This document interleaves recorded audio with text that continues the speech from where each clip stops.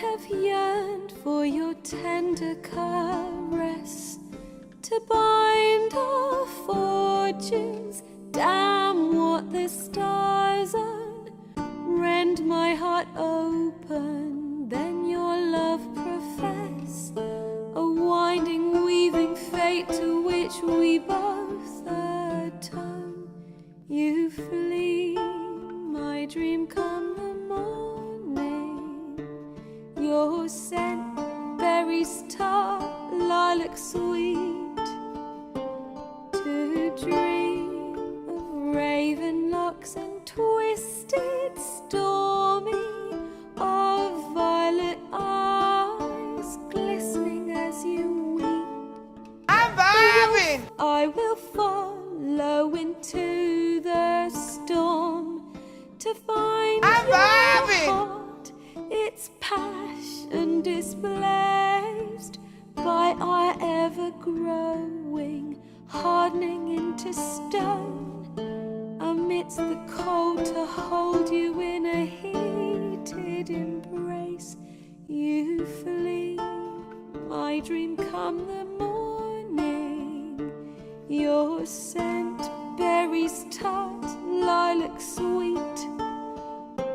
To dream of raven locks and twisted stormy, of violet eyes glistening as you weep.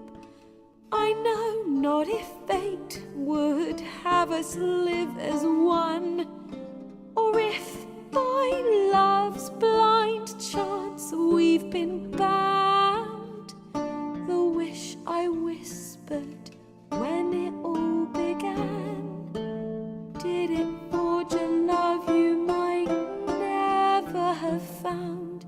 You flee, my dream come the morning. Your scent, berries tart, lilac sweet.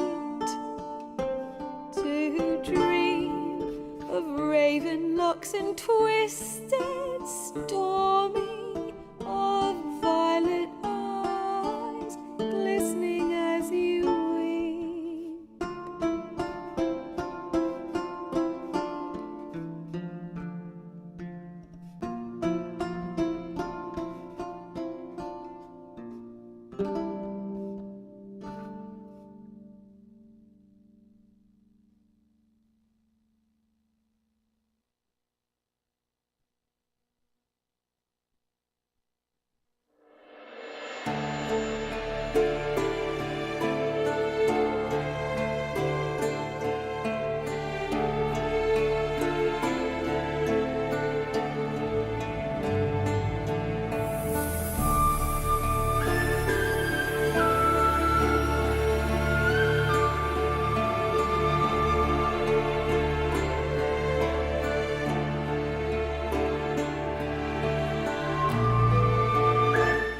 Good morning, ladies and gents.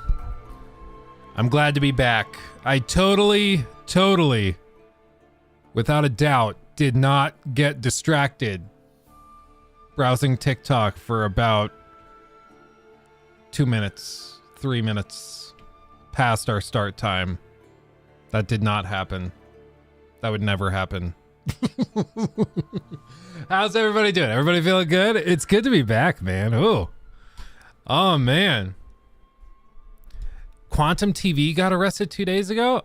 For what? Really? Isn't that the guy that was doing the Act Man stuff? I think so. News doc, Rocky. Shocker. I don't have one. I pulled up basically what I've been doing recently is on Twitter. Whenever I see something that I think would be fun to talk about, I bookmark it in the like Twitter bookmark function and I add it to a stream topic folder thing. It's been working decently, but I'm down if you want to make one real quick and shoot it over. That'd be awesome. First really random thing, I guess to throw out. This was really random, so I'm sorry. But yesterday I was like, I was kind of bored and I was trying to relax. So I pulled up Midjourney And I was like, you know what? Some of my favorite movies are like Wes Anderson films.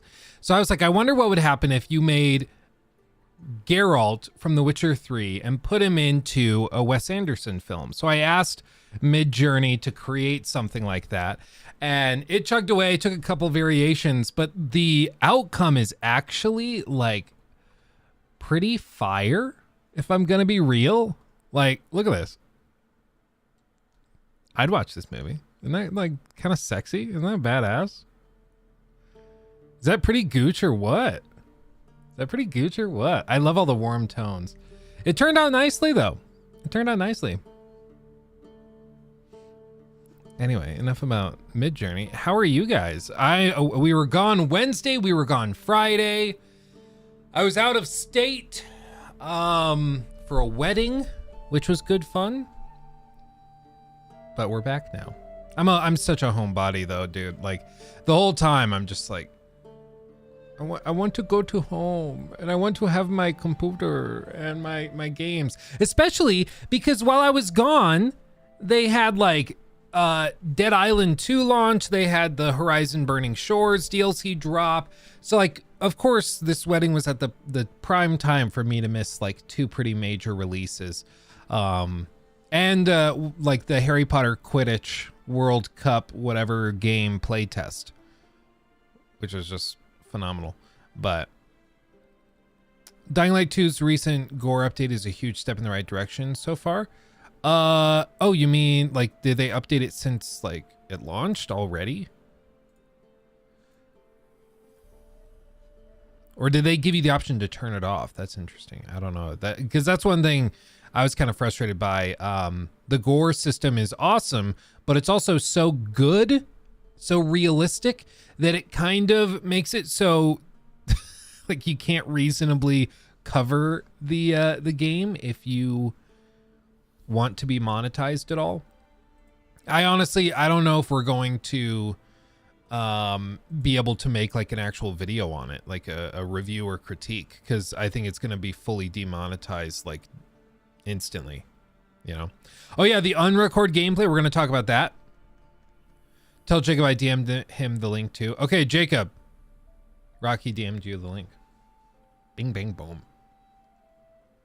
Burning Shores DLC, we can probably talk about it. I haven't played, I mean, I'm not done with it. I've been playing it pretty much most of yesterday afternoon and the last night. So I've been playing a good amount of it. So far, doesn't really do anything that different. I've seen some, I had something spoiled for me, a little tidbit right at the, I'm assuming it's like the last thing that happens in the DLC, because it was pretty epic. And I'm guessing that that's kind of what justifies this whole DLC's existence, which is fine. I mean, as long as there's big set pieces and there's stuff like that. I think Horizon's at its best when it embraces its tech and the big set piece and the fact that it can get stuff working that looks beautiful and is just amazing. It's best when it's focusing on that. Horizon is a mediocre RPG. The writing's always kind of blah. Especially when it relates to Aloy. Like, they just don't know how to make a reasonable character because they're so obsessed with making her like big, strong woman that doesn't have any feelings, which shows a complete misunderstanding of what a strong woman is or can be. Like, it's so frustrating because like they actually go in and make like a clone of Aloy to have a human emotions, and then Aloy comes along and is like, stop it. Be tough like me. I'm cool. And even in the DLC, it's kind of like that too. But if they're leaning into the big set pieces and the high production value stuff, I'm in, because that's when Horizon's at its best. So we shall see. Let's see, where was I?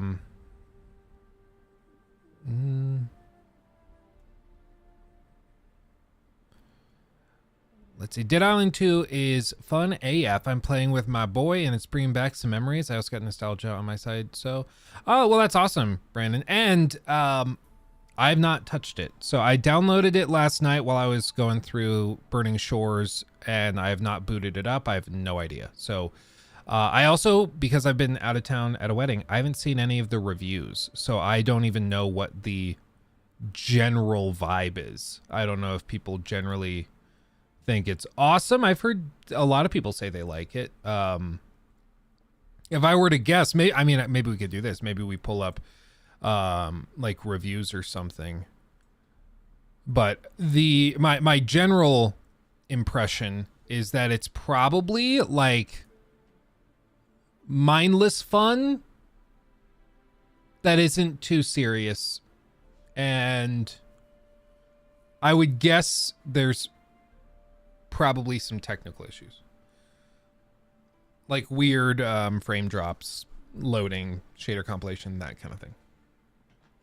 That's my guess, but I have no idea. Someone who never played the first, and so there's basically a difference. Interesting. Hey, everybody, welcome to the stream. Don't forget to Hadouken that like button. Thanks. Yes, thank you, Rex. Everybody like the stream so more people can see it. That's how you do it. Darth Llama, good to see you. Dead Island 2 is completely stable. That's awesome. I really do hope that's true. I'm going to test it here in a little bit, so we're gonna find out. When is that new Ubisoft shooter release? I don't think there's a confirmed launch date. At least I don't think. I think they're in play tests, but I don't know. From what I've heard, it's pretty much set. Let's see. Combat is fun. Story and characters are okay. Pro tip, turn your brain off while you're playing it, and this is one of the only games I've played that I had zero technical problems playing, and I loved it. That's very good to hear. I remember when they did the play test, there were people that were saying that they had weird hitching and stuff, and whenever I hear that that's going on at play tests, I'm always like a little worried that it might leak into the full release, but to hear that they've polished it is awesome. Fun boy, I'm doing good. I'm doing quite good. Check the dock. Okay, Rocky. Okay. Oh, let me. Okay. Okay. Ooh, Guerrilla confirms Horizon Forbidden West sequel in news that surprises absolutely no one. AAA epic RPGs are going to crash soon, says Industry Vet. I actually think that's already in the process of happening. Thank you, Horizon. Because I'll tell you what, it's just, again, it's not a good RPG. It's a good open world adventure game. Hazon super chat but $8.22. Ooh, thank you. One thing that really annoys the F out of me is the way they use lighting on characters in Horizon. Thank you. They are very basic old-fashioned Star Trek 3-direction lighting that feels unnatural. Totally agree, Mauer. Thank you for the 30 shekels as well. And also, Carl, for some reason it didn't pop up. At least I don't think it did with the alert, but thank you for the 4 months. Plip, plop, plop. Thank you, my friend. Appreciate you both. And I totally agree. This is one of the most annoying things about Horizon, and people don't really address it. Let me just pull up a clip here. Okay. Like, let me just show you. Okay, this is Horizon Zero Dawn. But if you go here, so like this scene, the light is coming in from behind. You see it reflecting off the back. Shadows are cast this way. It's coming from behind them, projecting forward. You enter into a cutscene and watch. Clearly in shadow. Instantly, there's a huge key light coming from the dark area of the screen. That's not how light works, okay? That's not how that works. But they just do it because they have this dynamic lighting system, which is meant to, I guess, just make things look more cinematic and polished, I suppose. Maybe, I don't know, but this drives me absolutely crazy. I agree. It causes this weird, like, uncanny valley thing to happen because you'll be playing and like we saw here, your brain automatically knows and just understands where light is coming from in a space. It's something in our monkey brains where we can connect like, oh, the sun's shining over here. That means a shadow over here. If I want warm, I go to sun. Like, that's what our weird caveman brains think without us even processing it. And the moment you enter into a cutscene, though, and you see this weird change in the lighting, like right here, it just doesn't sit right. Your brain is just like, that doesn't make sense to me. It doesn't work. Aloy's lighting is probably fine because she's facing the sun, but man, it drives me up the wall. But it once again is just one of those examples of Horizon doing something like really pretty, even though it's a weird flex. Like, they don't need to do that. But they do it because they can do it. You know? Why does it sound Russian? Apparently in my mind, cavemen are Russian. I don't know. It's the same when camera angles don't stay consistent points of view. Yeah. We need more? I don't think so. You guys got a lot here. Yeah, the AI discussion, Call of Duty. Oh yeah, the board game, Call of Duty board game. It's like, you guys remember on Netflix when they did the Queen's Gambit show and then they released the Queen's Gambit board game and it wasn't chess. It was like some made up card game, weird thing. It's like, guys, this is a TV show about chess, and you released a board game for the show that's not chess. I get it. They want to have their own branded thing that they can sell and make money on. Why not just make like a Queen's Gambit branded chess set? Like, it's baffling. It's so dumb. Man. James, thank you. Yes, I also feel like it's evolved and changed. I look back at some of the videos I made back in the day and I'm like, oh my God. Oh my God. Oh God. WTF, wouldn't it have been cheaper to make a chessboard? Yeah, that's what I would have thought, but maybe not. What do I know? What do I know?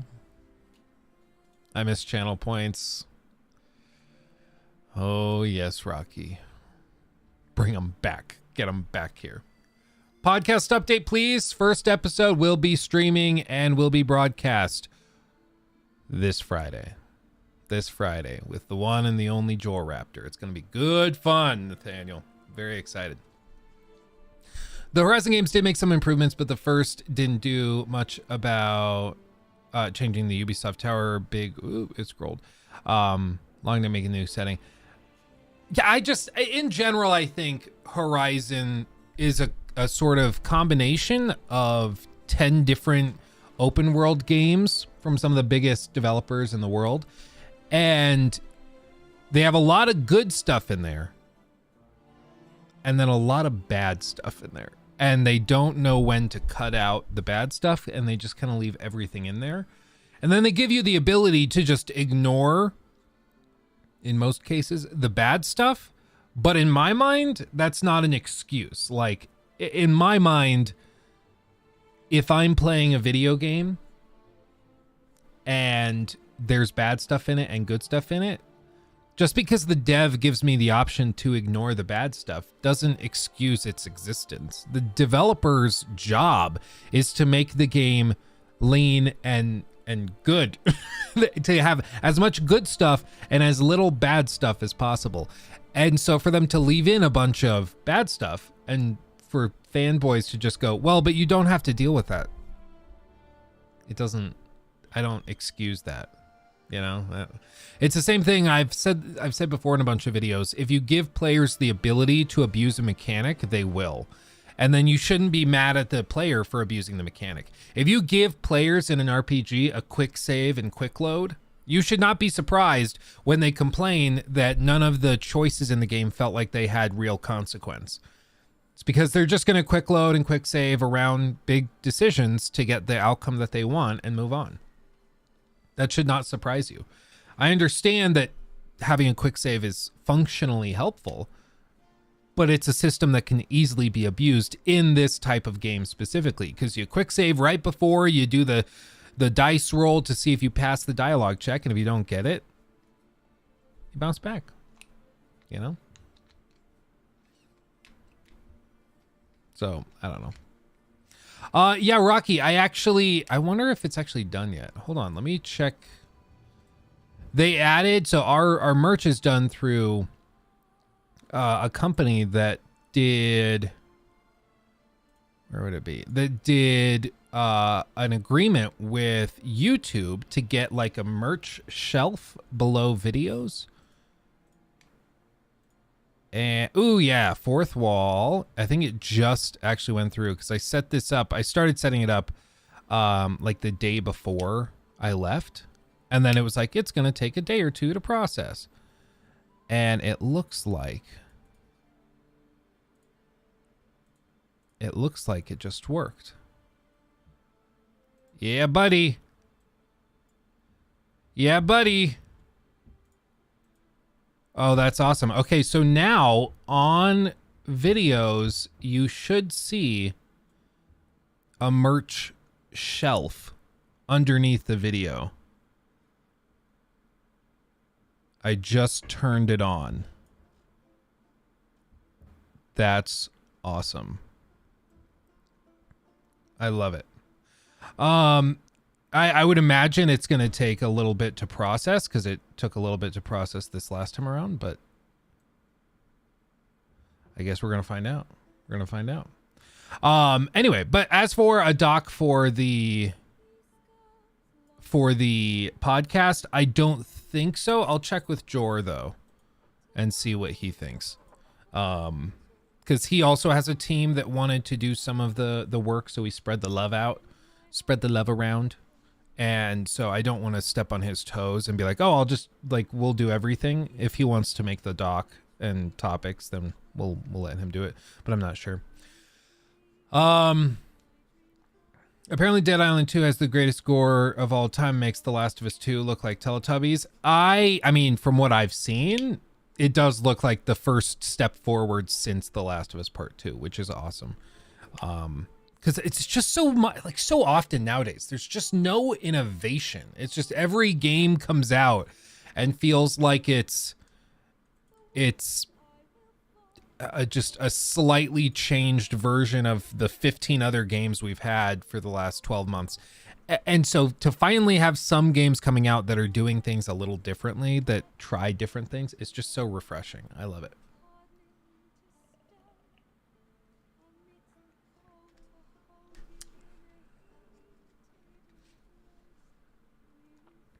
Let's see.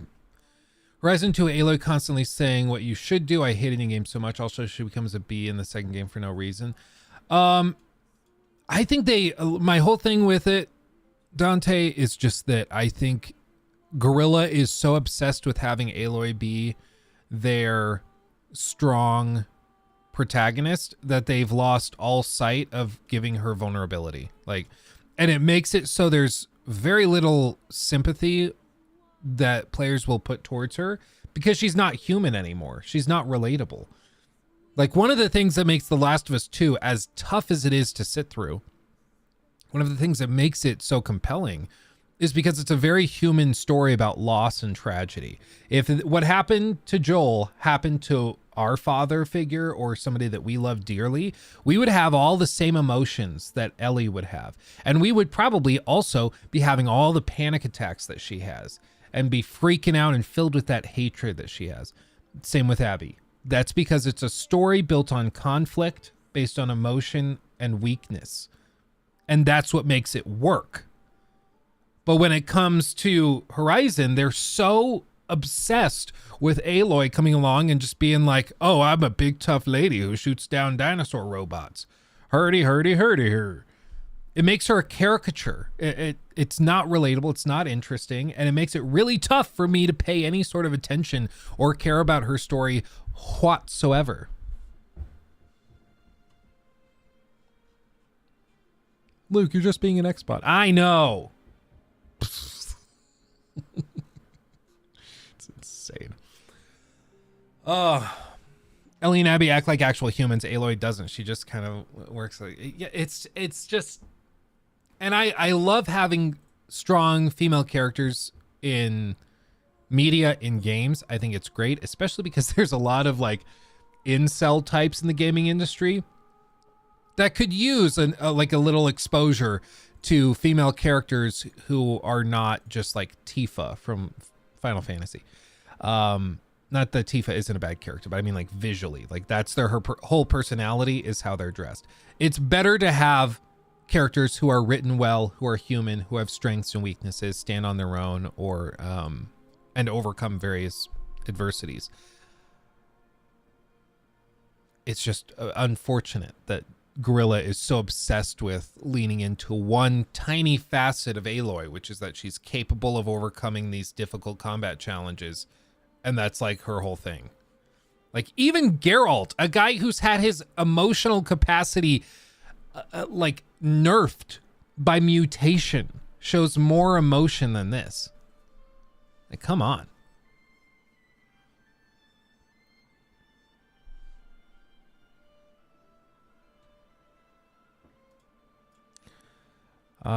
You just you don't get it because it's Kojima level, Luke. You just don't get it. Yeah, that's right. That's right. You just don't understand his genius. He's brilliant. Oh man.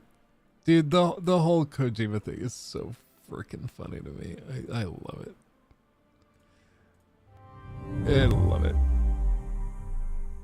No Tifa Slant, I'm sorry. But we all know a lot of people are playing that, like, and are obsessed with her for the jiggle physics. Let's be real. I think that's not a controversial thing to say, because there's a lot of like thirsty incel bros, you know? Oh no, is Rocky one of them? Rocky's too thirsty. Get that boy some milk. Oh, Mauer, at the same time, you don't want to have a character that constantly cries like reboot Lara Croft or Lara. Oh, Laura. I almost got in trouble for that. Lara Croft. I think that Guerrilla Games went too safe. Yeah, man, I'm trying to think of the Tomb Raider reboot. And I guess she's emotional, but she also, like, she's in a situation that I think a lot of people would be emotional in. I don't know. It could go either way. But I definitely agree that they nerfed Aloy emotionally. She's very emotionally stunted. Do you think Dead Island 2 will be better than Dying Light 2? I hope so, but like Dying Light 2 I thought had a lot of good stuff. It also was a little clunky, and narratively it was kind of a weird collection of things, but I thought it was good, not great. So it'll be interesting to see what they do here. I gotta make Luke play OG Final Fantasy VII. What is it with people being like, oh no, you don't know what you're talking about with the games unless you play like the OG version. Like that was even the thing in, I was pleasantly surprised when I did that video on Resident Evil 4 remake. I made it very clear I haven't played these games before. I'm going in as a noob, no exposure. And people generally were pretty receptive. But I did have a handful of people that were like, I don't think you should talk about this game until you play the original. I'm like, but they just did a remake. Like, can I just play the remake? And in the case of Final Fantasy VII, I get it. It's the remake is not the whole game, the whole Final Fantasy VII. They're doing it in parts, but I don't know. They made a lot of changes. Like, were they that transformational? I know that they were talking about maybe trying to alter the ending to keep it interesting for hardcore fans so that they're not just going through the motions again, but I don't know. Sounds like some elitist gatekeeping. It definitely can lean into that and can turn into that. I would agree. Kunal, yeah.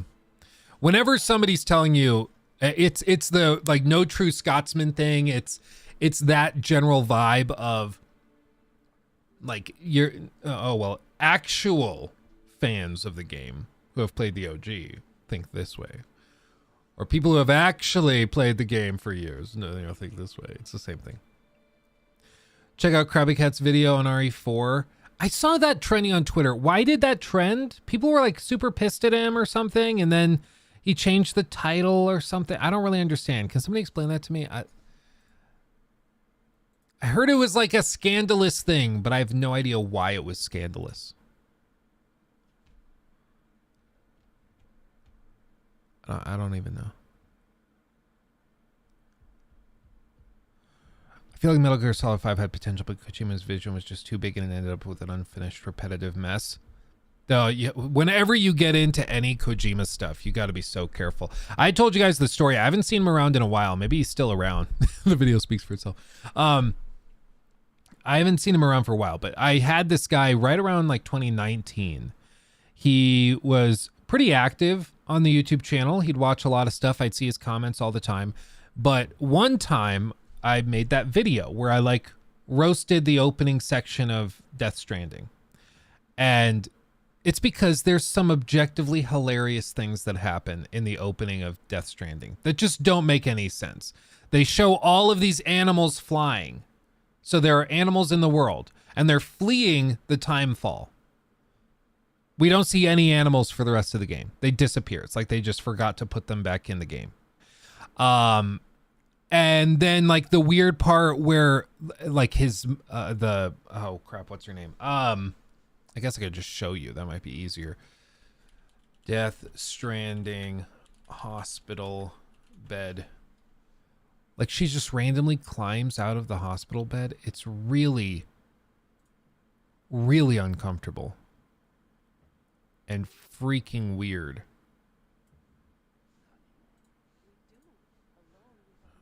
Come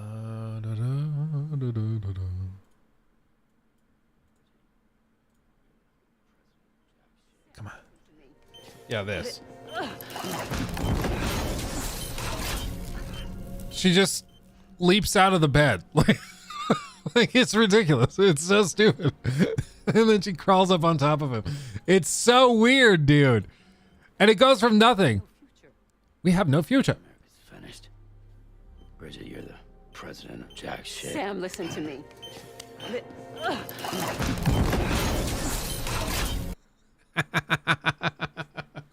It's just, this is so like when I would do theater, we would do, like I've done a lot of plays and musicals and stuff. So like when there are certain things that will be written into a script that you have to do because it's in the script and it wouldn't make sense if you didn't, but you have to find a way to, what they would say is justify the action. So in the script for a scene like this, let's take it away from Kojima. Let's just say this is a play. It would be, you know, they're talking, you're the president of jack shit. And then they end up on the floor. You'd write in like the president grabs his arm, but he pulls away and that causes her to pull off the bed onto the floor. So you have to find a way to justify that action. And it doesn't take a genius to figure out that if you're a weak, dying old lady in a hospital bed, which are pretty wide and usually have handlebars on the side, but even if they're down, it's kind of a big bed. She's old and weak and dying. So for her to grab your arm, if you pull away, not only does she have to hold on super tight as you're pulling away, so hard that it pulls her whole body weight off the bed, but also he has to keep walking away and drag her off the bed to where she falls on the floor. It's a really weird, clunky thing, right? It just doesn't flow right. It would be like me saying, okay, I'm going to open the door and then somebody's going to grab me.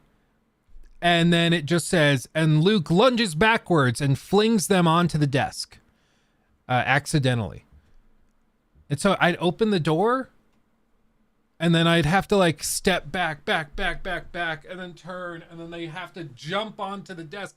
It's a motion that doesn't make sense in the scene. It just doesn't mechanically work, but it's in the script. So you have to find a way to do it. So it's this really weird, clunky thing of her kind of like crawling off the bed and falling down. It just doesn't work. And that's this whole scene. It's just very amateur scene writing. It just comes off as a high school play that doesn't work.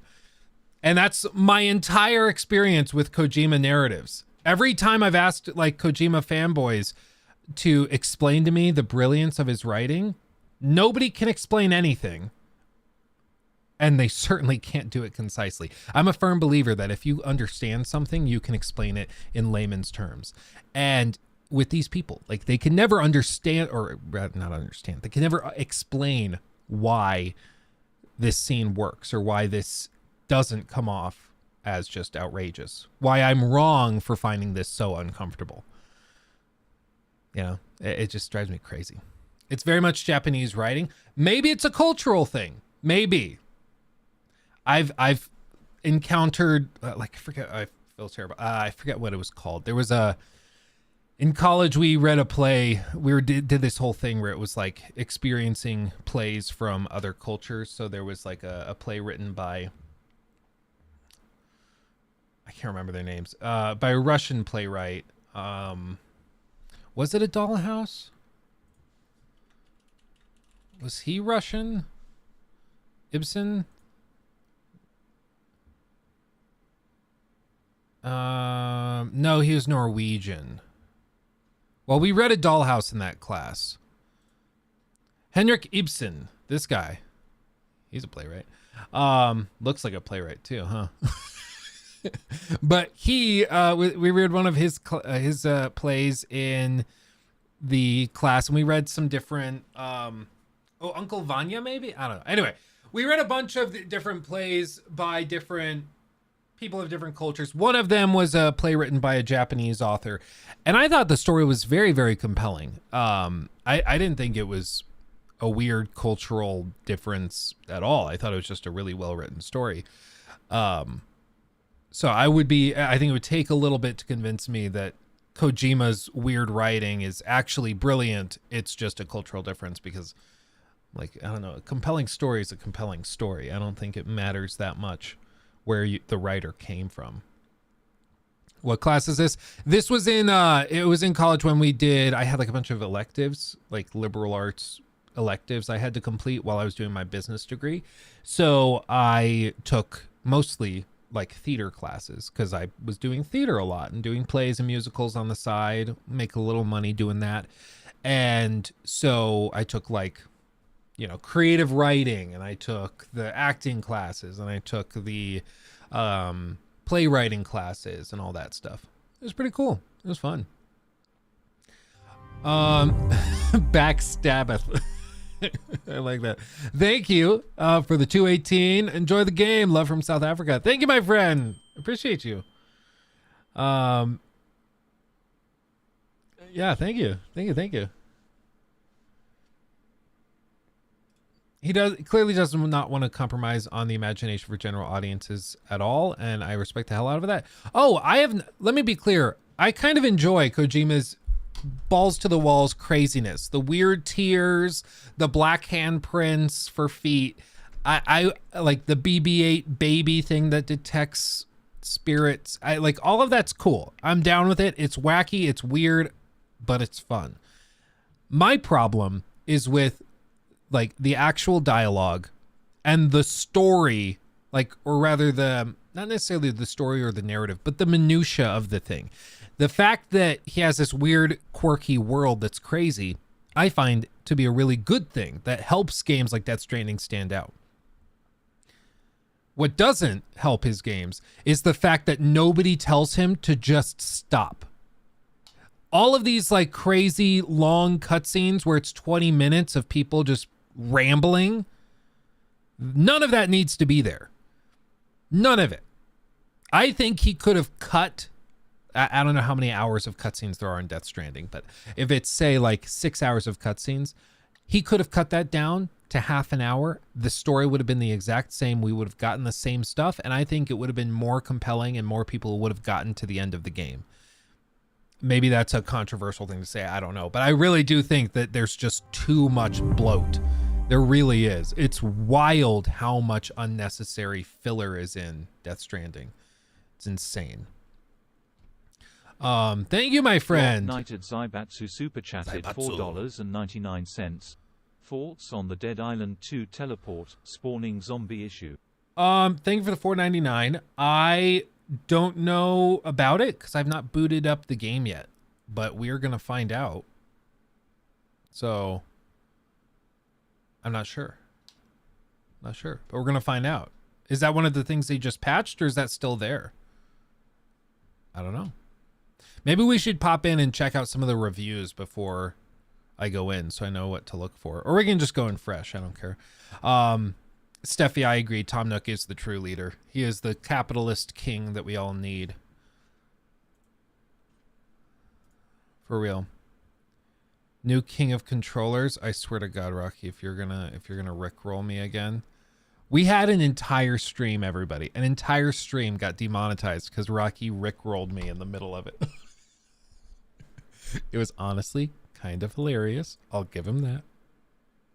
It was kind of hilarious. Okay, no, this is an actual video. Okay. Notice how I muted everything before clicking on it? See, I'm learning. I'm getting better. You just gotta be careful. Gotta be careful. They also just posted the Redfall final preview. I thought they already did a final preview, but okay, maybe not. Maybe not. Luke, thank you for the 3 months as well. You are going to clear an area, turn around to loot, then turn back around, and the zombies are there again. Oh no. Yeah, that's a problem. That's an oopsie.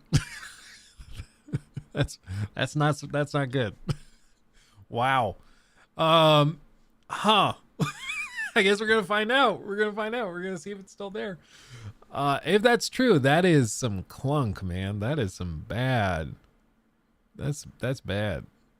I appreciate that they want to keep levels interesting and have like active respawns and stuff, but that's probably a little too much.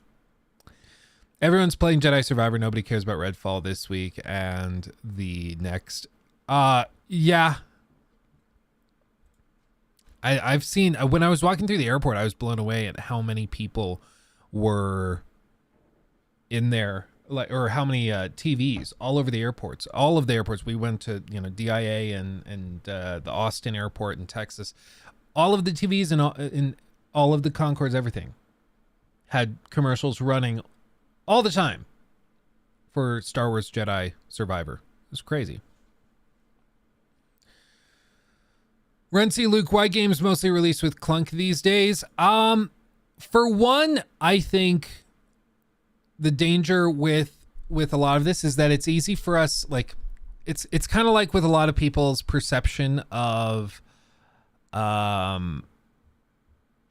like their perceptions of big news stories where they think that the world's ending or that violent crime is spiking or all these things. And it's like, no, it's not. It's just that it's more visible now than it was back in the 60s. I was talking to a family relative like last week who was saying, oh, back in my day in the 50s and 60s when I was growing up, there wasn't any sort of crime. There weren't kidnappings, there weren't murders on the street, there weren't like carjackings. It didn't happen, and now it's everywhere you go. You can't leave your car unlocked, you can't go to bed without your car locked, or without your house locked. It's crazy. And I was like, no, those things objectively happened, and based on the stats we have, they happened a lot more than even now. They just did. What's different now is if somebody gets their car broken into, they make a TikTok about it and it gets 100,000 views, or they post it to Facebook and you find out about it. It's just all this stuff is way more visible now than ever before. And with the computer or the PC port optimization stuff, a lot of it is that this stuff is just way more visible now than it was before, especially with TikTok making one glitch go viral. And it's something I've mentioned before with, like, you remember that AC Unity skinless bug? Like these pictures went viral for all the wrong reasons, because this person had an issue where skin wouldn't render on the faces of the characters that they were experiencing. And these images went viral. But my understanding, and perhaps this is a false understanding, but my understanding from when I dug into this for a video back in the day on Unity, this was related to somebody not updating their drivers and running on like largely unsupported hardware. Like, this bug was not technically part of the AC Unity flop. This was an issue specifically with somebody trying to get the game to break, to have a viral picture or a viral video that they could get some clout with. And so you always have to question when you see stuff like this, what it actually means. Because AC Unity had a ton of problems. Many, many problems. One of the buggiest releases that I can think of. However, a lot of these weird bugs that went viral were not actually what they appeared to be. Same with like The Last of Us on PC. This, you remember this went viral? This was somebody running the game on their Steam Deck on the lowest possible settings at low resolutions. Really bottom of the barrel performance. And bear in mind, it was not stated to be supported on Steam Deck. It was not verified or anything. And then they posted these pictures and were like, oh my God, the port's so bad. It's like, yeah, if you put any game on that hardware that wasn't supported, it would look bad. Yes. But that's not fair, right? Like, The Last of Us port had a ton of issues, but it's not fair to look at this and then say that the port's terrible because of this, you know? So you always have to be careful whenever you see stuff go viral that supports this narrative that's really popular. You got to be a little, like, not a cynic, but you got to be a little skeptical and just be like, okay, well, what is actually going on here? Maybe it is the case that this runs like this and it looks like this on a 4090, in which case, okay, there's probably an issue. But if you find out that somebody was running this on like a GTX, I don't even know if they made like a 250 or a 750 or some card from like 2012. If you found out that, you would probably be like, okay, well, yeah, of course it looks terrible. Like, duh. Of course. But this went viral and nobody explained that. Yeah, are you saying people go on the internet and lie? I know, it's wild, right? So as for all of this, I think that there is a sort of social benefit for some people, and it's an easy way to get clout and traction, to find things wrong with games and then to make videos and things that go viral, like poking fun at it and pointing it out. So people have a vested interest in finding ways to break these games that are coming out. But that is not to say that, games aren't launching broken. A lot of them are, and some of them are launching buggy and not polished, certainly. My question is just whether it's worse now than it has been before, or if it just seems worse because it's more viral now and it's easier for this stuff to get distributed and for us to all see it. You know, and that's where I'm honestly not sure. There's like every year going back 10 years, you can point to a handful of PC launches that were really buggy and unoptimized. Like, it's always been a thing. It's never changed. It's just now people feel like it's more common because we see it a lot, because it's really easy to get clicks and to get attention and subs and follows and blah, blah, blah when you see that, you know?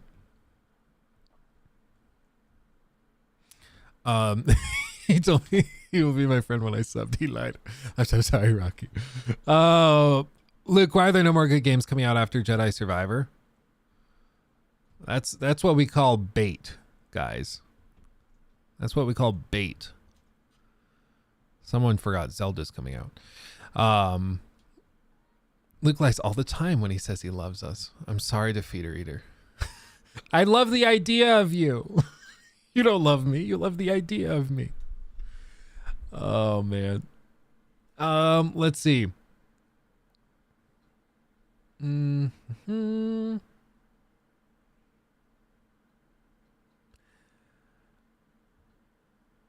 Let's see. Where am I?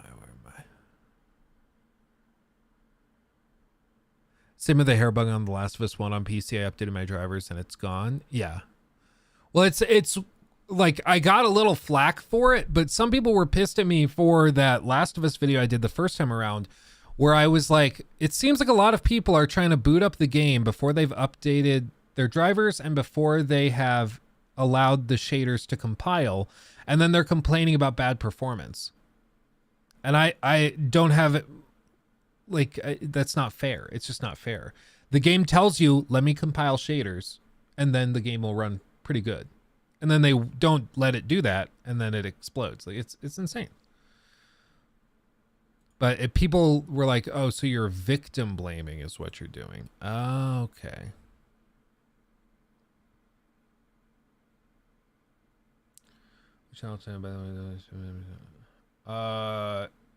Yes, Rocky. I agree with that. I have to figure out a way to do that in Stream Elements, though. Let's see. What about loading screens that was not in the PS5 version?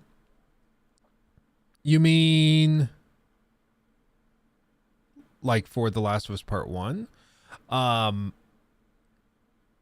mean, I would agree. Like, there's no doubt that The Last of Us 1 on PC runs terribly. My whole point with that whole diatribe was just that I think if like we rate the average PC launch bugginess or lack of polishness on a scale of 1 to 10, and we say every year it's about a 6 out of 10, I think it's been on average 6 out of 10 probably for the last 10 years every year. I don't think games are getting buggier. I don't think the majority of games are getting less optimized. I think it just seems that way because everything's more visible now. Things go viral more quickly, and there's a real vested interest in people making clips showing things that look terrible. Yeah, you won't see me defending the state that The Last of Us Part 1 launched on PC in. It was pretty terrible. Oh, Maverick, so much.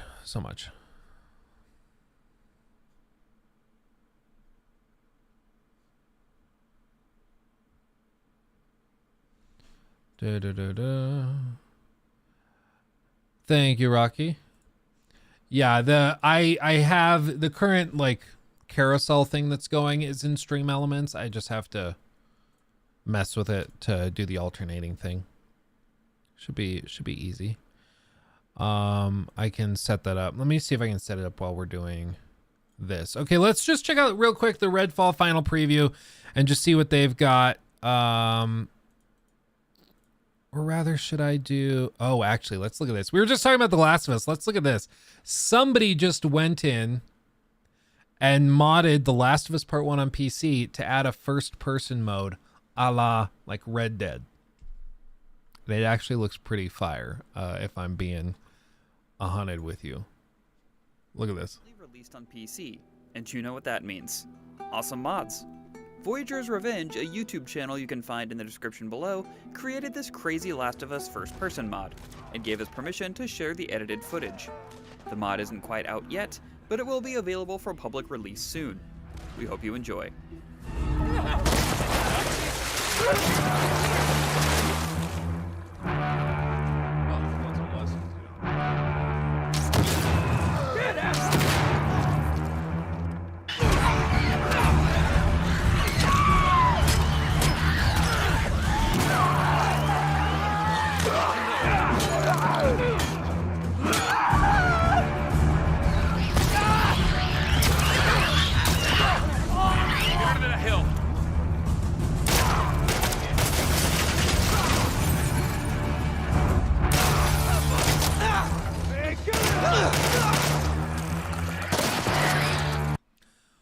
What's crazy to me, like, granted, it's not meant to run first person, okay? But it's wild to me how the standard of graphics changes when you go first person versus third. For me, I look at it and I almost think that it, like, I don't think it's running at a super high res or crazy high settings, but like, I look at this and all of a sudden I don't think it looks that great. And I think it's like, well, it looks good, but I don't think it looks as amazing as I think Naughty Dog games typically look. And I think that's mainly because in first person, you tend to be able to look much closer at things. and get much closer to the detail, whereas in third person, you're always a little further away. So you have a little bit of a barrier. It also, to be fair, I think it's very good that Naughty Dog does third person stuff. Whenever you go first person, it makes it much harder to tell a story that is heavily scripted in a very intentional way. Like, to tell the story of Joel where you're playing as Joel in first person just doesn't work as well. But yeah, man. Interiors look really good. Look like they turned off all of like the anti-aliasing stuff. I don't know why they did that, but it's probably just to get things working. But the one thing I do hope they fix in Red Faction, I always say Red Faction, The Last of Us factions, is the grass transparency. This was also a thing in The Last of Us Part 2. I was replaying that a little while ago, maybe a month or two ago, and the grass in that game, of course, has varying levels because you crawl through it, strafe through it, prone through it, and I remember it looking way better than it actually does, at least running on PS5. It's kind of like this. It's very clunky and chunky, and it's fine when you're in third person and you're kind of high above it running through it. But the moment you get really up close and you go prone and the camera drops, it does start to kind of look like that grass in like Charlie and the Chocolate Factory, the candy grass. You know what I'm talking about? Candy grass.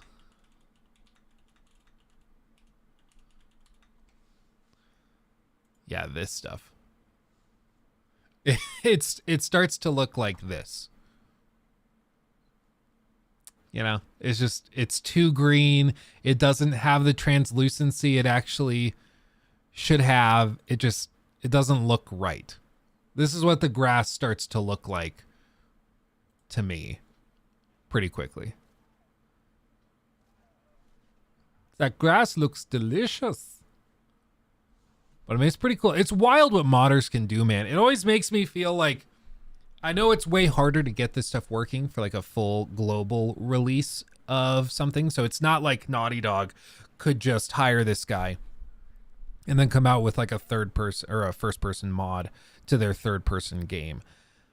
It's more complicated than that, especially cutscene transitions. You have to figure out how that works. There's a bunch of stuff you have to do, but man, it's not bad. It's really not bad. I don't know, I think when he does this mod and they release this mod, I'll probably download it. Maybe we'll do a video and I'll try playing through the game with it. Because I think it could be pretty interesting. I don't know. The gunplay looks a little clunky because, again, it wasn't built for this. So he's got to find a way to like angle it. And then he's going to have to put on like a reticle and have it match up. That's going to be tricky, but I mean, he's working on it. And honestly, this is pretty crazy that in just a matter of like weeks, he's got something like this running. That's wild.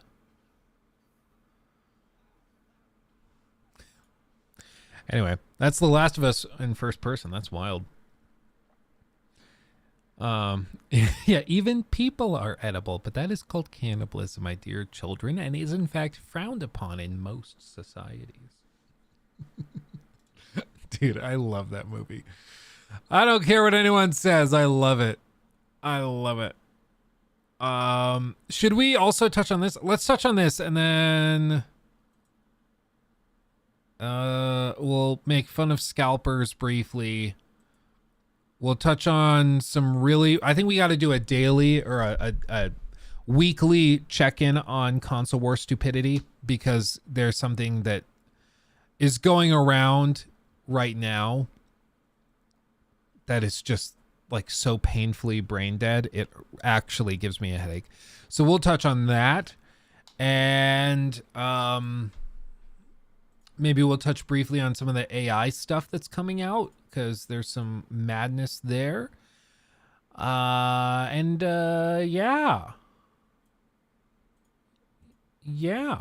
And then maybe afterwards we can touch on Linus's thing. Then we'll try Dead Island 2, and then we'll loop back and check out the rest of the news items that we have. Cannibalism is not illegal, by the way. Only the act of getting the meat is.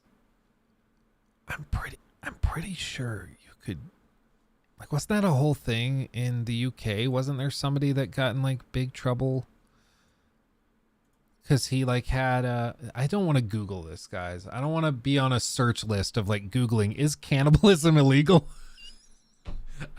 I don't want that with my ISP being like, what the hell, Luke? But I don't know. I don't think it's cool. Like, even if you have like an amputation and you take your leg with you and then you eat your own leg, I don't think they're going to be cool with that. Maybe, I don't know. Maybe I'm not progressive enough. Maybe I'm the problem. Oh gosh. Hold on. All of the recent activity just got deleted. Let's see if I can do supers maybe. Okay, here. Brandon, thank you for the $2 Your message is very inspiring. I appreciate you. Luke, also thank you for the 2. Are you going to play as Lil Pump? Game's still fun though. Play Dead Island 2 as Lil Pump, please. I don't know what that would mean, but I'm a team player, and if that's what we need to do, then we'll do that. What about when people eat placenta? That whole thing is just weird. I don't get that. I don't want to think about it. Let's move on. Yeah, only on Luke's channel can we end up, from The Last of Us Part 1 straight into cannibalism. Straight into cannibalism. No break. So, okay, this next little tidbit, this one's interesting. This is official early gameplay of a game that I believe it's just one guy. I don't think it says, but either way, it's a very small team. And it is footage that went viral, and basically how it's described is that you work to solve a complex case using tactical and detective skills. It's a single-player FPS, and it tells the story of a tactical police officer from the perspective of his body cam. And this went viral because people thought that it looked so freaking realistic that they were sure this had to be fake. And honestly, it does look pretty good.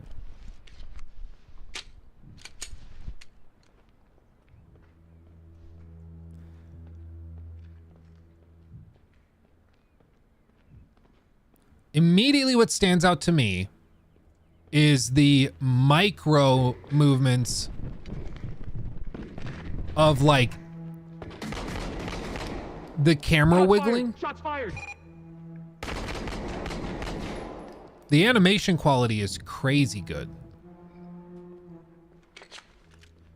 I do think that this would be like Nausea Simulator Supreme. Like, I'm ready to just pass out already, but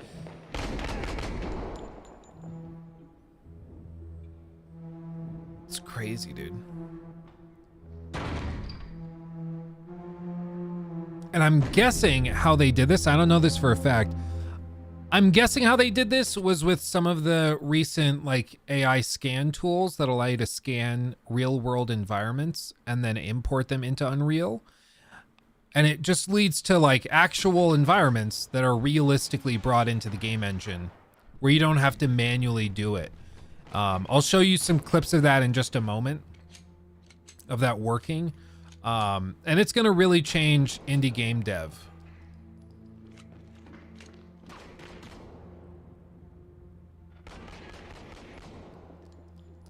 But like, it looks very realistic, does it not? Yeah, the lighting won't be dynamic though. That's true. I think you can do some highlight stuff with flashlights like they're doing here. But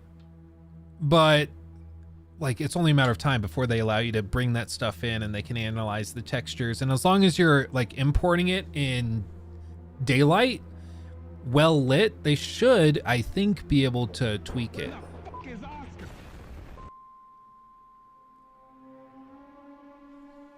So, yeah, and then the Call of Duty board game.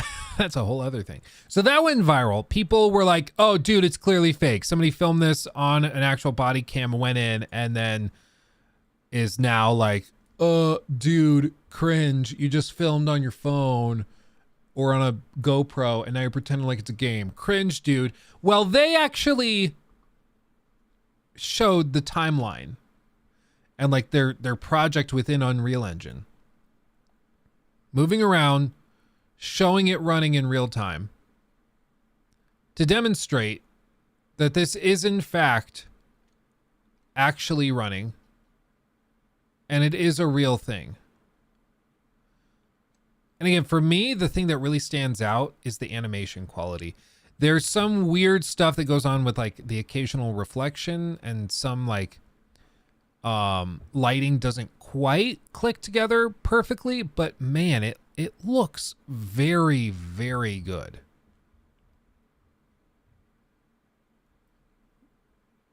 Then you see shows it's running in real time. And like I said, what I think they did here is I think they went to an actual place and they actually scanned it in. Where is it? And there's actually a couple of new tools that are able to do this. So Google developers used a small number of photos and AI to create 3D models of a home. And there's a handful of systems and softwares that can do this, but basically it's a system that allows you to go into a space, take a handful of pictures, and then they use 3D photogrammetry to scan it, piece it together, and create a 3D environment based on it that you could then theoretically just directly import into your game engine. Not just useful for games, also useful for historical preservation. You could go into old buildings before they're demolished and record exactly what they look like. Crime scene investigation. I mean, imagine having like a full 3D scan of a house like this. It'd be crazy. Hello? We have a visitor. Like, this is crazy. This is done with a handful of photographs. Not even videos. Photographs. Hi. Hi. You want to say hello to everybody? Bye. You want to say hi? Bye. Hi, everybody. Hi, everybody. Good vibes. Good vibes. Oh, you got work? You got work to do? Okay. The work never stops. The work never stops. Right back in it. How are you? Mama. Tired? Mama. You want to know when you're an adult? When you wake up from a deep sleep and you go, crap, I have to wake up early because I need to go break down the boxes to put them into the recycling bin and take those down to the curb because I forgot last night. That No, was you're me. not quite an adult when you don't do it the night before. It's a process of growth. What'd you find? Bye. What'd you find? Let's see. Assassin's Creed 2. He's just sitting there reading the box art. I love it. That's so great.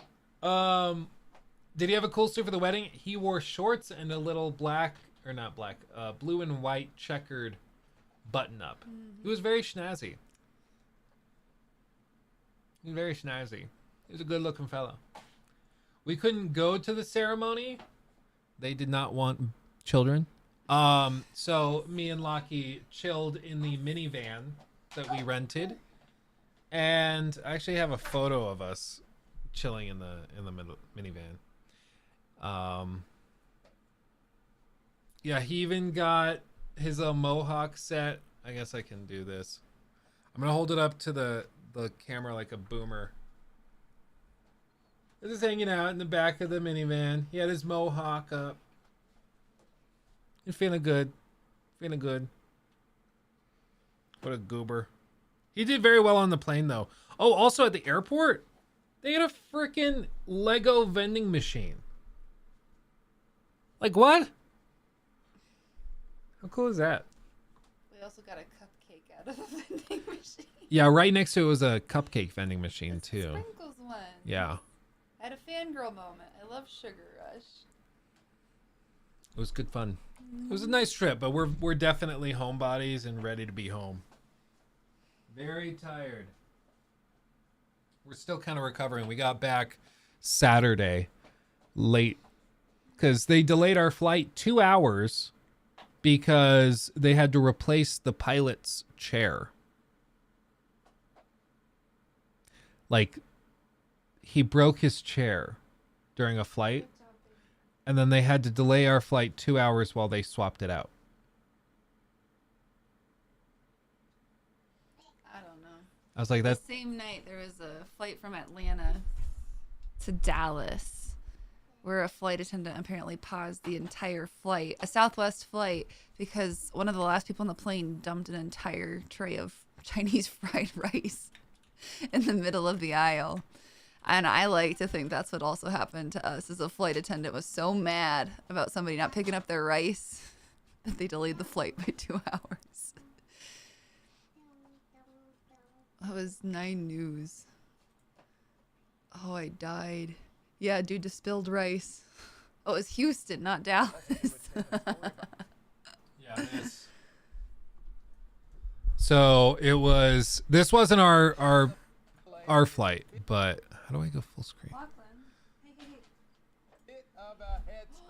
Yeah, we're all over here shaking our heads. The Southwest Airlines flight from Atlanta to Houston was delayed for an hour because of spilled rice in the aisle. Matt Doherty is talking to a passenger tonight about the commotion the mess caused. The story. They delayed the flight for an hour plus because somebody spilled rice and wouldn't cop to it. And so the flight attendant was like, no, we're not. I'm pulling this car over until someone admits to it. Went row by row and asked every passenger if they spilled the rice. I don't know why they'd be allowed to do that. It seems like the pilot should be able to go like, no, we need to take off, but apparently they can. I spilled the rice. No, I spilled the rice. Just amazing. Netflix documentary Who Spilled the Rice coming soon. At this point, they're running out of ideas so quickly, I wouldn't blame them. I saw that they did a documentary on the missing flight, like MH370. Here, come talk to everybody. You want to come chat to everybody? I don't know what this was. Hagrid's hut. You can just set it there and I'll toss it back together. Hi, everybody. Oh, do you want to see this? Oh, fidget spinner. Yeah, they did a documentary on the missing flight MH370, and like they passed it off as a real documentary, and then you start watching it, and it just very quickly turns into like a full-on conspiracy theory thing, where out of nowhere they're just like, and then the Russians put people on the plane and hacked in and landed it to distract from their invasion and occupation of Crimea. And it's like, there's no evidence for it at all. It's just a guy literally making it up. And that's their documentary. I was amazed. Like, how did they allow that to even get on the platform? It's amazing to me. Yeah. Oh, do you want to get your air going? Yeah. Yeah, but Luke, we still don't have answers about the plane.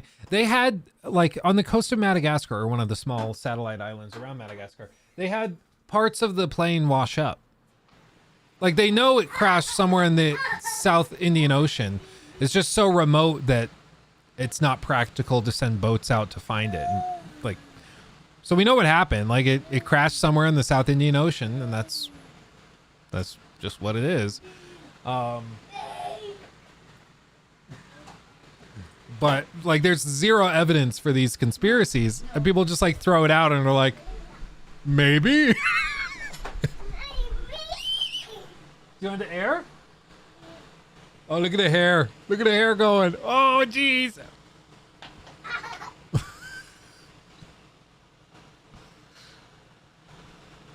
Oh, man. Oh, yeah, Brandon, my recent obsession has been like naval disasters. So different side of it, but like boats that sink randomly. Sunbright Films has a bunch of great videos on ships that sunk in old cruise liners and stuff. Oh, Metal Gear Solid 5. You're an agent of chaos, dude. Maki, you ready to go bye-bye?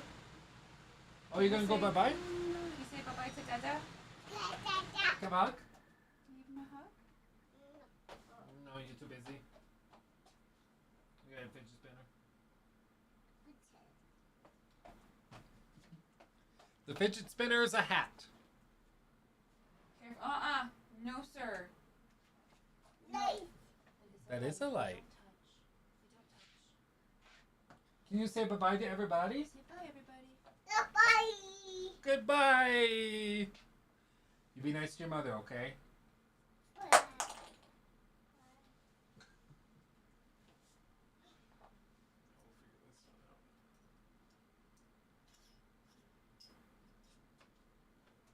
You be nice to your mom? Not cause too much trouble?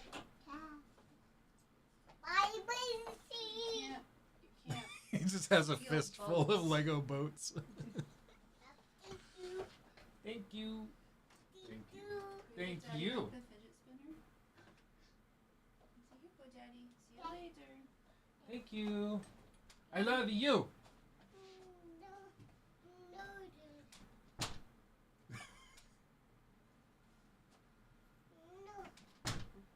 Ellie doesn't want to leave. I love you. No, dude. Hi. Oh, yeah. Oh. Oh, you got, okay, everybody, he's got some stuff to say. Can you sing the wheels on the bus?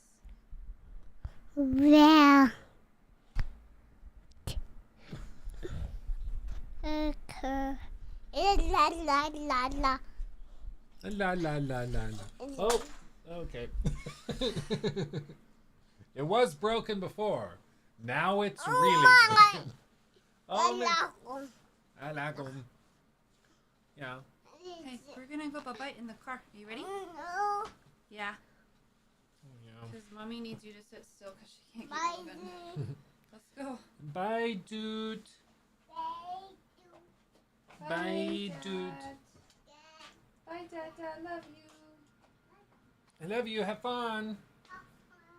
Have fun. Dude. Ooh. Love you. He is a force of nature. I'll tell you what. I miss those days sometimes, but I enjoy my sleep now. Yeah, for real. XQC has apparently nonstop been looking at weird and scary things caught on Ring cameras and dash cams. Sounds interesting. Huh. I could see it being fun. Are you doing AV1 streaming, Luke? I was going to. You see this? I got this. I spent like a day last week installing it into the streaming PC, getting it all set up. And it has caused so many headaches and issues.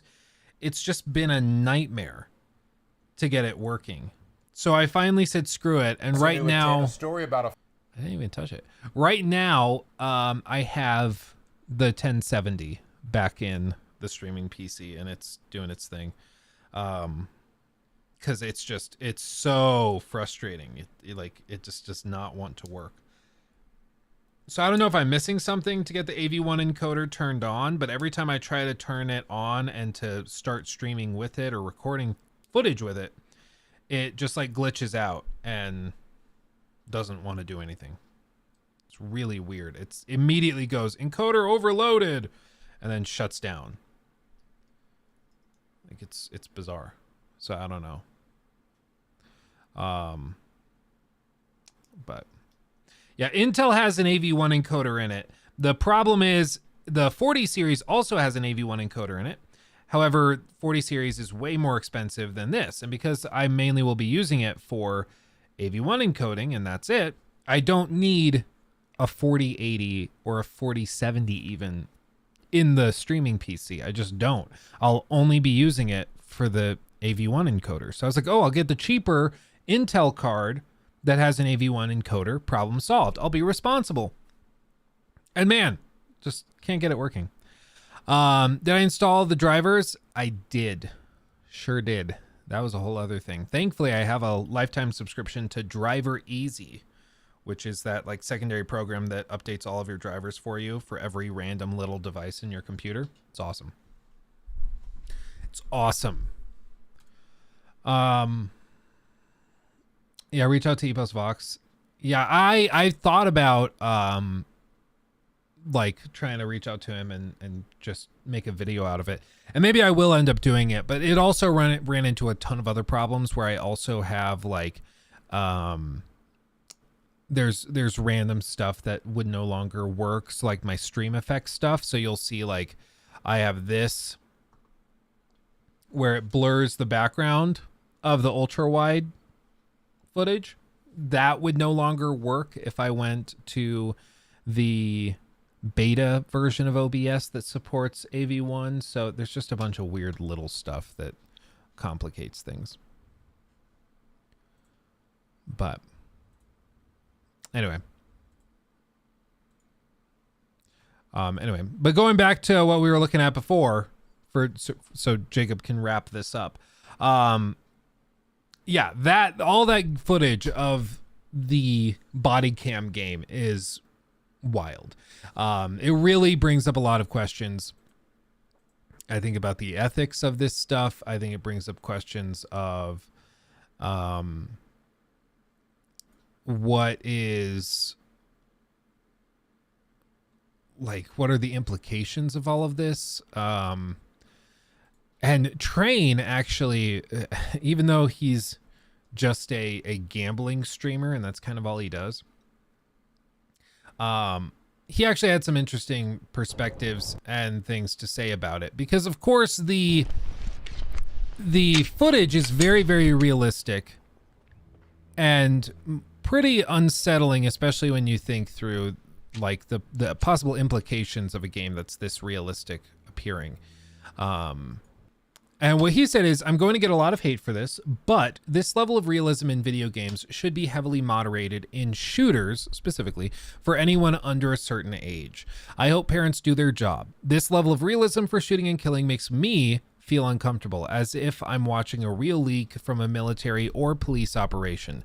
The clear distinction between real and fake is necessary, but this level of realism, in my opinion, gives real credibility to the nonsense politicians have been spewing for years about video games conditioning young people to lose sense of empathy towards violent tendencies or situations. And I think that this is interesting. Like, it's pretty clear that this is a very, very realistic looking game. And even in comparison to like other amazingly impressive games, graphically speaking, like The Last of Us Part 2 that have gore systems and stuff, it looks far, far more photorealistic. And the fact that it's framed as a body cam also makes it appear even more realistic because it's, I mean, I'm just look at it. Like it really does look like a live leak of a police operation. What politicians are referencing, and maybe if you're not from the US, maybe you're not familiar with it, but in the US, it's common for politicians to try and blame mass shootings or terrible crimes that are committed using guns by young people.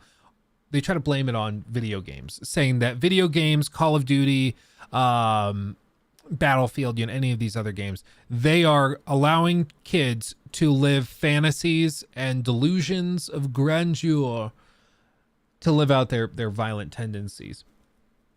And that's bad. It's training and conditioning kids to do things that are terrible, and we should avoid that.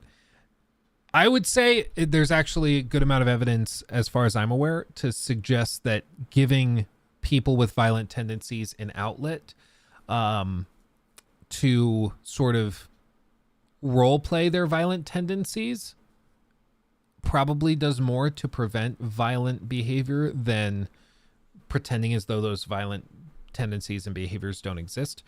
It actually seems to be the case that, since it's funny, the two things that have most contributed, according to a handful of researchers, to the reduction in violent crime in the last 30 years has been the advent of video games, which allows specifically young males to exert their violent aggression, not physically, but in the context of a video game, and also pornography, because they're able to take care of their pent up urges, shall we say, at home and not go out and do something violent, and so it's actually pretty clear that in the last 30 years, there's probably some correlation between video games and pornography distribution globally and accessibility being increased that's allowed for violent behavior to decrease as well.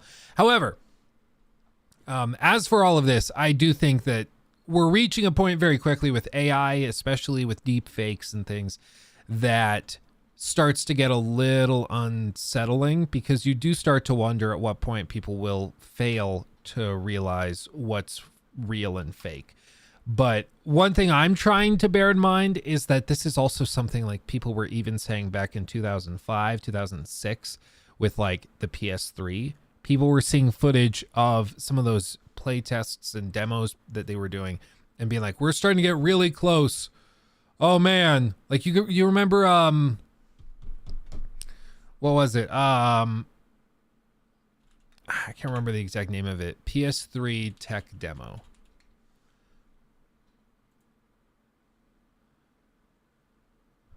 For the PlayStation, The Dark Sorcerer. This was even like 2013. Okay, so this wasn't even like they had to advertise this is real time on PS4, and you're about to see it and go, like, okay. The fire looks very video gamey. It doesn't look bad, but like it doesn't look photorealistic, especially facial animations, his face and everything. This in no way would like blow anybody away today. But in 2013, people saw this and were like, "Oh my God, we're reaching the point where we might really have to worry about realistic deepfakes and things." So every generation, every time that they update, oh my God, every time they update graphics and stuff, people have this discussion. I think AI is getting to the point where it actually is indistinguishable, but then again, people also were saying this kind of thing about this demo back in the day. So who knows? Who knows? Maybe it is just the case that right now it looks really realistic, and once we get our hands on it, we'll be like, well, actually, it's clearly a video game, and we can see some artifacting and stuff. I think part of the reason that the footage in this case with this shooter appears so realistic is because of the artifacting, the distortion and stuff, the video compression. And you see every time the camera moves, there's tons of motion blur, there's tons of artifacting. It makes it look real because it covers up a lot of the inconsistencies and the mistakes in the blur. And I think if you're playing this game, a lot of people would go to try to turn off the motion blur and stuff. And at that point, I think it would look a lot less realistic, because part of the reason it looks like a body cam is because body cam footage isn't always very high quality. And so you can cover up a lot of the clunk and a lot of the maybe texture pop in, a lot of the issues with that blurriness. But I mean, I think the thing that really makes this stand out is the animation quality. It's crazy how good all the little movements are. It's really, really impressive. Motion blur is underrated. I think at low frame rates, it's used to like cover up how choppy it seems. And then at higher frame rates, it just starts to get to the point where you're like, I'm losing detail usually when I have it turned on. Usually. So a lot of people don't like it. Oh yeah, this was funny. Some of the comments in their Discord. The real question is, can we teabag? Will this game have slide canceling? Dude, immediate toxicity in it. Oh, I love it. Let's see. Okay, I think at this point let's get to it. We've been going for about an hour and a half. I want to do one touch on the Dead Island 2 review. I think maybe we check out maybe Jake Baldino. We haven't really watched any Jake stuff. Maybe we check out Jake Baldino's take on Dead Island 2, and then after that, we jump into the game and actually try it for ourselves and see what we're dealing with. Let's do it. Oops, I accidentally muted it. Hold on. Unmute, Jake. I'm wearing my jacket inside because my heat's not working. But I have a lot to say about this game. If you want to see my full deep dive, of course, I did the before you buy video over on Game Ranks. It's a little bit more critical, a little more in-depth. Here, I kind of just talk about stuff I like, and there's a lot of things in Dead Island 2 that I really like. Ultimately, it's a game I don't recommend for everybody. It's got a lot of flaws. It is also a full-price game that, with the prices of games now, people are more demanding than ever of what they get out of their games, and some aspects of Dead Island 2 are kind of just okay, but I think there's more good stuff than bad stuff, and ultimately, I'm fascinated that the game even released and ended up actually being this good, because the game was announced in 2014. It was announced, I'm pretty sure it was... Yeah, you guys remember that trailer? This trailer of the guy jogging on the beach? Announced at like a Sony E3 press conference in 2014, and that was actually also my first E3. I talked about this in another video a couple days back when E3 died, but yeah, it was my first E3. I was young and green and excited to make videos and write things about video games, and I got to see like prototype footage of Dead Island 2, and it was not at all like this game. Very different, but regardless, this thing was in development hell for so long. I think a lot of people forgot, but this has went through multiple studios, and it's been a really wild ride. And I think I think we should also just appreciate the fact that it's been in development hell for so long, and it's not like the people that don't like it seem to be like, it's fine, it's okay. That's it. Like, at least in chat, everybody's like, it's okay. And if that's the most negative thing somebody has to say about a game that was stuck in development hell for like a decade, that's pretty good. You know, because a lot of games that get caught in development hell are just awful, just horrid. The fact that they finally got something out the door and it's actually pretty good feels like a miracle. It's not the game to end all games or anything like that. And like I said, some people, especially I've seen some people like commenting after seeing the gameplay going, I get it. But it's like a competent, fun, entertaining ride, and it took a while to get here. And it's really interesting because it's in a weird spot, right? Where the original Dead Island was a big hit. A lot of people jumped into that, really, really liked it. It wasn't my favorite game. I think actually I found myself getting really hyped by that trailer and then ultimately buying into the game and feeling let down that it wasn't like that at all. But a lot of people had a I totally agree with this. I actually went back and I tried to replay Dead Island 1 in preparation for this, and I was kind of blown away at just how different it is from how it presents itself. Like, you guys remember those old trailers that they dropped for Dead Island 1? And it kind of, I mean, honestly, it framed it as like a pretty intense narrative title, like something that was going to tug at your heartstrings and really, really mess with you. And the game we got is just nothing like those trailers. It's a little underwhelming, honestly. But I mean, maybe this is just false expectations or poor marketing. I don't really know what the difference is, but I never thought Dead Island 1 was amazing. And I was hoping Dead Island 2 would be the game that kind of shakes it up, but I guess we'll see.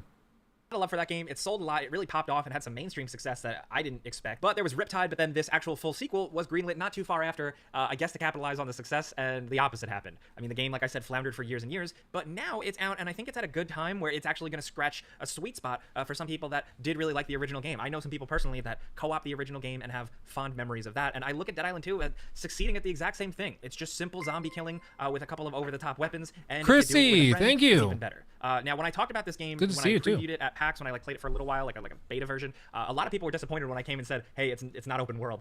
Yeah, it's not open world, and I, believe it or not, I'm okay with that. I've talked a lot recently about being kind of fed up with open world games lately, at least the ones that just feel like copy and paste or filler, where it's just artificially extended to keep you busier for longer and feel like you got your money worth, but like the content isn't meaningful in it. Some games do it well. A lot of games recently haven't, and it's like a trend. It's like a requirement now for games to be open world. So I was excited that this one was a little bit more self-contained. It was quality over quantity. Granted, I'm burnt out on open world games. I talk about that a lot. I play more games than some average folks, so like I would get burned out on like a bunch of 100-hour open world games. But regardless, I really do think that like the game being a little bit more linear and a little bit more contained here allows for some good quality stuff and not just a bunch of mindless filler. Granted, it's a mindless zombie killing game, but what you get in these smaller contained environments are really cool interiors, creative like little bits of environmental storytelling, and just like weird areas for fun encounters. Like the game kind of feels like a funhouse ride where each scenario that you keep moving to is just like a weirder boss, a weirder fight in a crazier place, like a carnival, a movie set, with little things that you can use to your advantage, and that's kind of fun. The combat is like seriously just swing, swing, swing, die, die, die, die, with little things here and there, a heavy attack,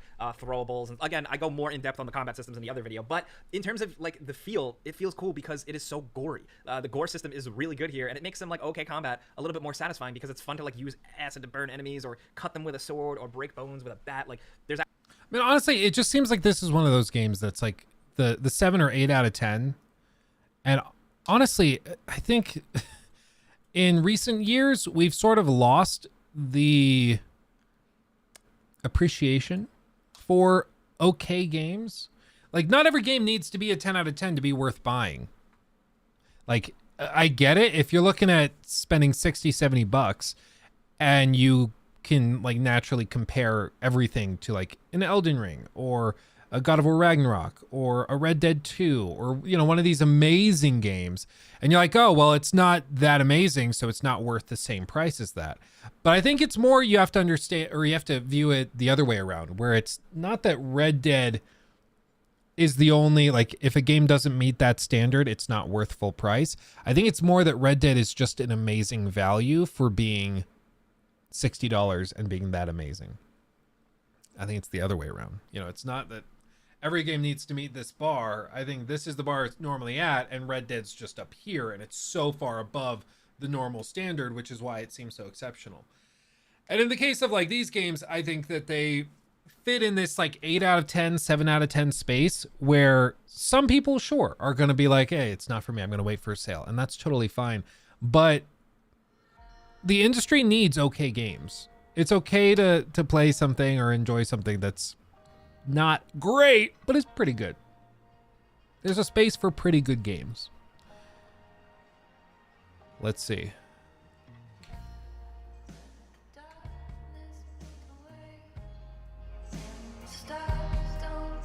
What we got?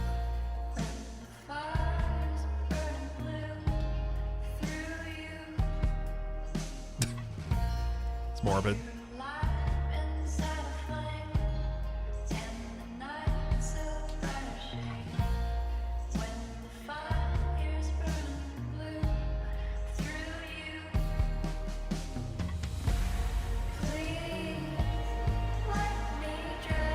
Becky and Aiden.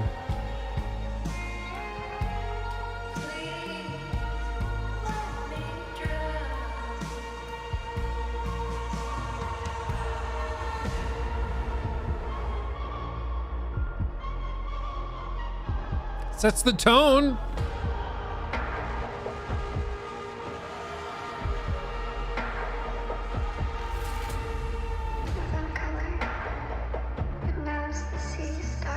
It's stuttering every once in a while. It makes me wonder if it's building shaders in the background.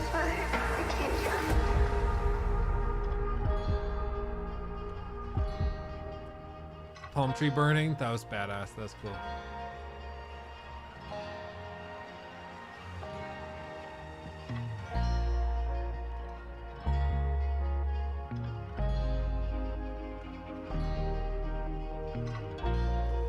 I've been to the Walk of Fame. It's toxic as hell.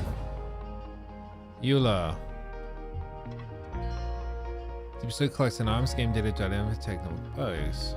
Okay. White point. If you can't see the decrease till it's slightly visible. Okay, right there. On my screen, that's where I see it. On the stream, it looks like you see it a little sooner, but yeah, I can see it when it's bottomed out. And here it's very visible.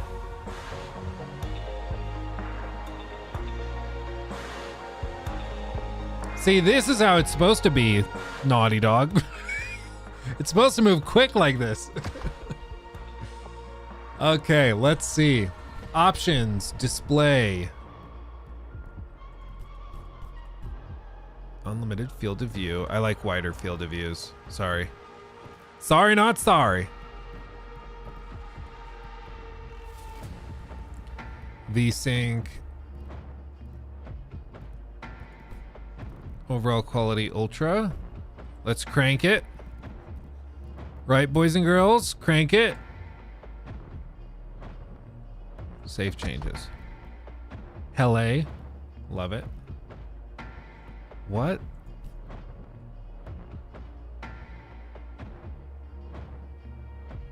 Okay. Okay. Usually for a lot of games, the wide screen support doesn't kick in until you actually boot it up. Let's see. Like cutscenes are usually 60 minutes. Where the hell did you come from? Long Beach. I gave up my seat. It's gotta be 20 clicks. Through them? Can't catch me.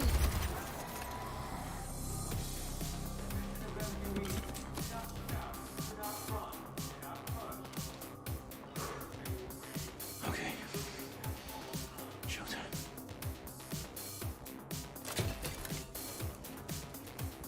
Fire department, out the way!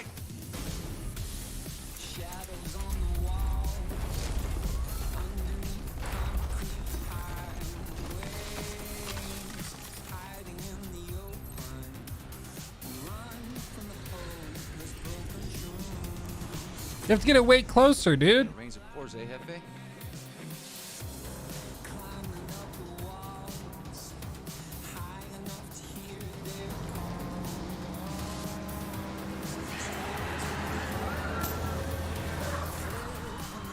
That escalated quickly.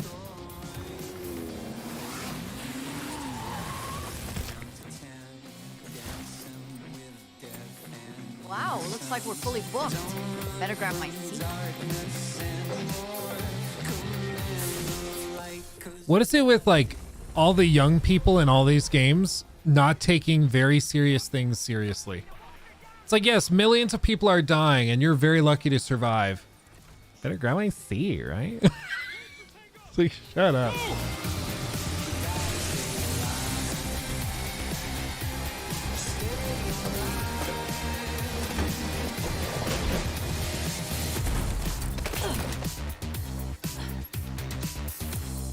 There better be food on this flight. Ticket, please. Oh, sorry. Must be mine with Jackie. This'll do.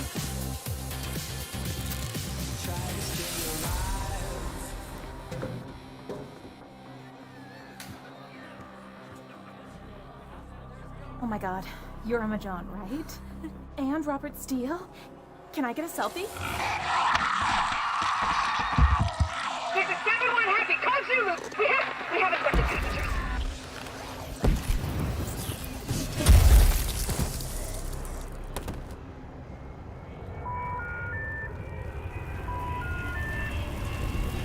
She always likes surprises.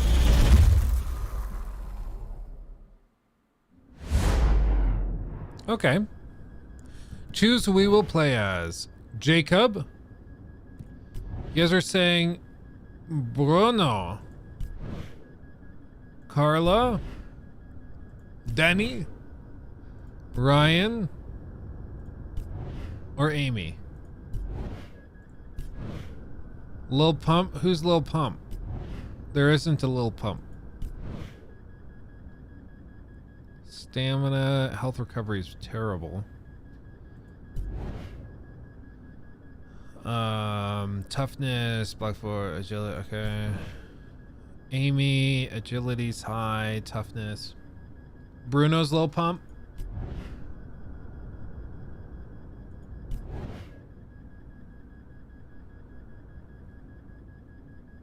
Ryan's leak. Who's the most cringe? I feel like we should do the most cringe. Is it Lil Pump? He looks like an island boy. Bruno gets moderate damage boost when attacking zombies from behind. Giggity. Boost Bruno's agility and heavy charges when he avoids attacks with a blocker or dodge. Toughness, stamina, health recovery. Crit damage is high. Okay.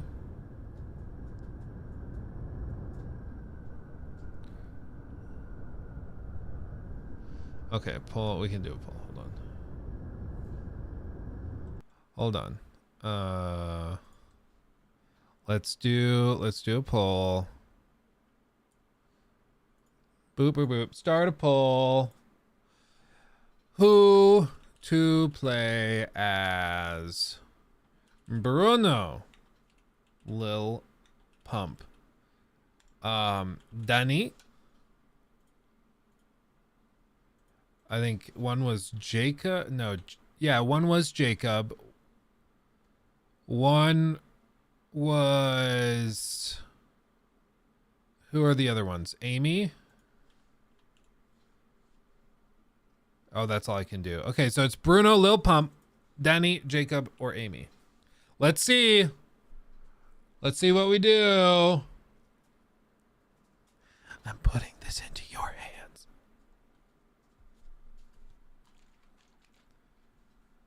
You know, it's bizarre when you look for the cringe character he plays in the... Well, as like, if the game doesn't take itself too seriously, I'm cool. If it's gonna be silly and it knows it's silly, we're cool. It's when games like try to be cool and do the stupid stuff that it becomes cringe. Like, you know, Saints Row thinking that it's relatable to just constantly talk about like down with the rich and eat the rich and like down with the patriarchy, then random stuff about student loans. It's like, shut up. Yeah, like Forspoken. Where they honestly, I think they thought that she was going to be likable. I think they thought that she was cool. And then they were genuinely surprised when she was not. Okay, looks like Bruno. I'm Bruno. What's up? Slay your way through Hell A. As Bruno, you will not be able to change your slayers mid-story.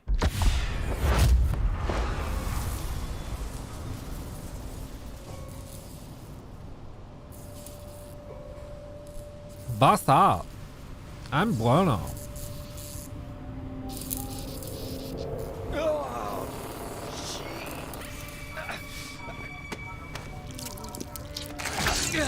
Don't ever pull it out. Guys, for the record, never pull out. Don't. Tell them a doctor told you or something. You like, don't pull out. Just don't. Stupid! Airline, first $8. There's the ultra wide. Oh god, and it's super sensitive. Hold on. Controls, mouse sensitivity's at 1. What do you mean it's at 1? It's so hypersensitive.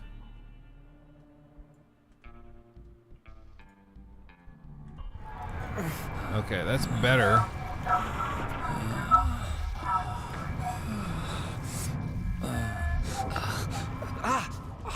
Medkit.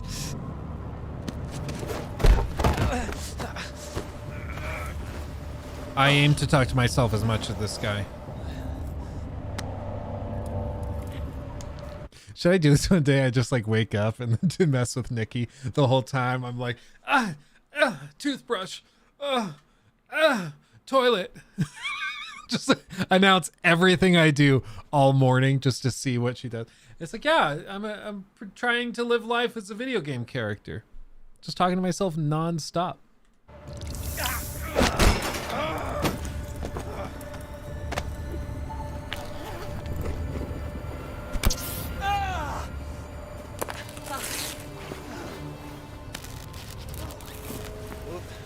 Time to jet.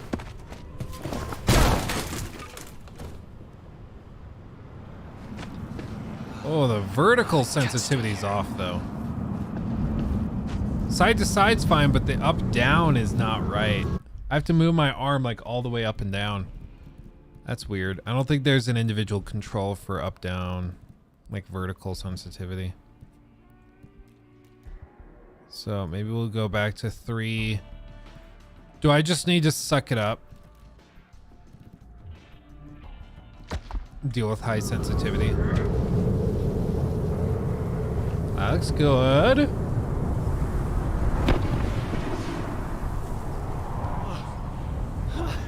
I'm not alone.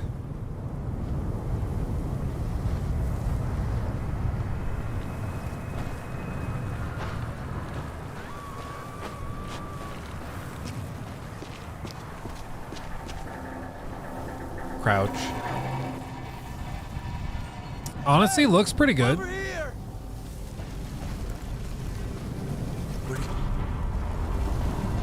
I can't even trust my senses right now. Another trick? Damn.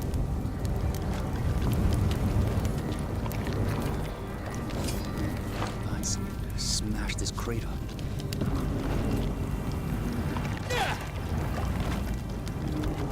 Okay.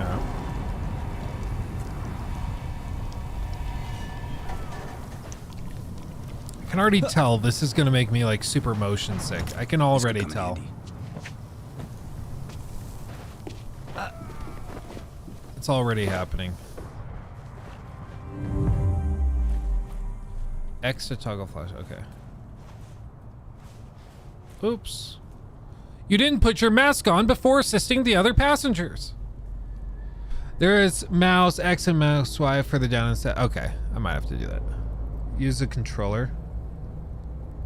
This is part of the stream. It looked as his own thing and chat this own. It happens, dude. What am I supposed to do? I wonder if you took the panel down, you could finally get the AC actually blowing the proper intensity. Am I the only one that like can never get the AC going at the right level? Oh, dude, they're all kinds of tangled up. Oh, her foot's definitely backwards. Oh, lordy. They had a rough go of it there. Okay. This is why you buckle in, guys.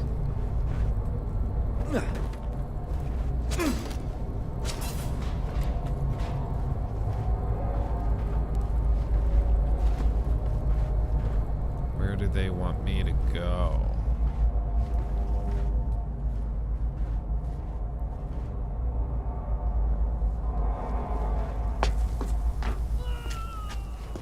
Oh, that didn't sound good.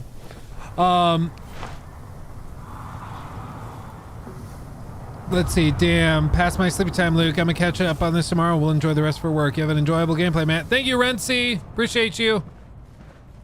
Maybe by the time you get back, I'll figure out where to go in this plane. Not to the lavatory.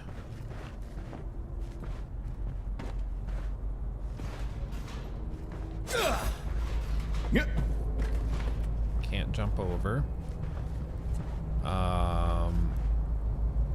Okay. First moment of Luke being a dum-dum. Am I just not seeing something? Like, or is there nowhere to go? Kick it. Oh, hold on. Push on this. Hold on. E. E was the button.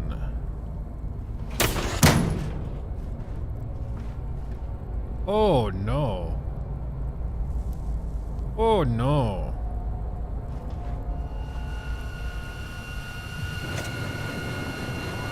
Oh no.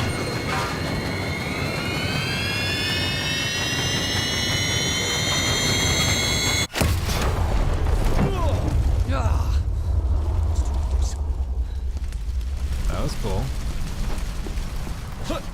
Do you guys remember in Lost? The show Lost, when the jet engine was going when they first crashed and the guy was like standing in front of it going, "Hey, over here," and then it gets sucked into it. I missed the pop-up. Oh, was I reading chat? Okay. That would do it. Keep going. The survivors must be close.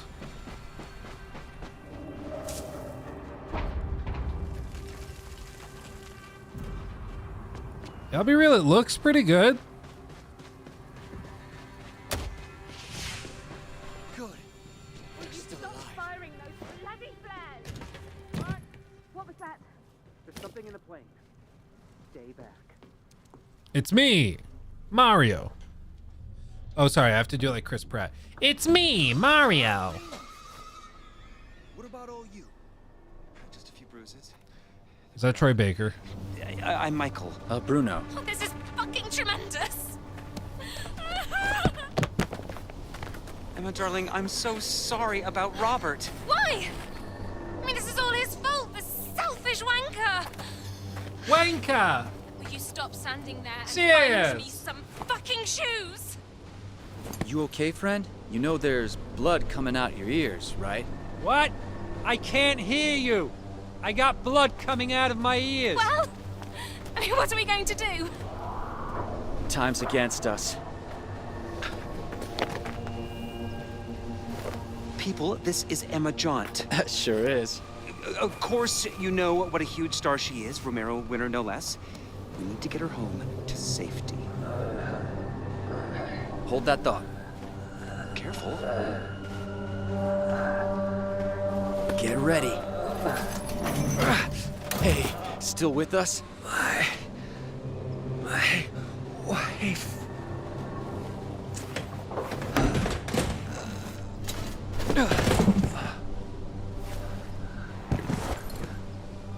Alive. A night for miracles, eh? Stop me. You heard the man? Come on. Michael, help. 1, 2, lift! It's too heavy. They're just gonna give up like that. Closer. Ah, no, sorry. You're gonna die. Don't quit now. There's always a way, yeah? I mean, perhaps we should stay.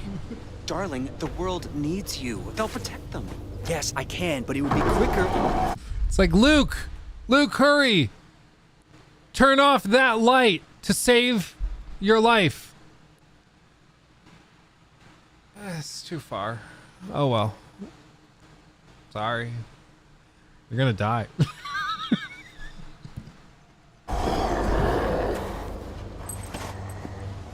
Okay, Michael, if you're sure. Here is my address in case you change your mind. Good luck. Thanks a lot, friends. I'll call the army. Send help. Go. Hey, are you Emma Jaunt? Good luck.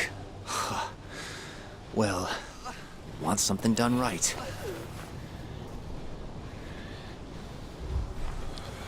Hey, here we go. Another survivor.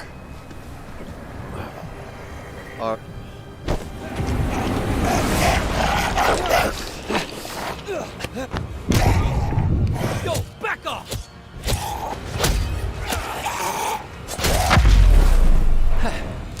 So they can be stopped. Need a weapon. Okay.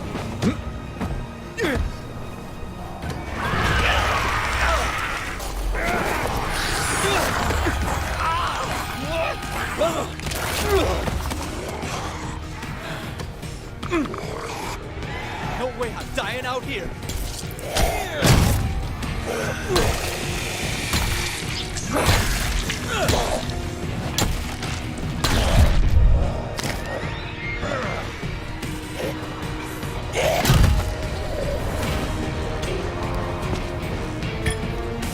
Oh, lordy. Wait.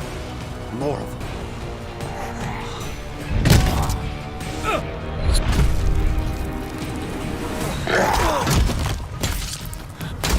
Just keep coming. Plan. I mean, that gore is pretty crazy.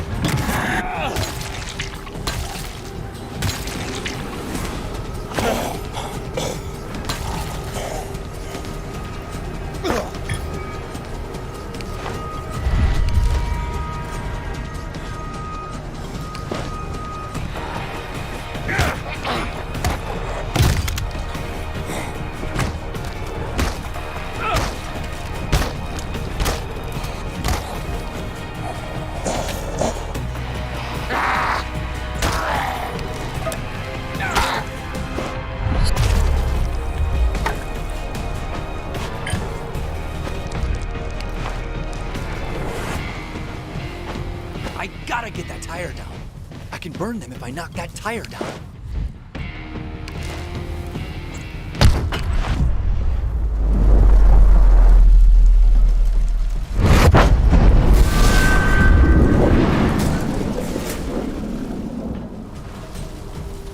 Ha!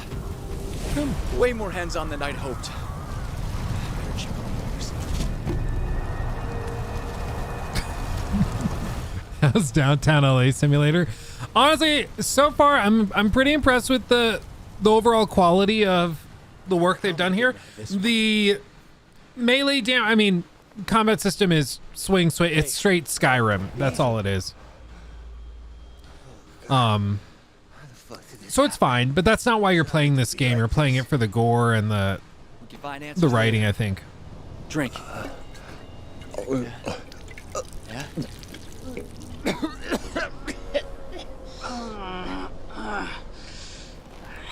Hey, still with us?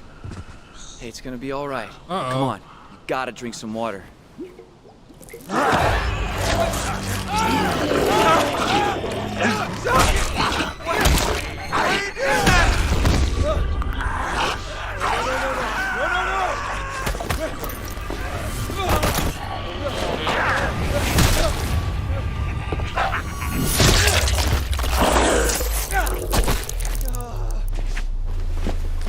Damn it! Not like this. There's gotta be. I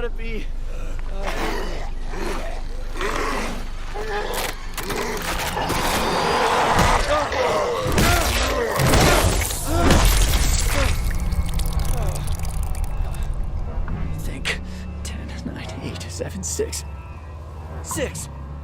66 Alpine Drive.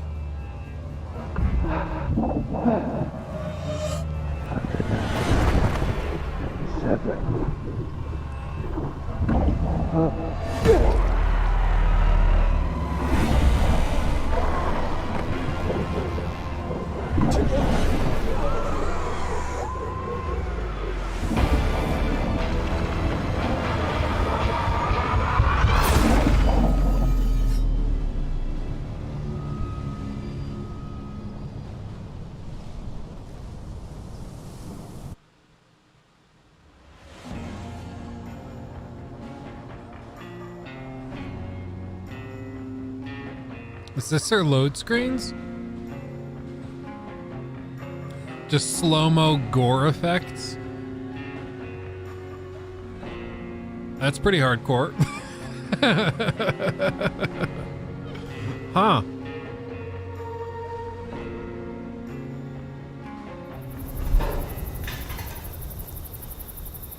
Cause I'm an island boy. 3,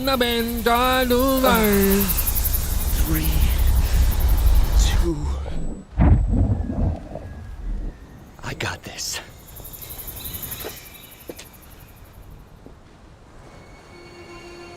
Oh, I need to get my bearings.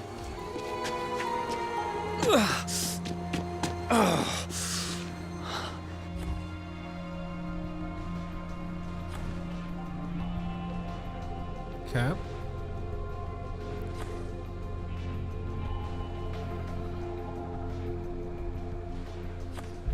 This is 70 Alpine Drive, so Emma Johns isn't far. I mean, so To this house, and I'll be first practically thing I will say, wait, that's kind of cool. I know some people aren't kind of bummed out. Like Jake said, he wasn't that bummed about the lack of an open world.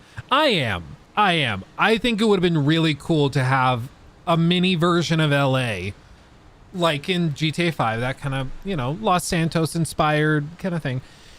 I think it would have been badass if they had given us access to that and gotten, like, we got to explore it openly. Need another way. I think it would have been great, but I understand they had to pick their battles and this was caught in development hell forever. I get it, but I just think that this could have been, that would have been really, really cool. Can't go that way. Okay. But who knows? Maybe as we keep playing it, I won't care as much. Breaker's missing. Who knows? And now I go down here. I'll check in here. Breaker.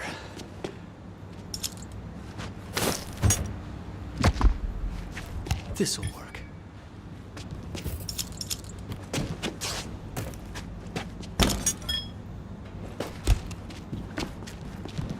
Run! But I mean, so far, I feel like graphically it's pretty solid. Good as new. I was worried when I found out it was cross-gen, but open skill deck. Cards. Okay. Dodge, left alt to evade. Okay. Can't hit what they can't see.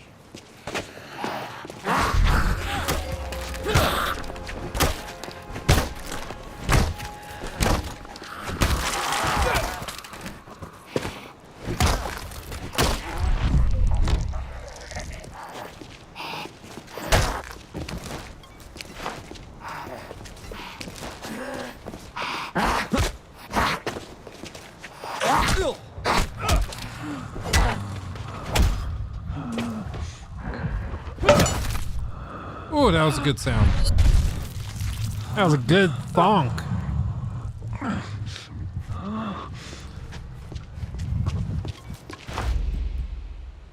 Okay. H to heal? He sure is. It's locked. Need to find another way in. Oh.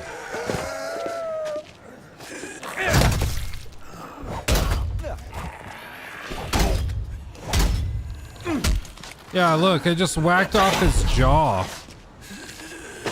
Oh my god.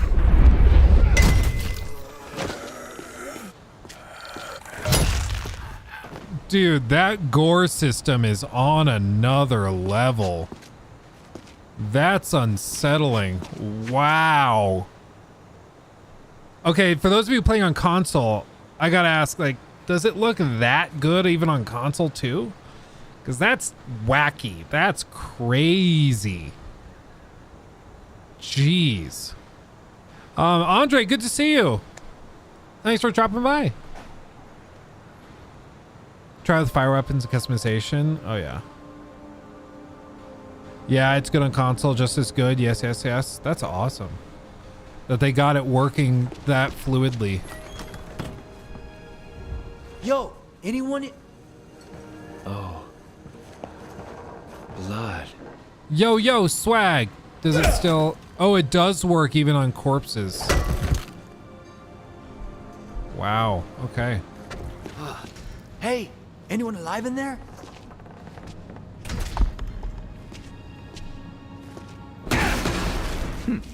Waste of money. Oh.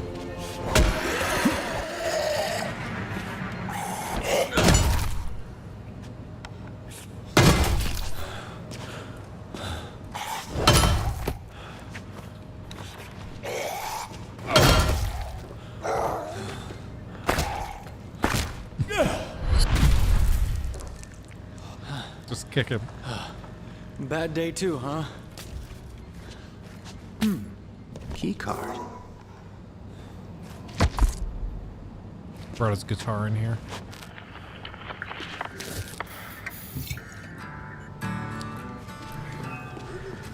I would like to have a panic room one day. Wouldn't that be cool? Locked. Should be able. Slay out loud. Game control. I'm not going to say it because I have one in here. Dead Island 2 supports voice commands such as get zombies' attention by calling to them, attract them over to you by saying their name, or using common phrases like, hey you, over here. Look for hazards to lure zombies into. The full list of voice commands to play with is in the tutorials menu. Should I try turning it on since I have one in here? Why not, right? Okay. Let's try it. Why not? Okay, it's gonna have me sign in.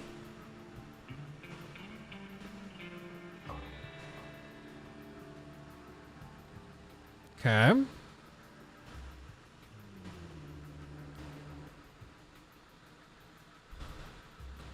Okay, audio input device. I guess I have to do this.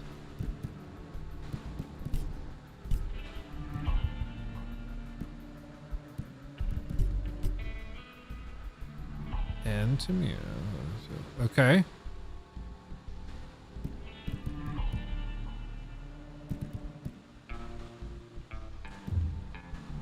To reach John's from the backyard. Okay, we'll try it. Okay, friend.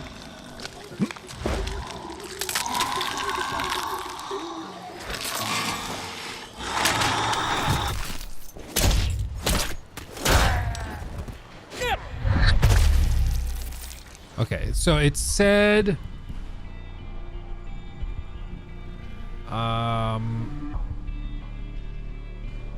okay, you can use it to set waypoints.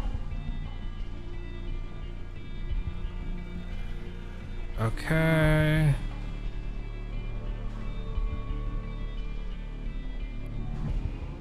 Tutorial pages. Switching into taunting enemies. Eat me over here. Hey you. Let's try it. Hey you. It worked.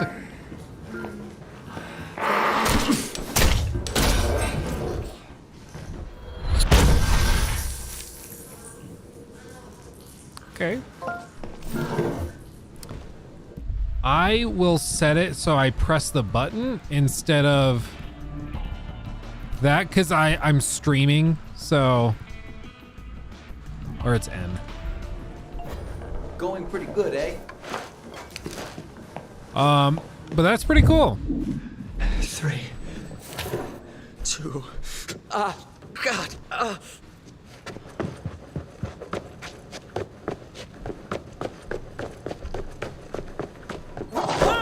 Oh.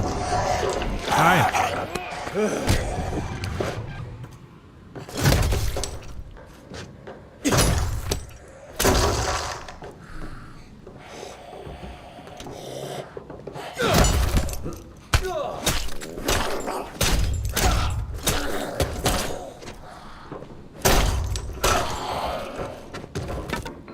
Okay.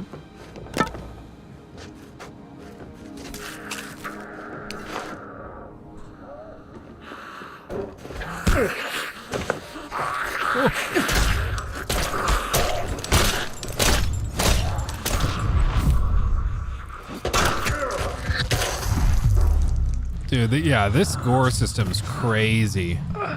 Watch out, Naughty Dog.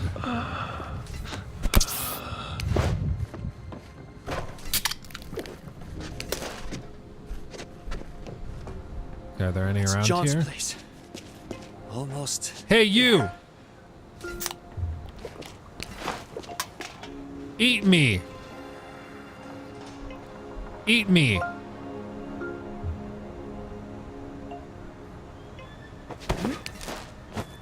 Eat me! It works! It's kind of stupid, but it works. Think that pool's off limits.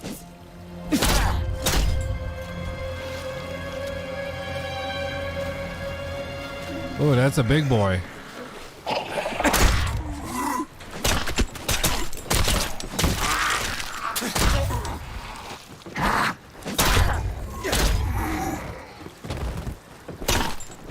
Let's try just taking out... Oh, I accidentally killed him. I just wanted to whack off his legs and see if he crawls at me.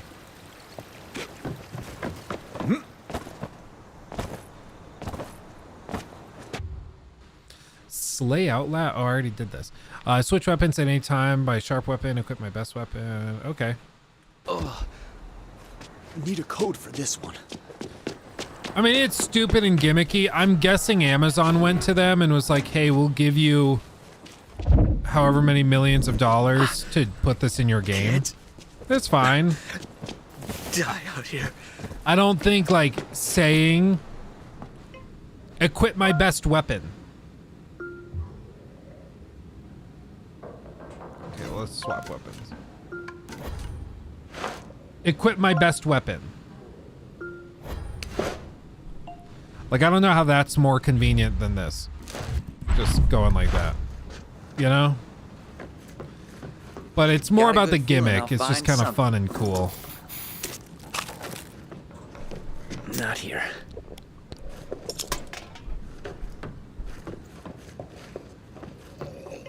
Eat me. So stupid.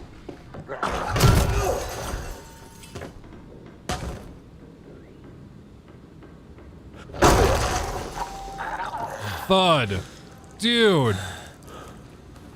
Look at that. I don't know how they got this working, and also, I don't know if I even want to know. Why? Like, I remember back in the day watching a documentary on the creation of, like, Fallout 3 and their gore system. And they had a guy that, like, all he did was research gore all day. So you had to, like, look up videos and, like, dissections and stuff to figure out what was realistic and what wasn't. Like, I feel bad for the guy that has to do that.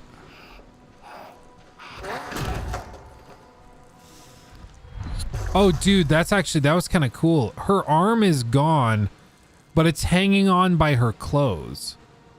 You see that? So I cut off her arm, but it stayed attached to her because it was held on by her clothes. It's pretty good detail. I'll give him that. Give him that. Find the back gate code. Code. 1975.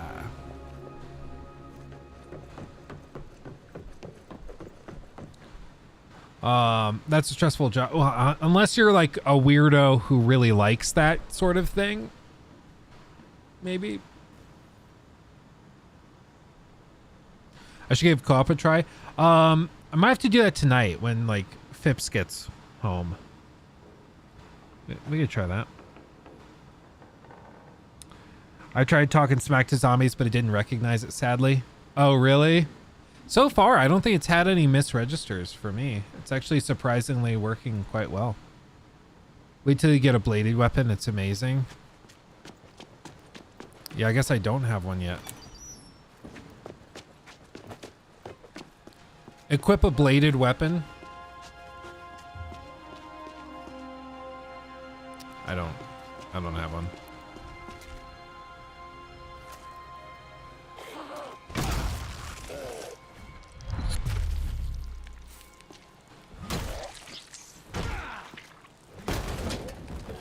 The other thing with the lack of an open world, it really might be that there's just stuff with like data and memory management for getting the gore system working, where you couldn't have done it and had it cross-gen with levels like that. Who's out there? Bruno. We met at the crash. And we don't talk about me. Emma told me to come here. Oh, okay. Come in. Oh my god, name dropping? Dude, chill. Here goes nothing. Oh, this is pretty. There has to be something. Why can't I live here? Get in. This crazy's everywhere. It's a miracle you didn't get bit. Yeah. Ew, is that? It's a secret, and we'll all solve it together. Get away from this house! You Ray, what are you doing? Give me the gun! No! You have been beaten! You will turn. Eat us, I know. I've seen it now. Get away! Freya! They were at the crash. I invited them. Just give me the... No! I will not have this devil in my house! Your house. You may have snuck your whole family in the moment I was gone, but this is still my home! You abandoned me! Well, I'm back now, and you are still my housekeeper, so give me the bloody gun! Not a devil. I just need a... Emma, we've got a problem. Our friend here has been bitten. So? What the bloody hell does that mean? It means they will turn into a beast! We must kill them! This is not a fucking movie. I'm not killing them. It's definitely Certainly not my job description. Ah! Oh God. Are they turning? Oh, we're gonna be sick.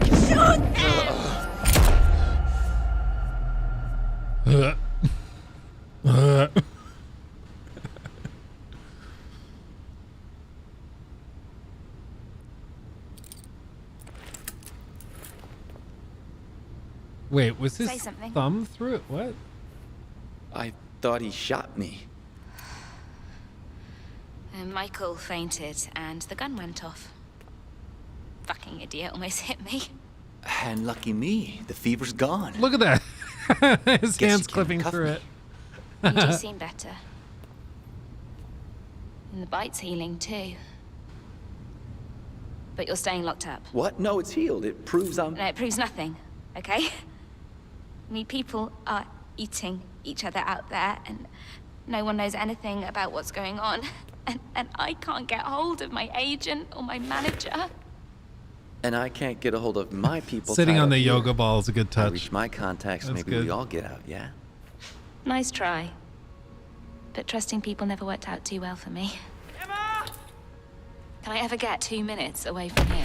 They're surrounding the house. They're trying to get in. Would love to help, but my hands are tied. Shit. Okay, they're toy cuts. Just press the button. Toy? Okay, that was funny. That was funny. It would be even better if they were like, they had the pink fur around them or something. Because why would she have handcuffs on her, you know? Skill set equipped, skill type 4 tiers. First tier abilities, bread and butter combat moves. They are auto-equipped as you unlock them by playing story quests. Look, if you've already unlocked your first ability, you can swap them out at any times for others you prefer. Okay, pretty standard it looks like. Survivor, safety first, bob and weave. Bob and weave is the dodge, well-timed block, or dodge regains health. I'll try that.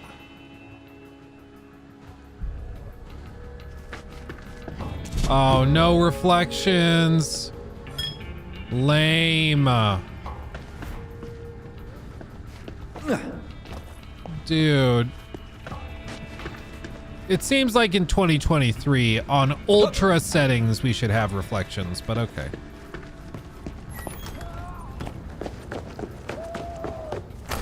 They're getting closer. What do we do? Relax, I can take them.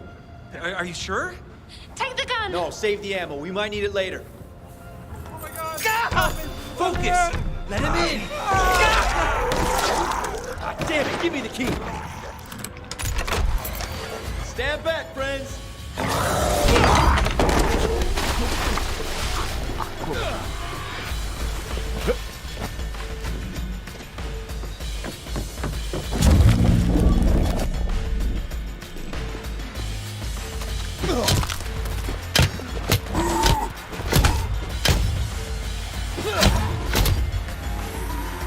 Dude.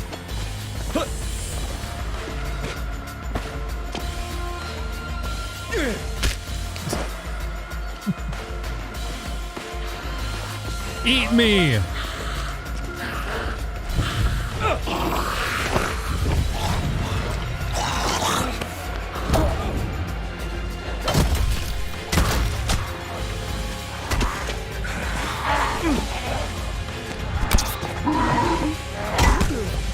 Oh. I forgot that the healing takes time. My bad. My B. Okay. Try it again.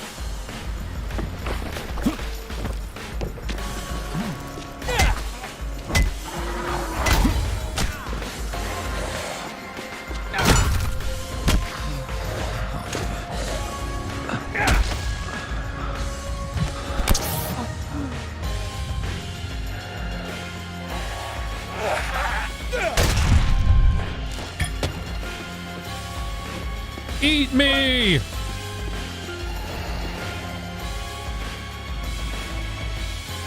Chupapi mañaño.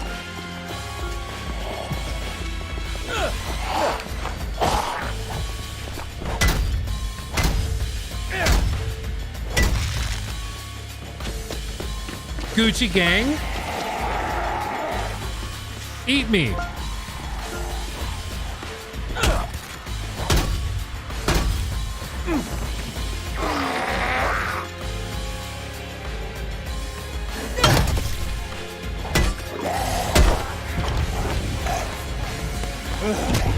It's Kid Leroy.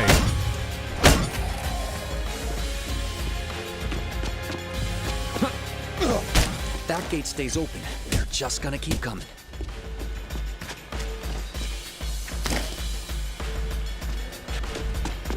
Ah, there's the problem. No power.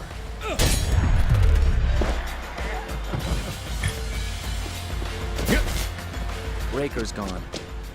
Gotta have spares somewhere. Best place to look for spares is the garage.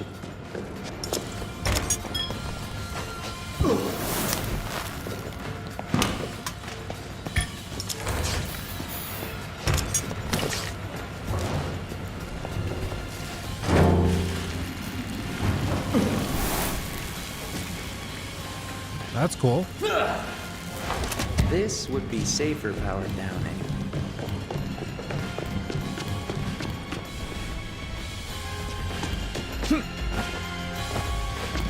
And they're back.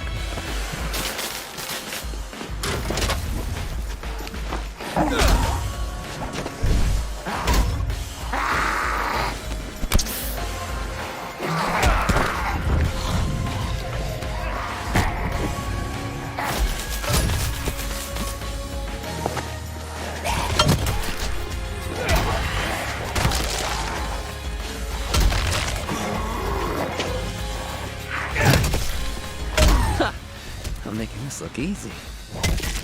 And messy. Wow. Okay.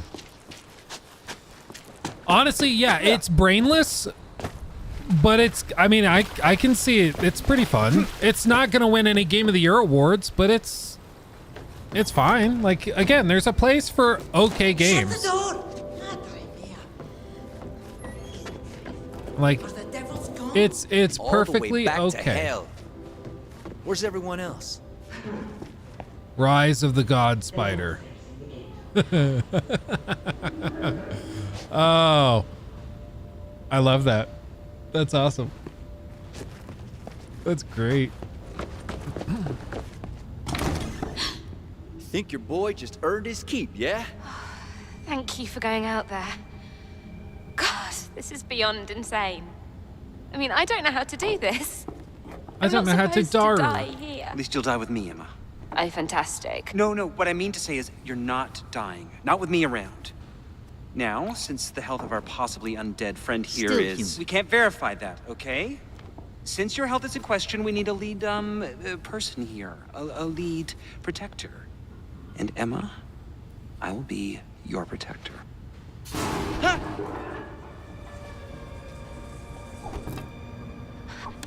on, get in.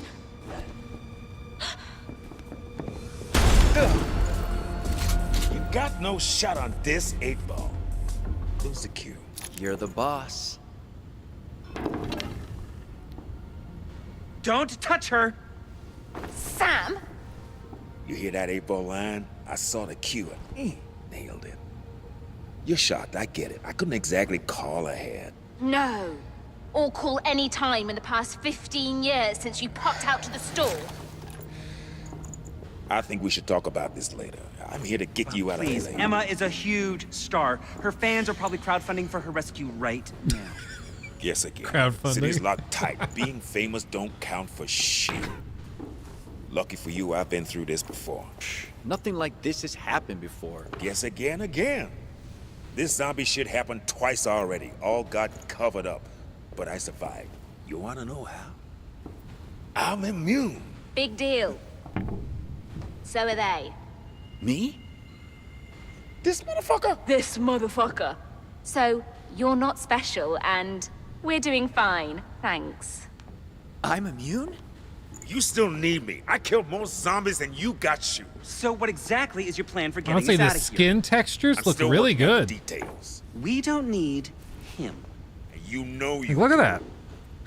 Of course! I'm immune! Fine, you can stay. Everyone else has moved in, so why not you? I'll show you where you're sleeping. This way. What does he mean being famous doesn't count for shit? How ridiculous!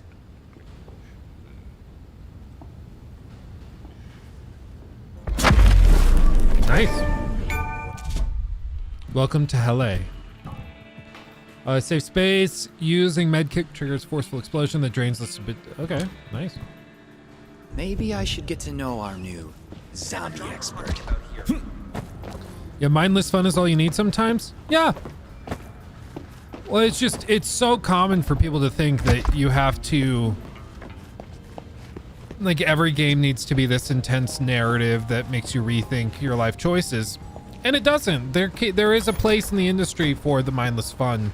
My problem is when games, like, they try to be the intense, like, world-shaking narrative game, and then they just flop. That's when we get to make fun of it because it failed.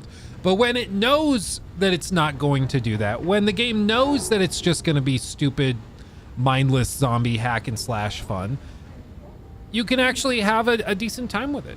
Like, for real. Yeah, not every movie needs to be a blockbuster. My dog slept on it before Robert shot him. I'm sure you'll Sam B. Oh, weapon customization. Finally. Come on. We don't have to sleep here like dogs for long. We're immune. Let's tell the authorities. Sure, if you want to get dissected. Maybe. Or we play our cards right and fly out as VIPs. RIPs. Emma's got 6 months of food in the basement. We can wait it out here. Yeah, problem is I got places to be, and you and me got no reason to hide. You're immune. You ain't bite-proof. Good thing I know how to move then, eh? You don't know shit. Out there, you gotta be a mechanic, medic. Jackie fucking Chan rolled into one. On that, we agree. If only there was an expert here to guide me. All right, it's your ass. Hey, if you're going out there, you're gonna need some special sauce. Grab that machete. Wait. Okay. I get it. It's a video game. Okay. But, like, I think addressing this was worse than if they just didn't address it. Because what basically just happened there is the main character is talking to this guy, and he says, hey, we're good here. We have 6 months of food in the basement. We don't need to go anywhere. We'll just wait it out till the military comes in, clears it out, gets rid of all the infected, and we move on. Easy. But then the player character is like, I got places to be.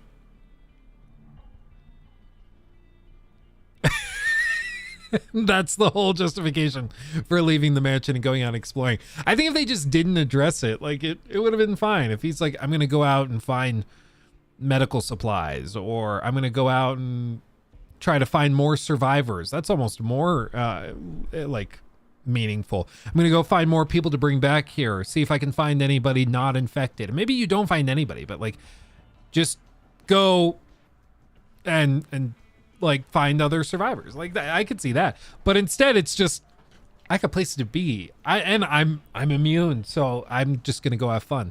Like, that's weird. It's weird. Other characters have different storylines. What are the other storylines? I guess, yeah, that's a good point. What are the other storylines?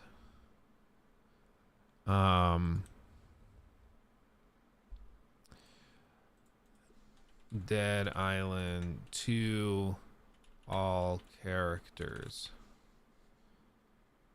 Opening missions, all 6 playable characters.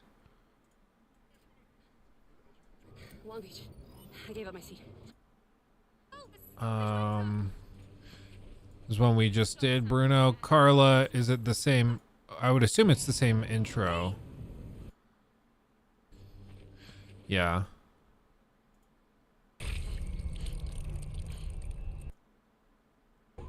Is it any different at all? It looks like it's the same.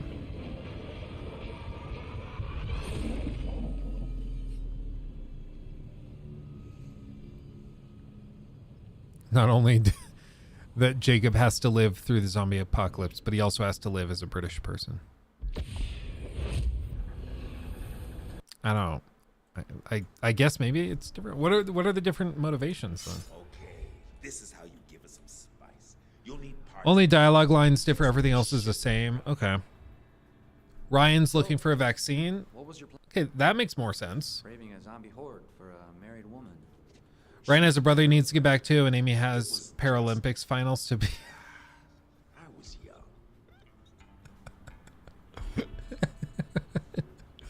I'm sorry. That's amazing. Wow. Okay. She has the. Oh, dude. You can't make that up. That's great. That's amazing. Wow. How utterly tremendous. Use the workbench and let's get cooking. Okay. Customize weapon with F2. Mod. Electrical. Okay, you'll need its blueprint. You have one blueprint so far for the electromine. Okay, once you have a blueprint, you can fabricate the mod perk. Okay. Collect parts. You'll need parts found around LA to fabricate mods, perks, and other useful things. If you're running low on parts, scraps, weapons, remove perks, weapons. Okay.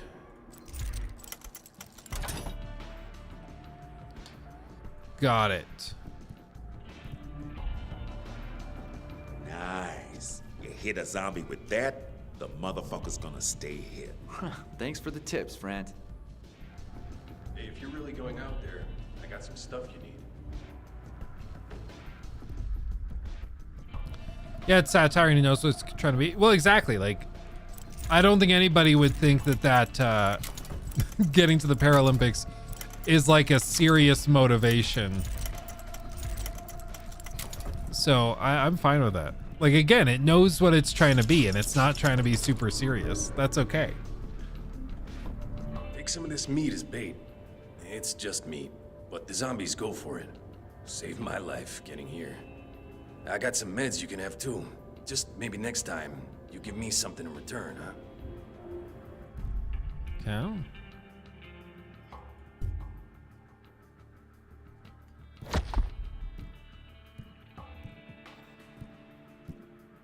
$868.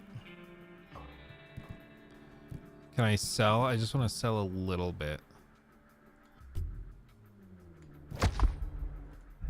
Appreciate.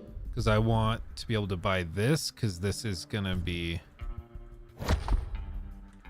Still think you cutting, and I think that's gonna be awesome.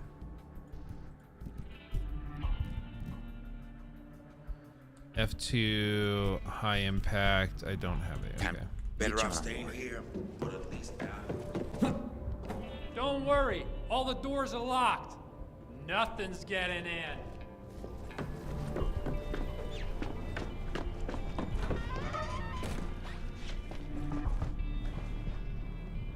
I wonder if this was modeled after a real, like a real mansion. Am I going to end up in some dead fans? If it was, I want to go to You won't there. let that happen, will you? Relax. Plan is we tell the authorities we have immune people here and... Sam doesn't trust them. Who does? But I've places to be, and they could be my ticket out. We all want to leave. You I wouldn't wonder- believe what we had to pay to get on that plane. We're stuck here. There's always an answer. You can't just jump in a car and go. The roads are all blocked. I saw videos of cars getting swarmed. You might as well put wheels on a coffin. Find no cars. New plan. There's millions of those things out there, just waiting to sink their teeth into us. Face it, we'd need a helicopter to get out. And everyone who has one is already fucked off in it. You give in too easy, True. girl. How about one of the evac centers? Any of those set up nearby? We were supposed to report to the helper in hotel. If Robert hadn't made other arrangements. Hadn't made big boom boom. No tears left for your dead hubby? Our marriage was just PR, okay? And what other reason is there for love in LA if not that, right? Aight, I'm checking in at this hotel for some backup. Wish me luck. Hey. Don't forget your friends if you do find a way out. I don't know. What do you guys think of this? The ultra wide. It's a painting of herself. The ultra wide on the bottom so you can see the full thing. I'll have to find something to put here. But that versus it centered. What do you think? What do you think? Let me know if you have a preference. I don't care. So let me know if you care. Honestly, the lack of reflections is kind of driving me crazy. Especially because there's so many mirrors all around. Like, this just breaks my brain. We're playing on ultra. Like, shouldn't this be a thing? I get it, it's gonna tank frame rates. But shouldn't you let me tank the frame rates for ray tracing? Get the med kit. Yeah, I'll go get the med kit. Yes, sir. Run, run, run, run, run. Where was it? It was over there. No, it was at the shop.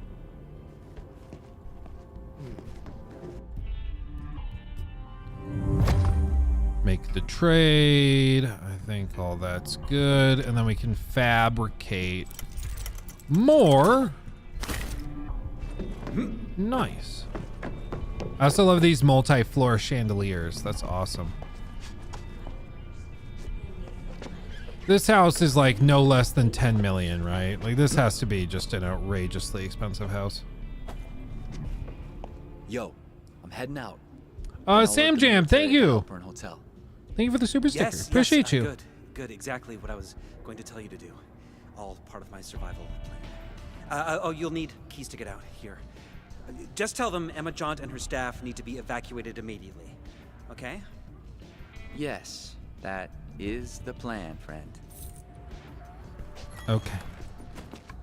Sure wish someone had my back out here. You're choosing to go out there, okay? Social back to game. I will try co-op later. Once I get Caleb on. I think he'll get this game. This seems like his kind of cup of tea. That must be the Halperin Hotel. Dude.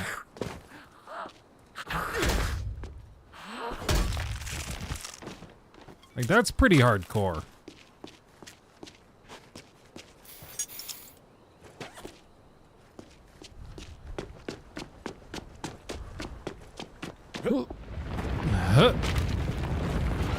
Not now.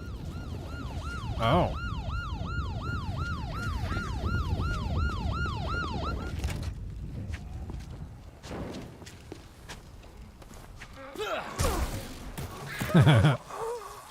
Oh no! I killed myself accidentally. Oops, okay. Oops. Oops. Yeah, that was my bad. In hindsight, picking up the thing that is about to explode, bad play. Okay, I already got all that. Can I break it? I can. Good to know. That will shock zombies.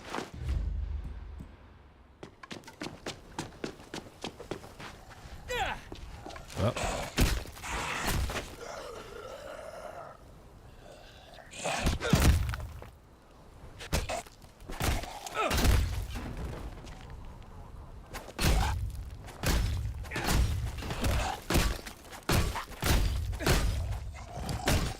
Oh, lordy.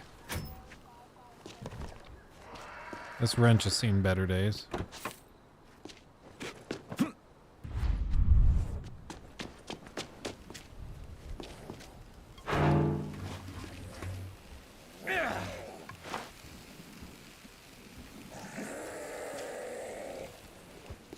Eat me.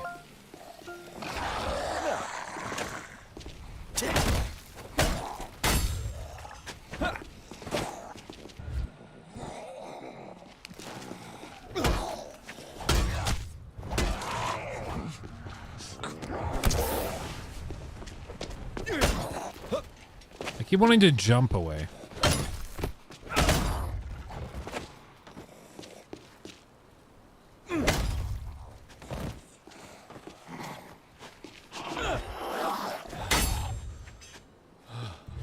Ooh.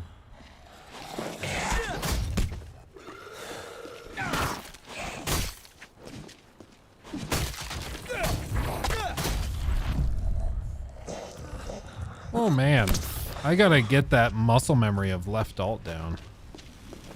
Oh no! Okay, little bunny hop. Hello? Are you still out there? Can you hear me? Is this working? Can anybody hear me? Hello? Okay, what's up? Hey, you still there, old timer? Ah, good. Finally, some life out there. Well, you're not much to look at, but I'll take a chance on you. Say, you seen another kid out there? Another kid? No. Damn it. Must have thought I was shooting at her and got spooked. Well, listen, if I get the gate, can you search the front? You find that girl, you bring her around back, and we'll straighten this thing out. Just watch out for the other trespassers. They bite. Hey, okay. Get out of there, you scourge of Satan! Well, can't just leave them now. Ah, wait! Damn it. This is bad. And that old timer won't last long either.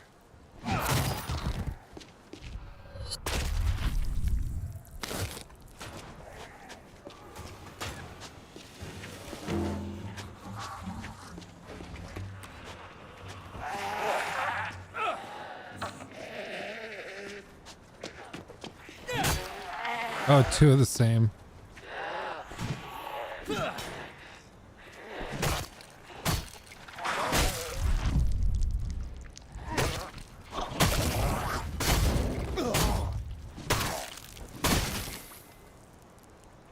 Ooh.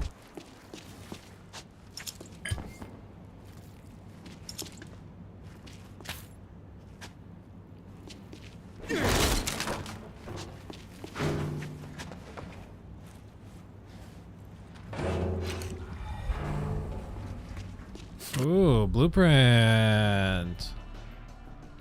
Nice. Repair. Can't repair that.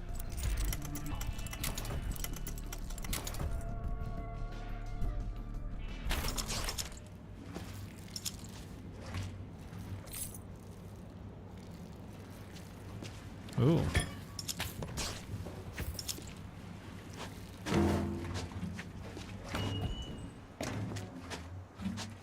Hello.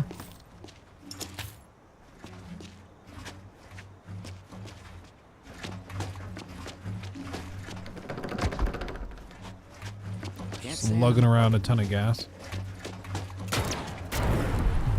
Oh, and I was throwing it already. Love it. That you, kid?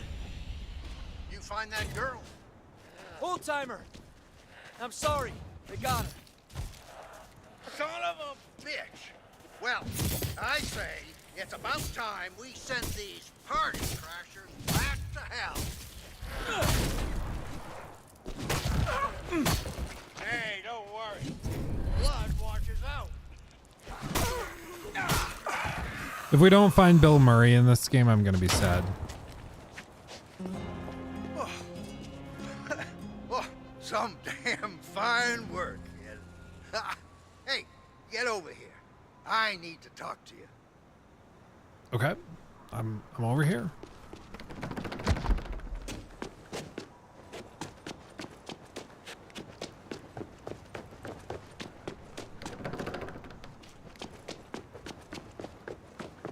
It's a damn shame about that girl, but I'm sure you did what you could. Curtis Sinclair's the name. Did a bit of acting in my time. Ask your mother, kid. Pleasure to meet you in these dark times. No intros necessary, Jefe. Just know my Gramps will forever envy this moment. Listen, I need help. Years of doing my own stunts means, well, the old hip won't survive this drop. I need to get my chairlift to get down, but the power in the house is gone kaput. Lucky for you, electronics is my specialty. Tell me what I need to know. Check the connections down at the end of the yard. See if the problem's there. Now, if you can get things running, I can buzz you inside. Godspeed, kid. Okay.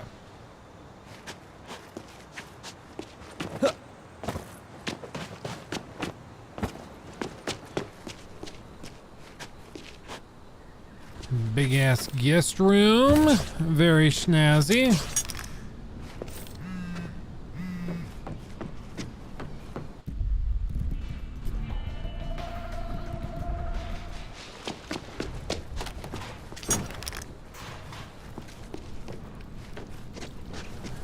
Oh. Oh, wow.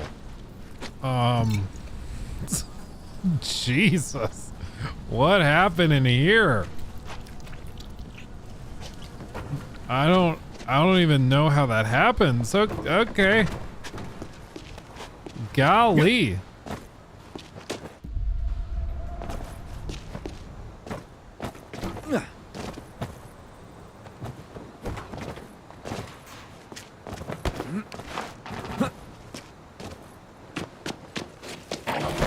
Oh.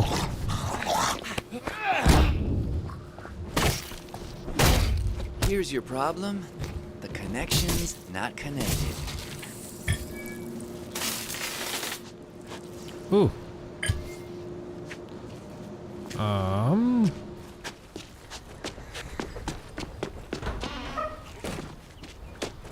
mean, how do I fix it though?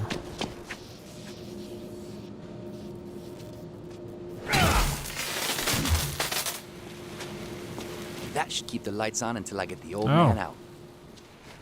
Sort of, okay. Kid, you did it. Hey, get your keister in here. We're not out of the woods yet.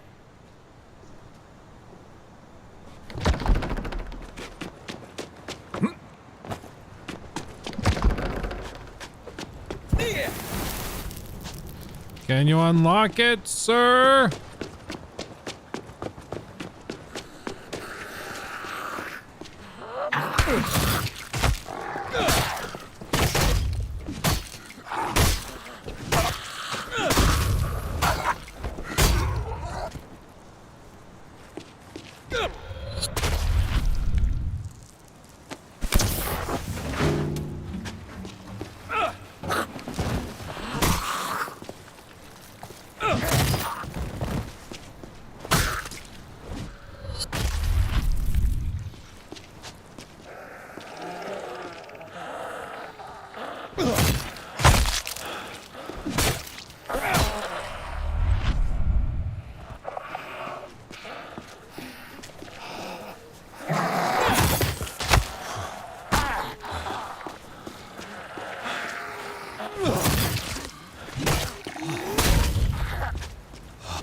Pop, pop, pop.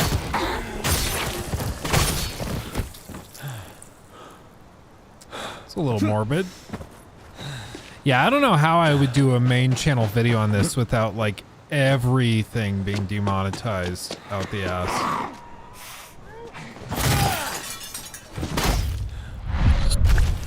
You know, I just don't think it's practical. Word to the wise, kid. If you're gonna fight these things with grenades, don't do it in your own home. Well, luckily, the lift rail looks sturdy. Power it up, and I'll take my chances. Okay.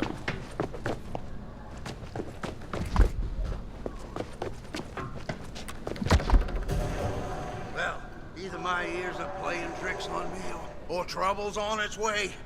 Oh, are we gonna have to? Need you to clear the runway. I'm gonna have to fight them off while he slowly descends. That's awesome, dude. I love that. Check that one, Bill. Someone around here has sticky fingers. I just know.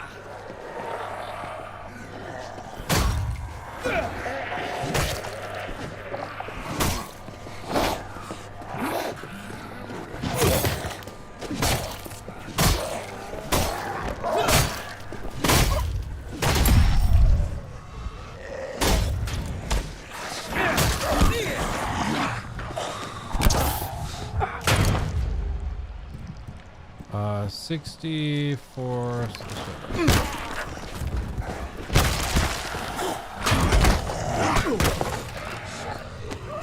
Oh, baby. Check your corners, kid. The mindless monsters these things. Nick.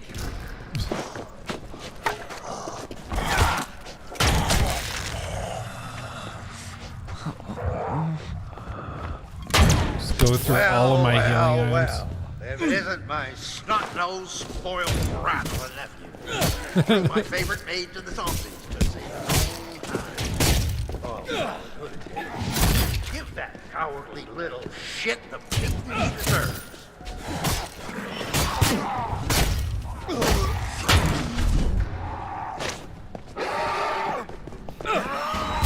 Oh, come on.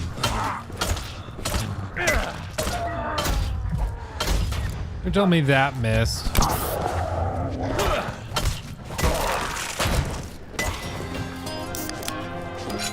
Okay. I don't know about you, kid, but there's more than enough. I'm sorry. I just love the idea of this, like, whole encounter being while he slowly descends on his motorized little thing. I love that. That's great. Yeah, the gore engine in this is wild.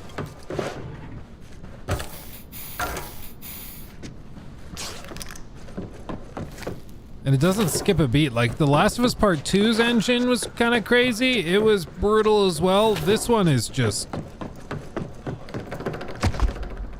Man, it's crazy. The neighbors.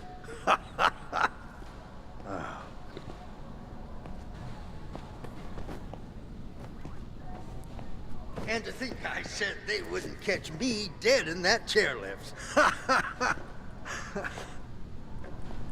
But does it beat The Last of Us Part 2? I think in terms of gore, yes. Dude, they're having it so, like, if I hit a zombie in the with a 2x4 on his jaw, it'll pop off and, like, hang.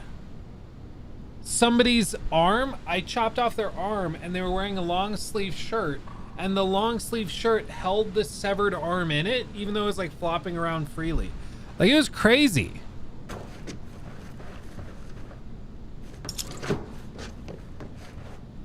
Someone up there must really like me if they sent you to save me, huh?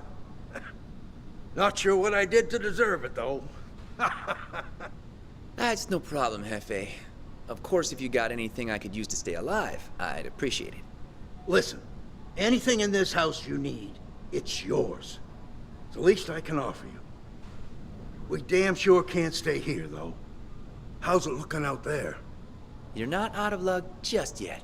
There are survivors at Emma John's place. Well, I'll be damned. The neighbors were here all along. I ought to give them a piece of my mind for not checking in on me. Mr. Steele is dead. Turned zombie on our evac flight and got us shot down, so excuse my lack of sympathy. He's dead. Damn shame. The son of a bitch owed me money. Oh well. I'll make my way over there after I say my goodbyes to this place. Yeah, you did good today, kid. Thanks again. You sure you don't need an escort up the hill, Jefe? Gramps would kill me if I let his favorite actor die on the streets. I'm sorry, the random Jefes are driving me nuts.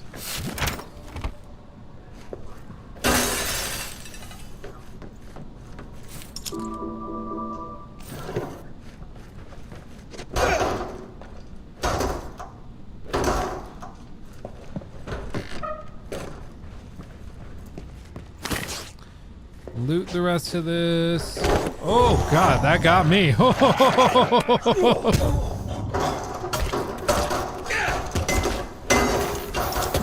I was like, yeah, it's probably fine. I just cleared out the rest of the house. I'm sure there's nobody else here. No, they're there. Oh.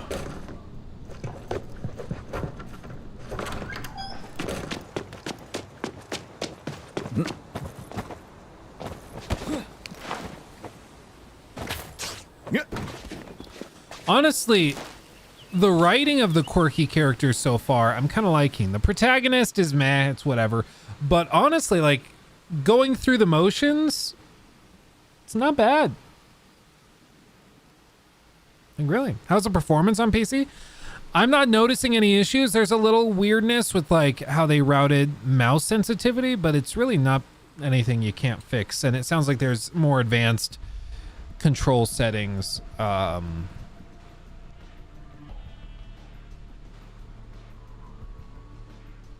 Yeah, mouse Y-axis, X-axis. So yeah, you can tweak all of this. So in terms of that, it's pretty cool. And I'm running this at like max everything. So ultra across the board. And I don't think we've had any noticeable drops or weirdness. It seems to be working really, really well. So special delivery, need a mailman's keys. Okay. Is that a mailman? I should check my map, get my bearings.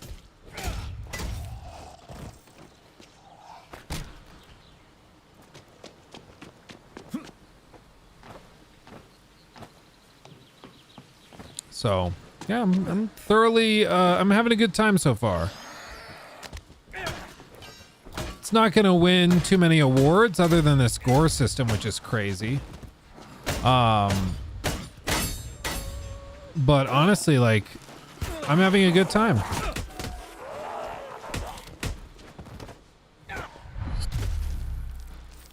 How long I'll have a good time for? I don't know. How long is this game? Does anybody know?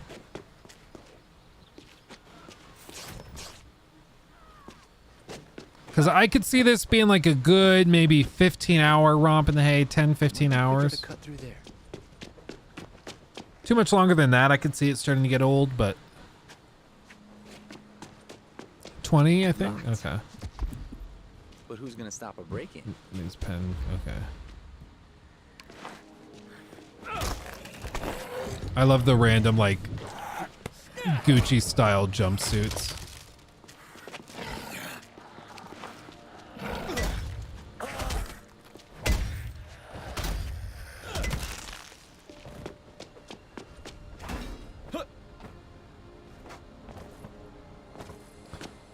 And there is something like goat pen planning, merch meeting Tuesday, 24-hour stream Wednesday. Oh, this was a streamer's house. Squirmer or the stake down and the goat pen for podcast of the year. Oh, it's a podcast streamer house. Okay, that's fun.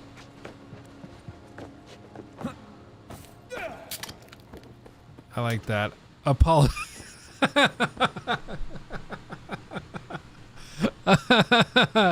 Okay, that's pretty good. That's pretty good. Apology script. I'm alone in the house. It's 1 a.m. and I just wanted to say sorry to all my fans that I've disappointed, but most importantly, my sponsors. Most importantly, I'll do better next time. Cry here for sympathy. This isn't scripted. This is from the heart. Please take the evacuation seriously. It was a mistake. I shouldn't have joked about it. Love you all. Oh, that's awesome. And the Yeti mic as well. Oh, dude, I love that. Square Arm presented to Goat Pen. Creators of the Year 2020.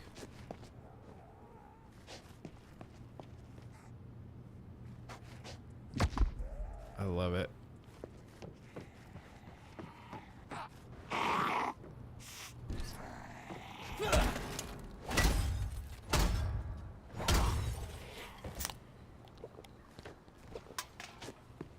Freaking love it. I also love the juxtaposition of like the extreme luxury and wealth of some of these like elites in LA directly next to like, you know, the apocalypse. And it just goes to show you like how quickly all of that can just be totally useless. It's like you sacrifice your integrity and humanity for the wealth and fame and fortune. And then once something like this happens, you're just another person. Nobody gives a crap. Except you have a nice house. But if somebody breaks in and takes it over, like, who are you to stop it? You're just a chump.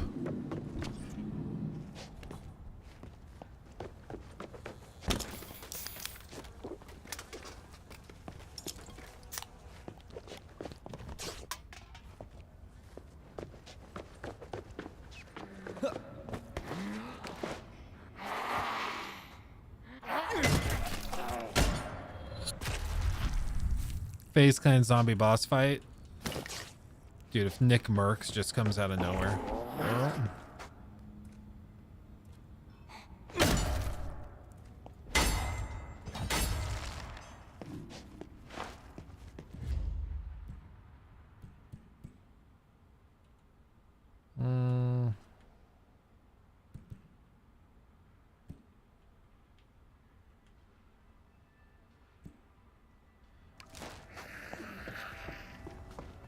Lit or shit?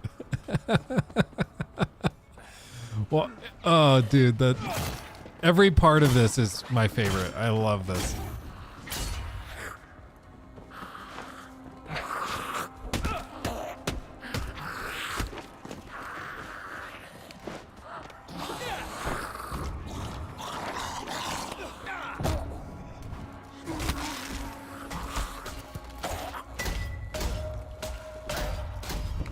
Jackpot.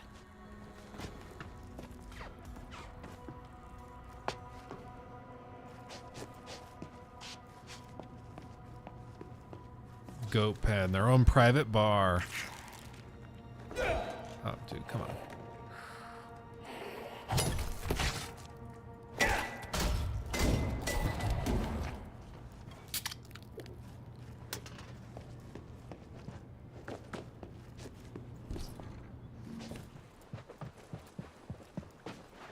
Team Alpha, Team Beta.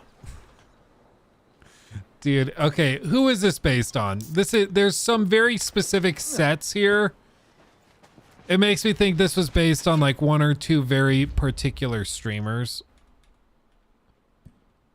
You know, like this is a little too on the nose to just be like totally random or broadly inspired. Like this is very specific. I think like Logan and Jake Paul when I see all this stuff, but is there somebody else?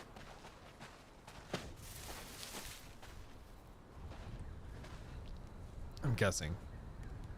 Yeah, I'm not really sure if I'm going to buy this above 60 with a so short story, but the gore and so much stuff really draws me to it. I mean, honestly, it's like it's not going to change your life, but if it's good, mindless fun, like why else play games?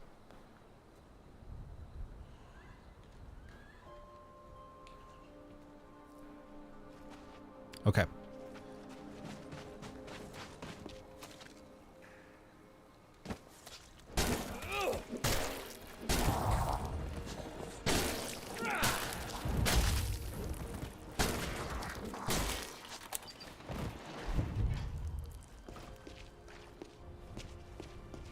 All right.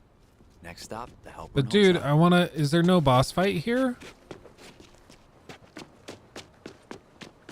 Big green screen area. Is there really no boss fight here? I was hoping there'd be a boss fight. Or you can find like the guy that owns the house.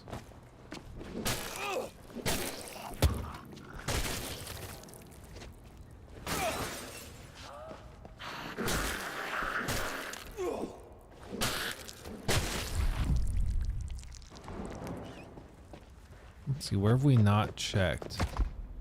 GoPed Master Key. Or is it like a later side quest?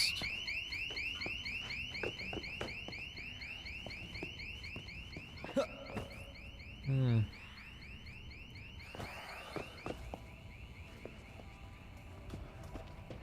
And there, we haven't checked this.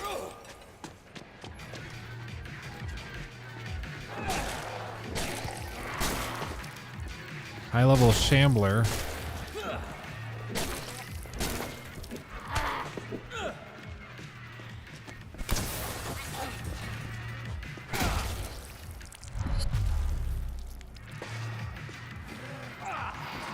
Keep aiming too high with those.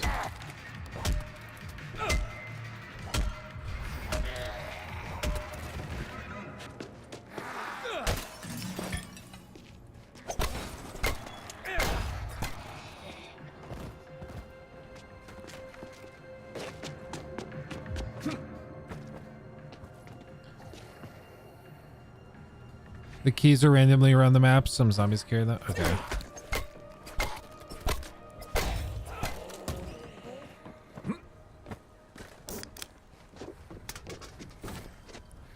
Be funny if there was a Prime energy drink around here.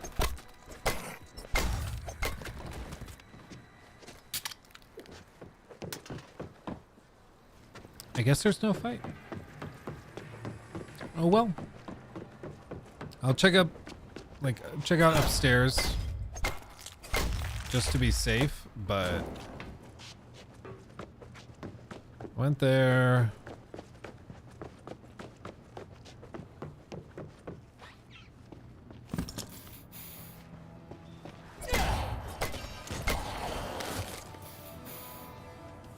Dude, Poseidon and the Spartan. This is straight up Nick Merckx's logo.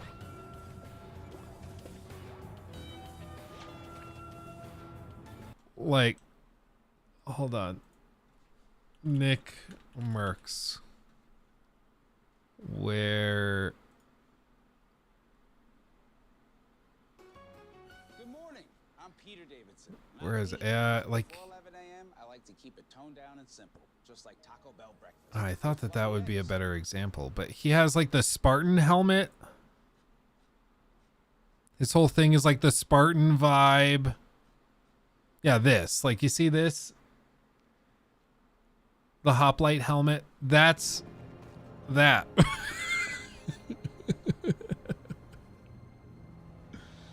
Oh, that's pretty good. That's pretty good.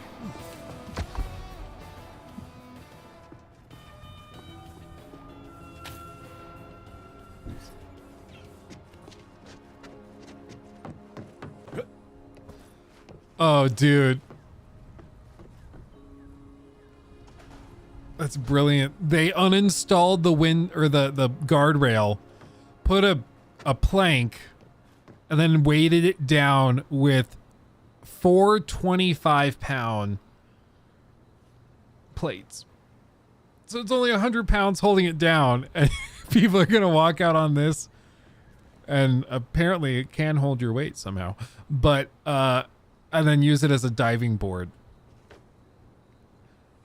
See, these are little details in like the environmental design and world design that you normally only see with games from like teams that are really, really good at this. So like, you know, BGS is really good at this, and like I don't think even CDPR has been on this level, but there's only a handful of really good open world devs that tell stories passively just through placement of different objects and things like this. But this is great. I love this. Something as stupid and little as that adds so much.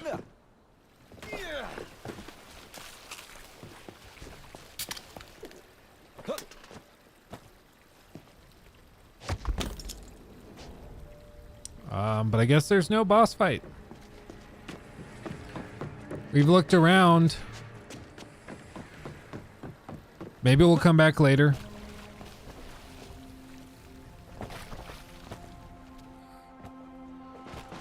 But unless it's in the garage. But I don't think you can get in there. No.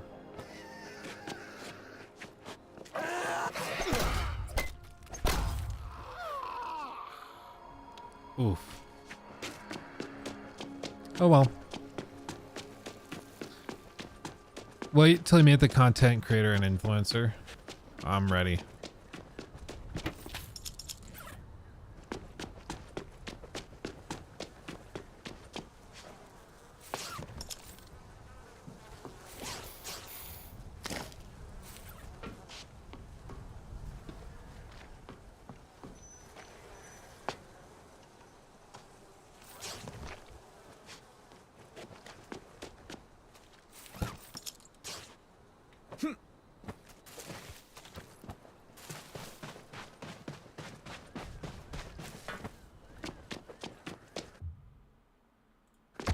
Travel. Owner is bottom floor bowling alley. Yeah, I did not find that. Should we go back and find it?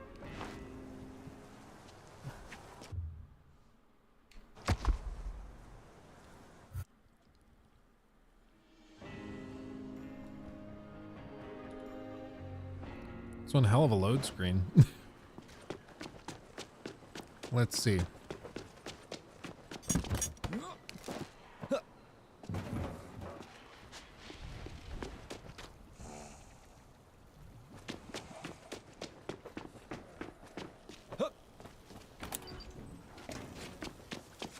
Okay, bottom floor bowling alley.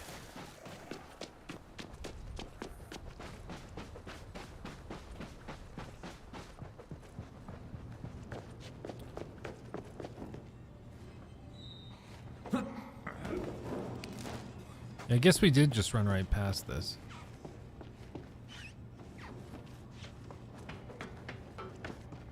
Oh, I was hoping it'd be slippery.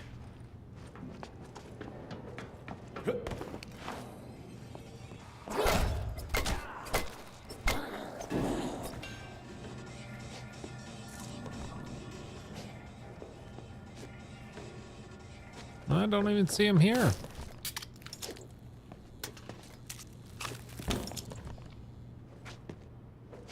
Is this him? Or her, I guess?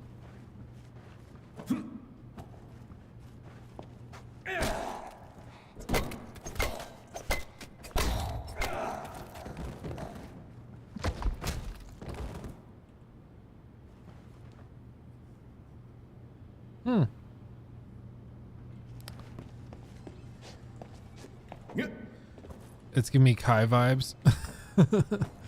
It does. I mean, any big mansion with a ton of flashy stuff themed around influencers is going to give Kai vibes for sure. Is Kai moving to kick? Did they confirm that? Because Twitch banned him. I don't even remember why. Did they ever figure out why they banned him?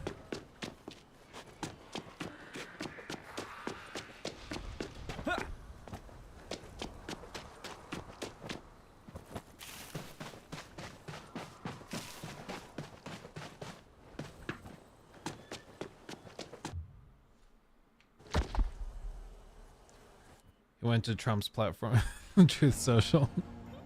Can you imagine if Trump started a live streaming service? Halpern Hotel should be nearby. Quick talk with the military there, and I'll be out in no time.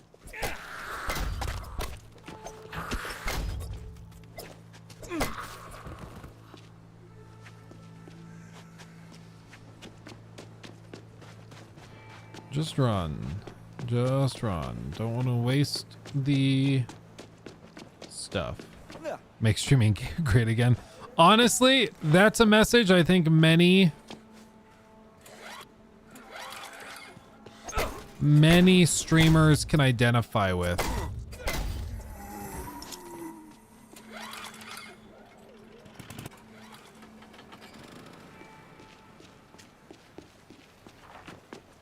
Number of tremors we've had lately, it's like Mother Nature's on the zombies side.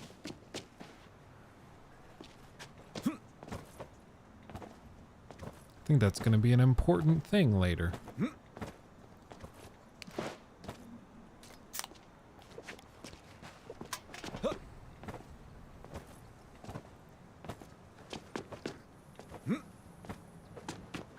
Halpern Hotel.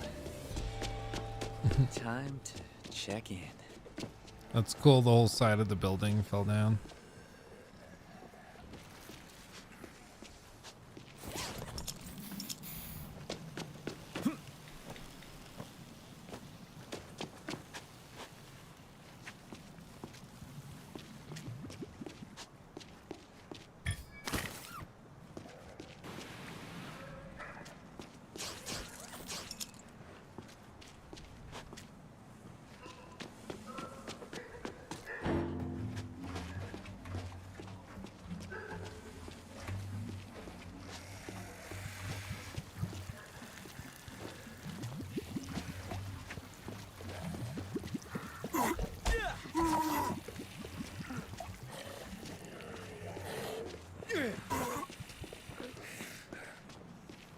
I don't have anything.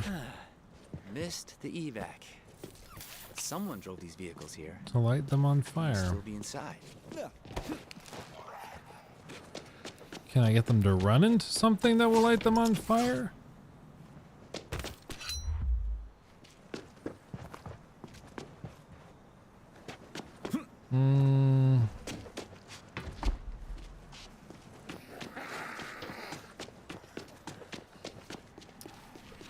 I don't see anything.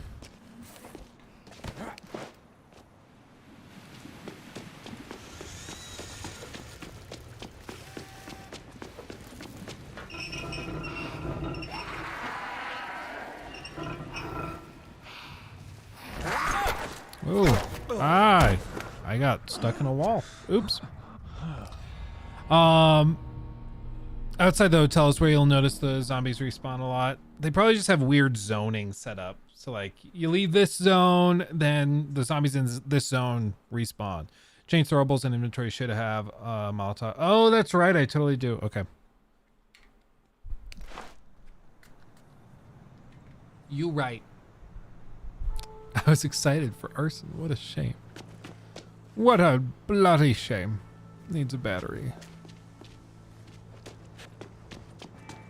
Go back, get this.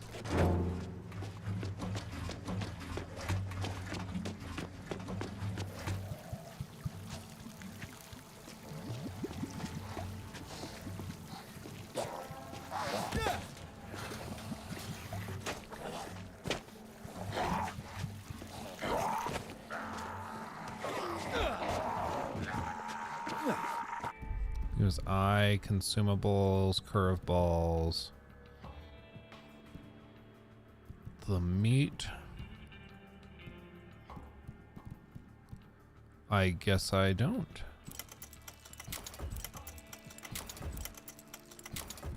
I thought I did, but I guess I don't.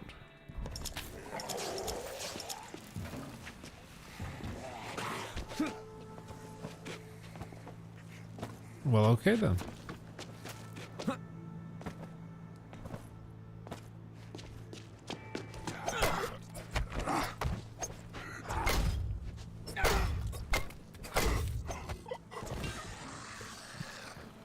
Dude, that's hardcore.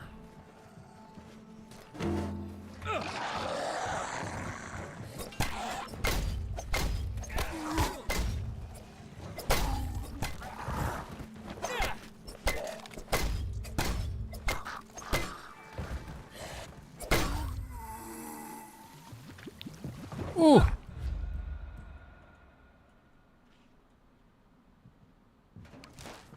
Locked from outside. Didn't want anyone checking out. Clever. A nice crowbar. Shock maybe, weapon maybe. Yeah, I think I just have to go to the workbench and I have to craft something. There's also probably a blueprint I missed or something.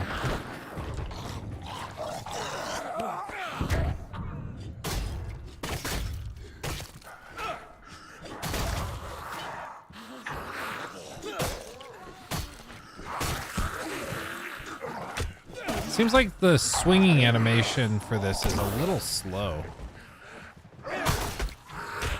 Oh, see what I mean? It's like, it's just a little slow. Oh, there's no crafting curveballs. You just find them.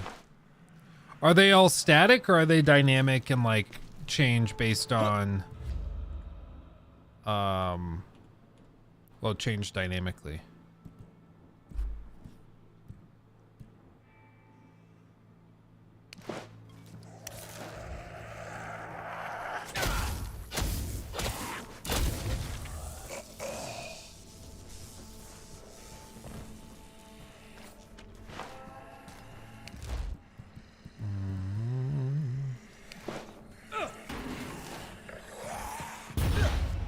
Oh.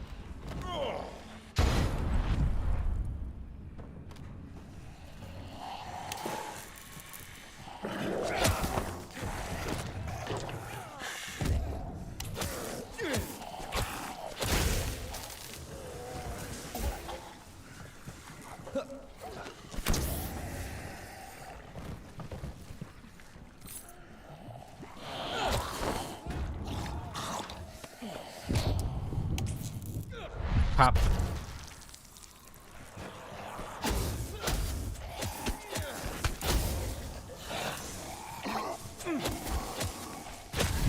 It's totally overrun.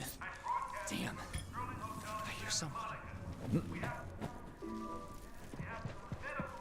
to the Halperin Hotel, where we are dedicated to providing you with the ultimate luxury getaway. For room reservations, press 1. Wedding planning services, press 2. Other event bookings, press 3. For intimate weddings, press 1. For our Intimate. grand celebration, would you like to join our platinum membership plan? You'll get exclusive and... Yes, Rain. Perfect. Becky and Aiden. Find a way into there. I swear I will carve my name on your heart. That's Major J.S. Booker. I'm waiting. Yeah, 2 lifelines at once. A little rude, Major, but you'll like me when you get to know me. Be right there.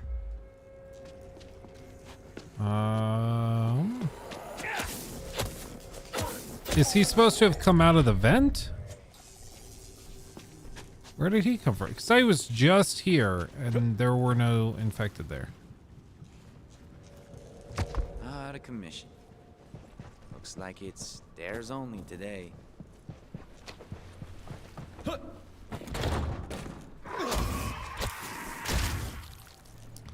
shouldn't be wasting this. Gotta find Major Booker. She's still alive. I thought this was supposed to be an evac center. Doesn't look like it. They're evacuating everybody from life. From life. And it looks like they're doing a pretty good job of it. Not water in there. This doesn't look like it goes along with an evac center. It's poo water. Filled with poo. Behold the poo water. They were pumping this stuff out of the pool. And now it's poo. Get water back in the pool. Dude, I want to go to like a water park so bad. I just have that urge. You know, it gets to the end of winter. It's been nasty for like 6 months. And you just want to go on some water slides. That's where I'm at right now. I'm ready.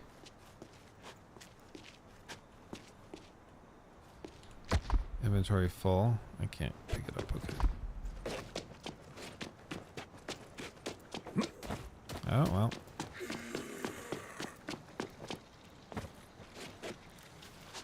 Caustic X solvent. Never heard of that brand. Which scares me. Why? Do you know a lot of There's solvents? Gallons of it. This is a lot more than gallons, dude.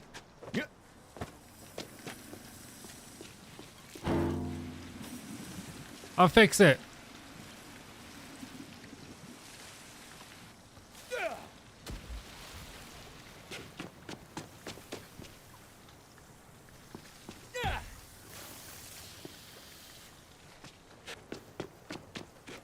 Yeah, that's not good. Pumped right down the drain. Like sweeping it under the rug.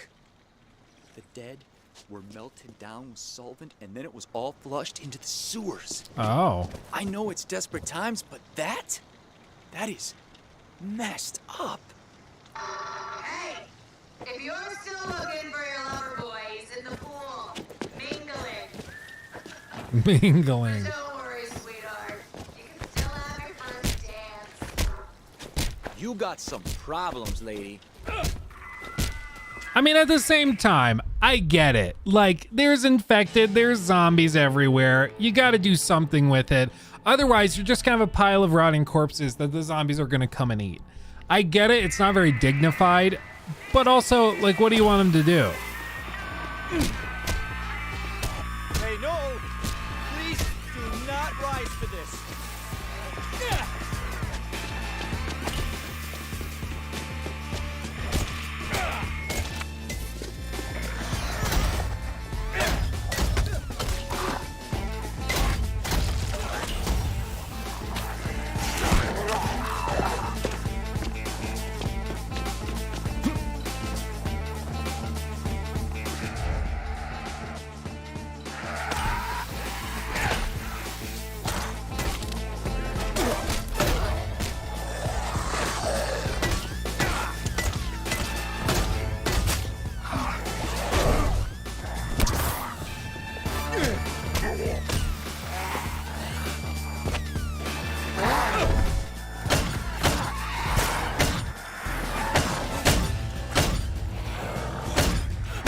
Ooh. Bazinga.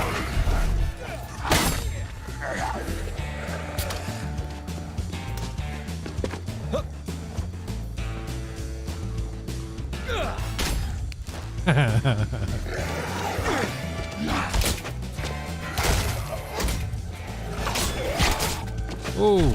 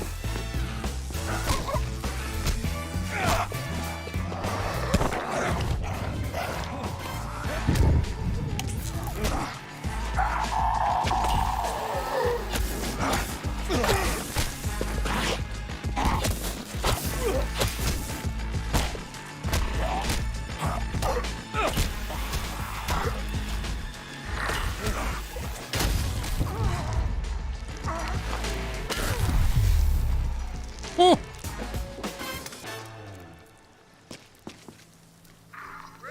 Oh yeah, and it does like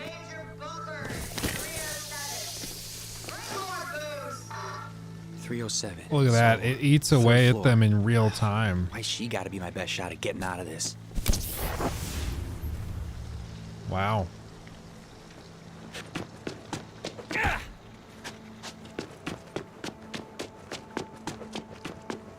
There must be a service entrance or something somewhere.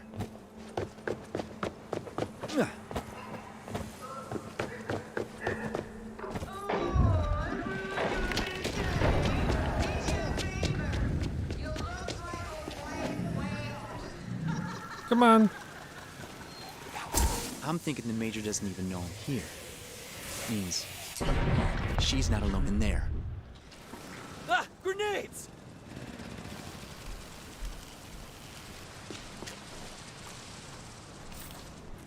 Finally, stairs. Now to find room 307. Okay.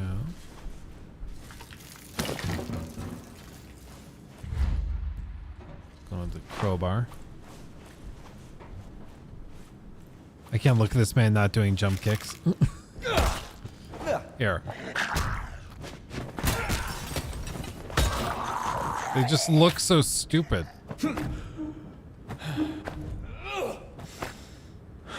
If they are that much better at pushing than regular kicks, then I'll do it. I'll do it for the sake of the fam. Second floor. Just need to go up one more.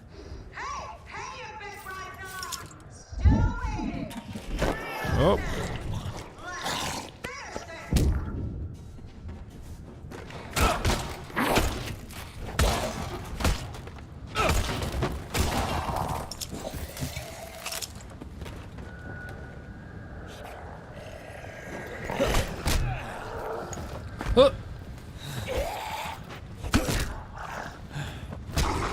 Oh yeah, it does do a lot more. You're right. You're right. The peer pressure worked. You're right.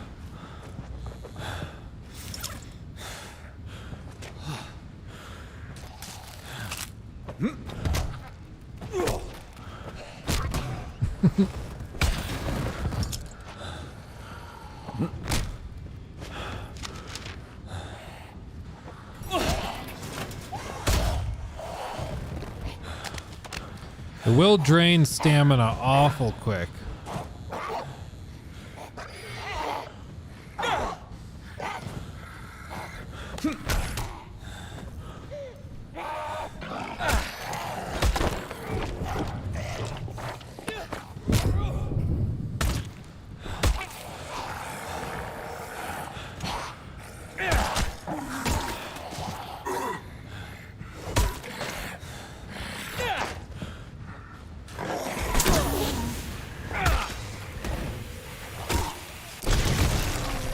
Oh, he had grenades. That should have killed me.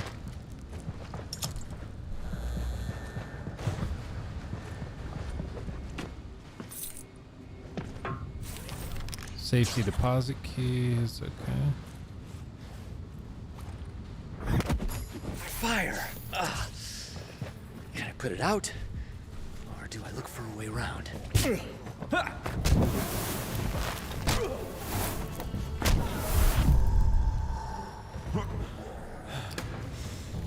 Voila.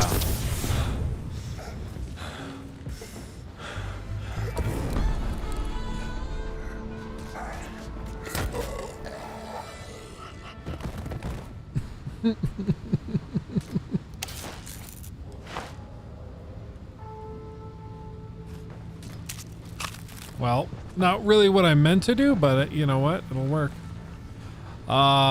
Way to put it out or go around.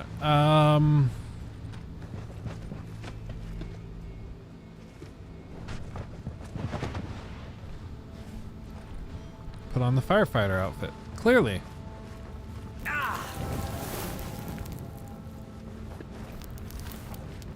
Is there a sprinkler? Oh, there.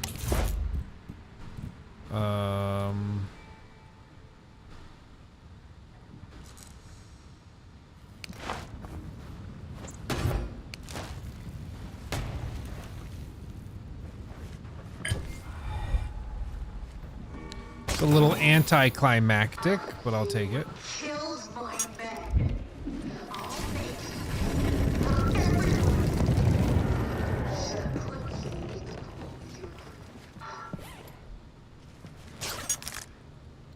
Okay. Yeah, the chem bomb will also do it, but if I can save anything like that, I want to.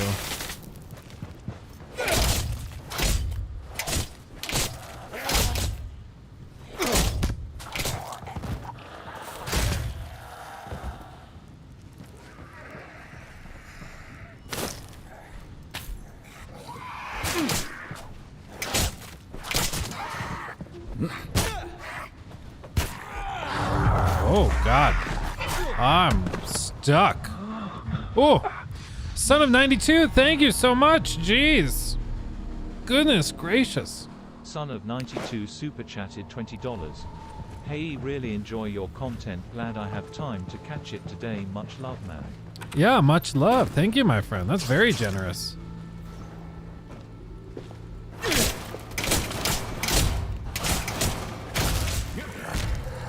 As they say in France, poggers. Poggers.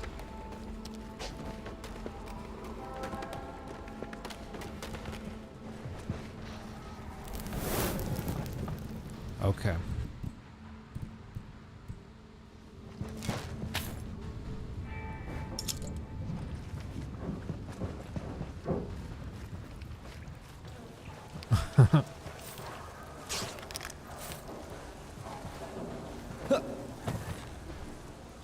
Is this the honeymoon suite?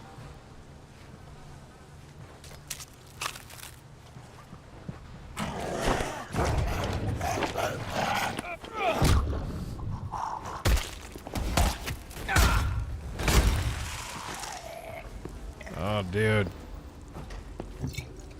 If it wasn't, somebody had a good time in here.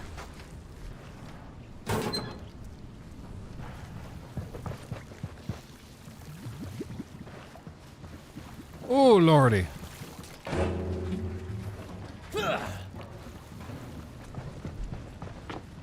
Little bloody.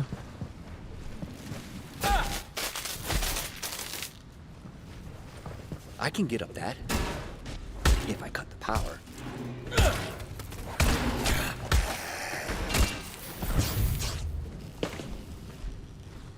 Okay, how do we cut the power?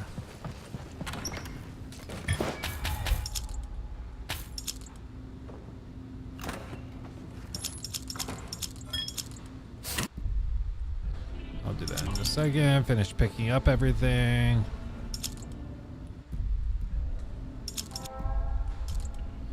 Okay.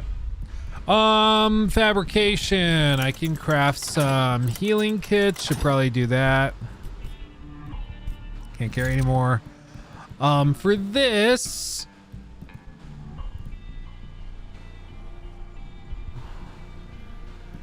repair, upgrades.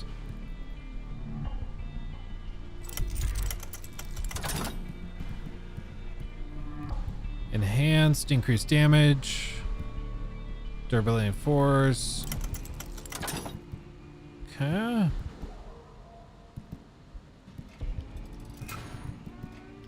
I love the golf club. This thing was badass. Lightweight, yeah. No, I love that. Okay. This one.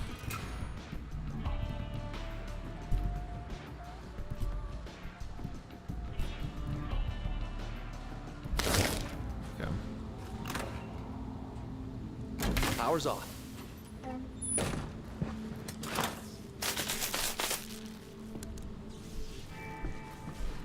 What's in here? Oh, leads straight out to the street. Okay. I'm guessing that means there's a boss fight right in here. I'm assuming. Yes, all clear.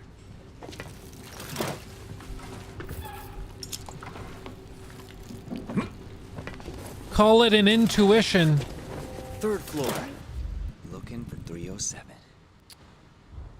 Got something for arson. Okay.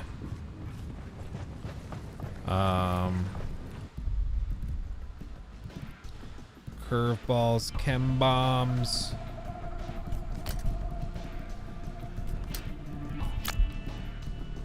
There we go. Consumables, parts, keys.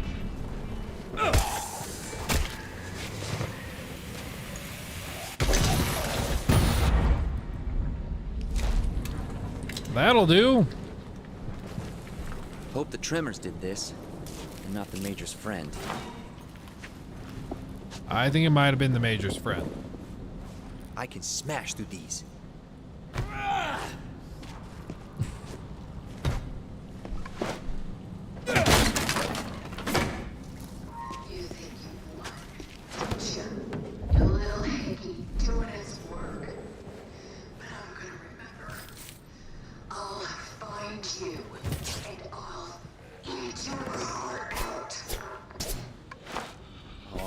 Time.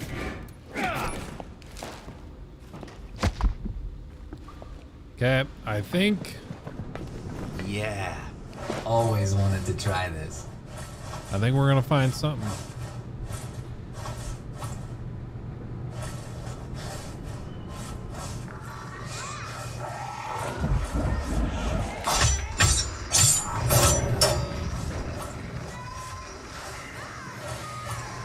Oh. Somebody got to her. There's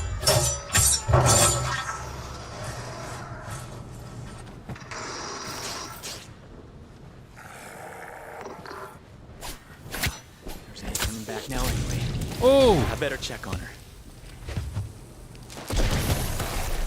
Ah! Everybody just stop exploding for 2 minutes.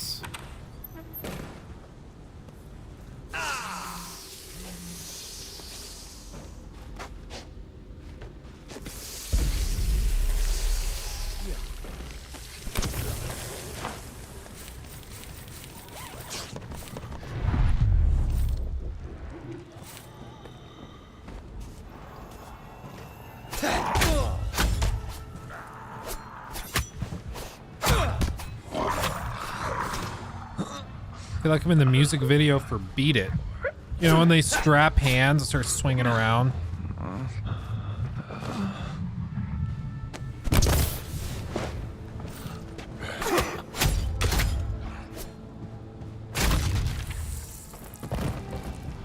And boom goes the dynamite.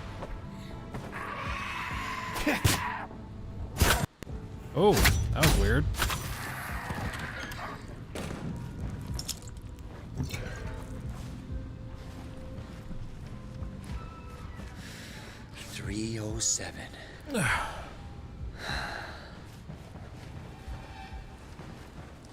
Outbreak imminent.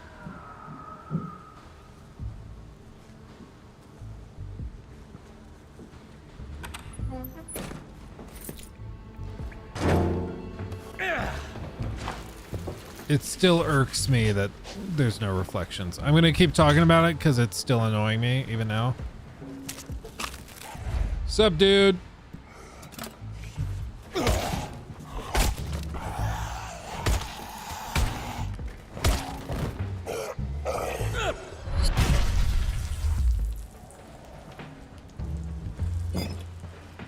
Jeez.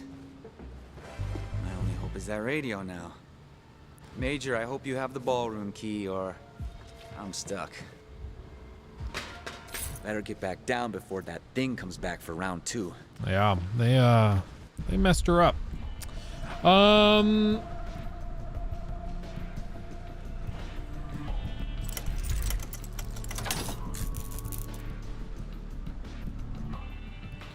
Attack speed reduces force, increases damage. I think probably, so my understanding, it seems like the elemental effects build based on number of strikes. Is that correct? Because if that's the case, wouldn't it make sense just for all of the weapons that you have elemental effects on, you just set it so that they all have lightweight so you can thwack faster, faster, faster? So like any weapon with any elemental, I should just make sure it has lightweight. All right. Unless it's not allowed, because I don't have enough wire.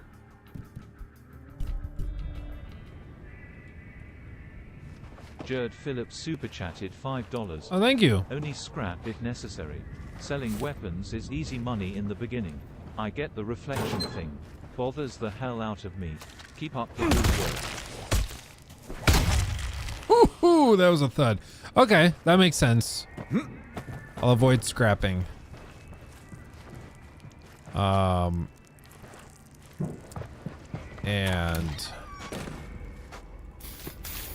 yeah, the reflection thing is one of those where, like, yeah, it's totally subjective. Some people don't see it. Some people just tune it out. And for them, like, it really doesn't matter. Music? That explains it. Power cable's ripped in half. Hooray for science.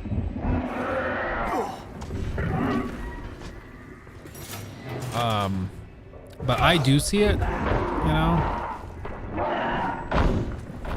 First floor. Lobby, death pool, radio salvation. Boss fight, you ready? They wouldn't spoiled pull a this in the zombie. trailer. That must mean the people in the pool were alive when... What did they do?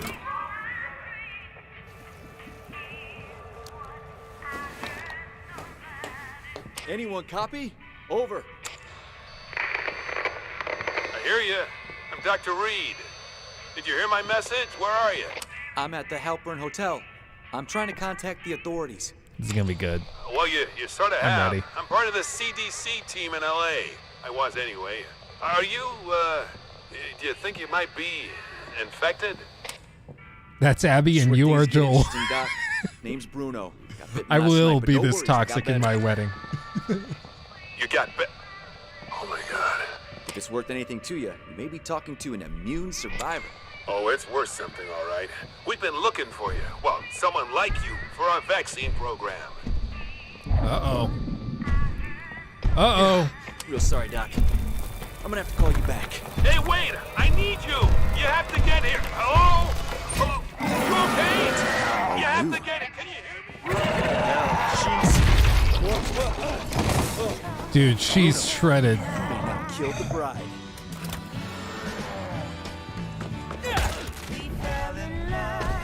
And the music.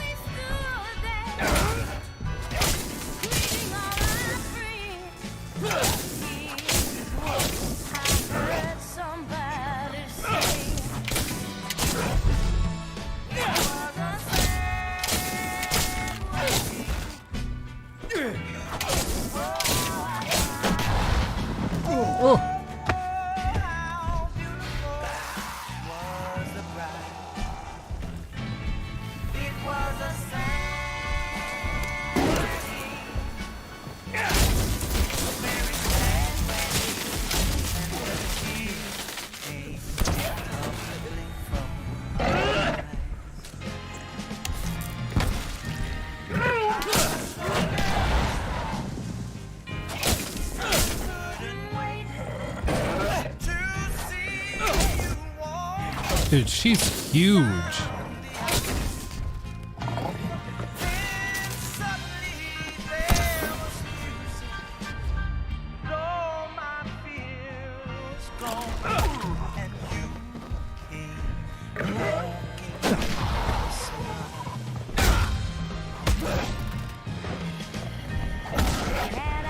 It's Becky the Bride.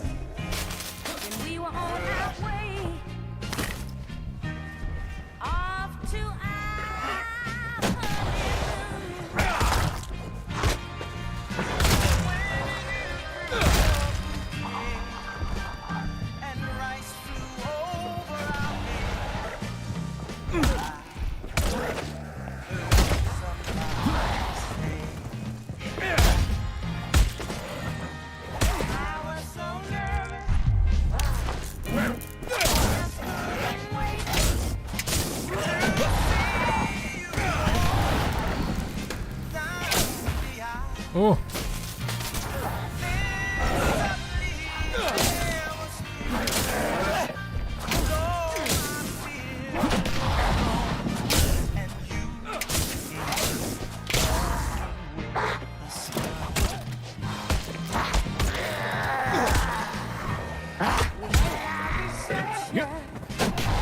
Oh, I thought I was on the upper level.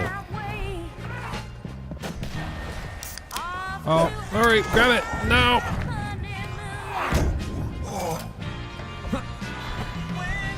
Dude, the dance or the music choice is so spot on.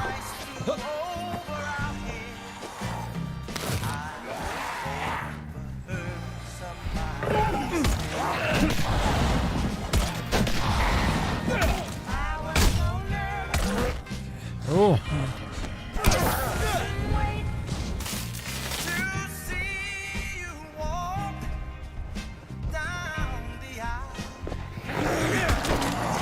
Oh, come on.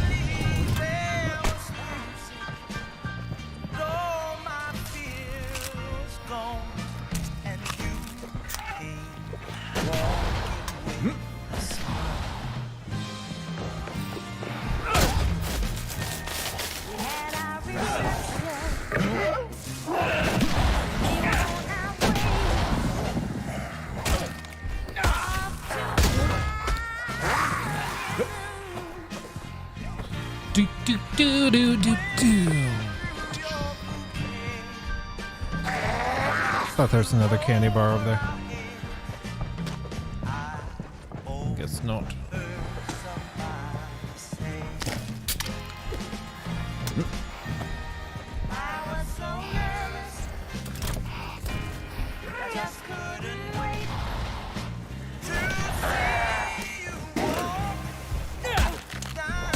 Hey, next life, save the last dance for your hubby, yeah?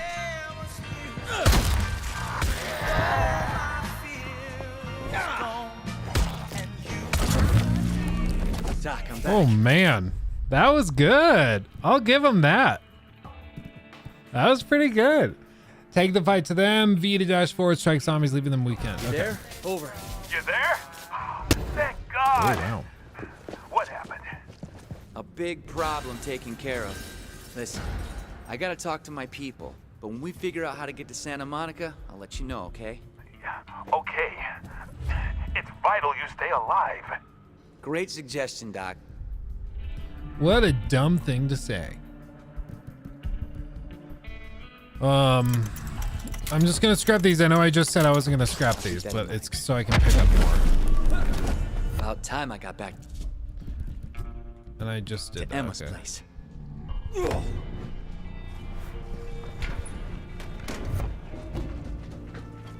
Oh, hello, my babe. You just missed it. I had a whole boss fight against a bridezilla. Yeah, it was like a whole thing. And so the whole time you're fighting this zombie bride, it's playing this like nice and soft wedding music. Like, it's pretty good. It's pretty good. How are you? You okay? Yeah. Gonna go take a nap. Good. Yeah, was Lucky a lot? He's been fine. I'm just Tired. very pregnant and We'll go get some rest. There's a baby in there. Trying to sit on top of my belly. Oh yeah, Lockie. Yeah. Yeah. He punches me. I'm like, I don't got it in me to punch you back. Good. Yeah, Lockie thinks of the baby belly as just like, oh sweet, it's like a spot for me to chill. It's a chair. Also, it gets in the way sometimes, and he tries to push it out of the way, and I'm like, that's cool, bro. Love that. Thanks. Love that for us. Yeah. I'm gonna go cry in bed. Okay. Love you. Rest well. Hope you enjoy your salad. I'm gonna go eat a little donut and then. Oh yes, I will. Thank you. Thank you kindly. Much love. Oh. Getting to Santa Monica won't be easy, but if I can get everyone suited up, I'm sure we can make it together. Maybe. So, honestly, after all that, I will say I am generally feeling pretty good. Like, again, it's not a game that's gonna win a ton of awards, but I'm having a good time with it. Like, it's silly, it's stupid, it's fun, it's lighthearted fun, and I think there's a place for that. I think there's a place for that. And so this like whole weird, bizarre like world that they've crafted, it's silly, it's outrageous, and it's fine. Yeah, it's cool fun. Is it a boy or a girl? It's gonna be a little boy. A little fella. Little dude. The gore definitely took his money away anyways. Everyone was complaining about that.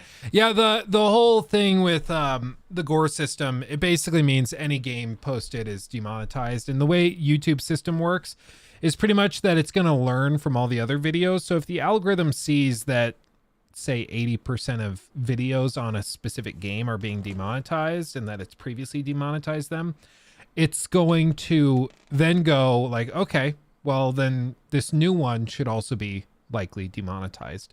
And so it kicks it. And it creates this cycle where any video you post is demonetized. So boom, you're screwed. And there's nothing the devs can really do other than have an option to turn off the gore. But you think like if you turn off the gore system in this, the game's, and it really drops a lot, because that's one of the coolest things about the game is this crazy gore system, and the only way you can make content on it is if you turn off that toggle. And even then, again, because of the way that the YouTube algorithm works, it probably won't matter, because the YouTube algorithm is probably still going to mark it as, oh, it's this game that has terrible gore, so we're going to demonetize it. You know? It's wild. Beautiful family. I just got engaged with my girlfriend of 5 years. Congrats, Jared. Congrats. Got any advice? Honestly, I think it's extremely easy to fall into routine and to just go through the motions of life and really, really chase new and fresh experiences. You know, whether that's going to like theme parks, or if you guys like going to museums, doing that, or taking just weekend trips away to do something fresh and different. That stuff is very important, and you got to keep that sense of adventure and excitement in your relationship. It's very, very important. Very important. So I would say just always chase those things. Figure out, I mean, whatever you guys like to do together. If that's gaming, awesome. Always try to find new games to play together. Nikki and I are always bouncing between different games, like, you know, Overwatch or Valorant, or recently we've tried no build mode on Fortnite. Having fun with that, all sorts of stuff. So yeah, keep things exciting. Every other weekend, that's the key. Keep it up, Jared, because I guarantee you within a few years of marriage, it's just so easy to fall into the routine of just same old, same old. And especially once you have kids, it's so easy to just be so exhausted by the end of the week that you're just like, oh my God, let's just nap all day and not do anything. And you got to make sure you're still doing stuff. Otherwise, like, you're just two people that live together, you know? Will I play Zelda Tears of the Kingdom on stream? I'd like to, yeah. I don't know if I highly doubt we'll play through the whole game on stream, but I think we'll play it for a few streams and bounce in and try it, because why not? But I doubt that we'll do 100 hours worth of it. It's just not usually the kind of thing we do. What about Destiny? That's a good question. I have to go back and do the tutorials, but I have to finish this, and I have to finish flipping the Burning Shores DLC right after this, and then I've got to go, and I can't tell you about one of the other things I'm doing next week, but I've got something pretty frickin' sweet to do next week, and then I also have to play through Jedi Survivor at some point. I don't know if I'll get a review code or not for that. I know a lot of other people have had their review codes for like a week or two. And I've not, but it's also okay because I've been out of town. So I didn't ask to be on like the super long-term list. And Redfall, of course, too. Yeah, I've got Redfall. Review codes are out. They do them in waves though. So they'll do like, usually big press guys get their code like a week before, and then maybe the influencers get it 3 days before, and then the streamers get it the day before or the day of, and so they just stagger it. And I'm guessing that I'm gonna probably be the day before. I would assume, which again is fine. It just means that I'm gonna have to like really crank out some time in that.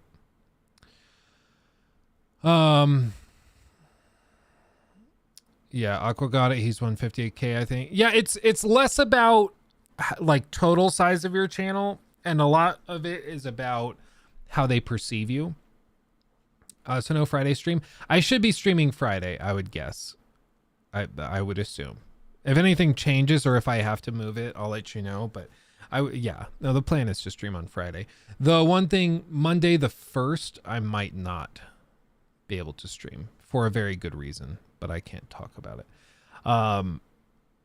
As for other stuff, but what I was saying is, it's a lot more about how they perceive you. And you guys know, like I did that sponsored video through EA for Immortals of Avium. So there is a point where you have to choose whether you want to be the guy that does like the videos that they sponsor where you get the bag. And you know, they pay you to just check out their game, or if you want to be the guy that's doing the review codes and stuff that they don't pay you for, where you still get the game early and you can try it, but there's no tit for tat, you know. And one of the things I've realized recently is that a lot of these big companies, they will pay you to try their game and expose your audience to it. And they will tell you, like, say whatever you want. You know, we hope, and we're coming to you because we think you'll like it. If we thought you'd hate it, we wouldn't be paying you to check it out, you know? Like, that wouldn't make any sense. But if they think that I'm going to like it, and they are willing to pay me to just make a video that I was going to probably make anyways, like, why not? You know? And so recently the story has been to sort of adjust our strategy. And that might mean that we get less review codes early, but it just means that the video for that game comes a week after launch, which is fine. And any money we lost by not being the first one to post a video about it is probably going to be made up by it being sponsored, either by the publisher paying us just to cover it, or by a separate sponsor, so we can kind of make up for it. We play on stream, yeah. And then we're trying to do a lot more of that, of like, we'll make a video on the main channel and we'll stream it on the stream, and then we're trying to pair all of it together. Sounds safer for your wallet, yeah, and usually healthier for your wallet, because my agents have been amazing, so they're doing very, very good work. Shout out to Jake. Pyrocynical was offered $30K for Dead Island 2 video, but even if the game was bad, he had to be positive about it. He didn't take the offer. Yeah, I mean, you will occasionally get reached out to, and I won't name any names, but I've been reached out to by it wasn't, to be fair, it wasn't the publisher or the developer. It was like, it was a separate group where you could get the game through. And they wanted to basically do that same kind of thing, write a fat check, and no matter what, you had to say positive things. And you could never, like, they also wanted to make sure that you couldn't, yeah, and it's pretty normal. They'll say, like, you can't take the video down for a year. We'll have to, like, it has to pass through all of their checks, and it leaves a bad taste in your mouth. And it's also like, what I don't understand about that is the guys that take those deals, and I'm not going to name any names of creators, but I've seen a couple that I think have done that kind of thing where they got a sponsored video, and that's fine, and they were just super, super positive about it. And I was like, what are the odds that they had nothing but positive things to say about it? Like, literally not a single negative or even iffy thing was brought up in the entire video. I think it's more likely they were paid to be, like, super hyped up and positive about it, you know? And at that point, you lose credibility. And like, some guys, I guess they have with their audience a relationship where everybody, like, there's an unspoken thing. Because there was one, like, the guy that I'm trying to bounce around because I don't want to be like, oh, Luke's starting drama. But I saw a guy who was doing this exact thing, and he was sponsored by, like, a mobile game, and he posted a video hyping it up, saying nothing but positive things about it. And his audience in the comment section, it was all just like, getting that bag, LOL. And it had, like, a pretty good like to dislike ratio. It wasn't like his audience was freaking out. And he probably pocketed tens of thousands of dollars off of that. And his audience was just kind of like, right. Okay.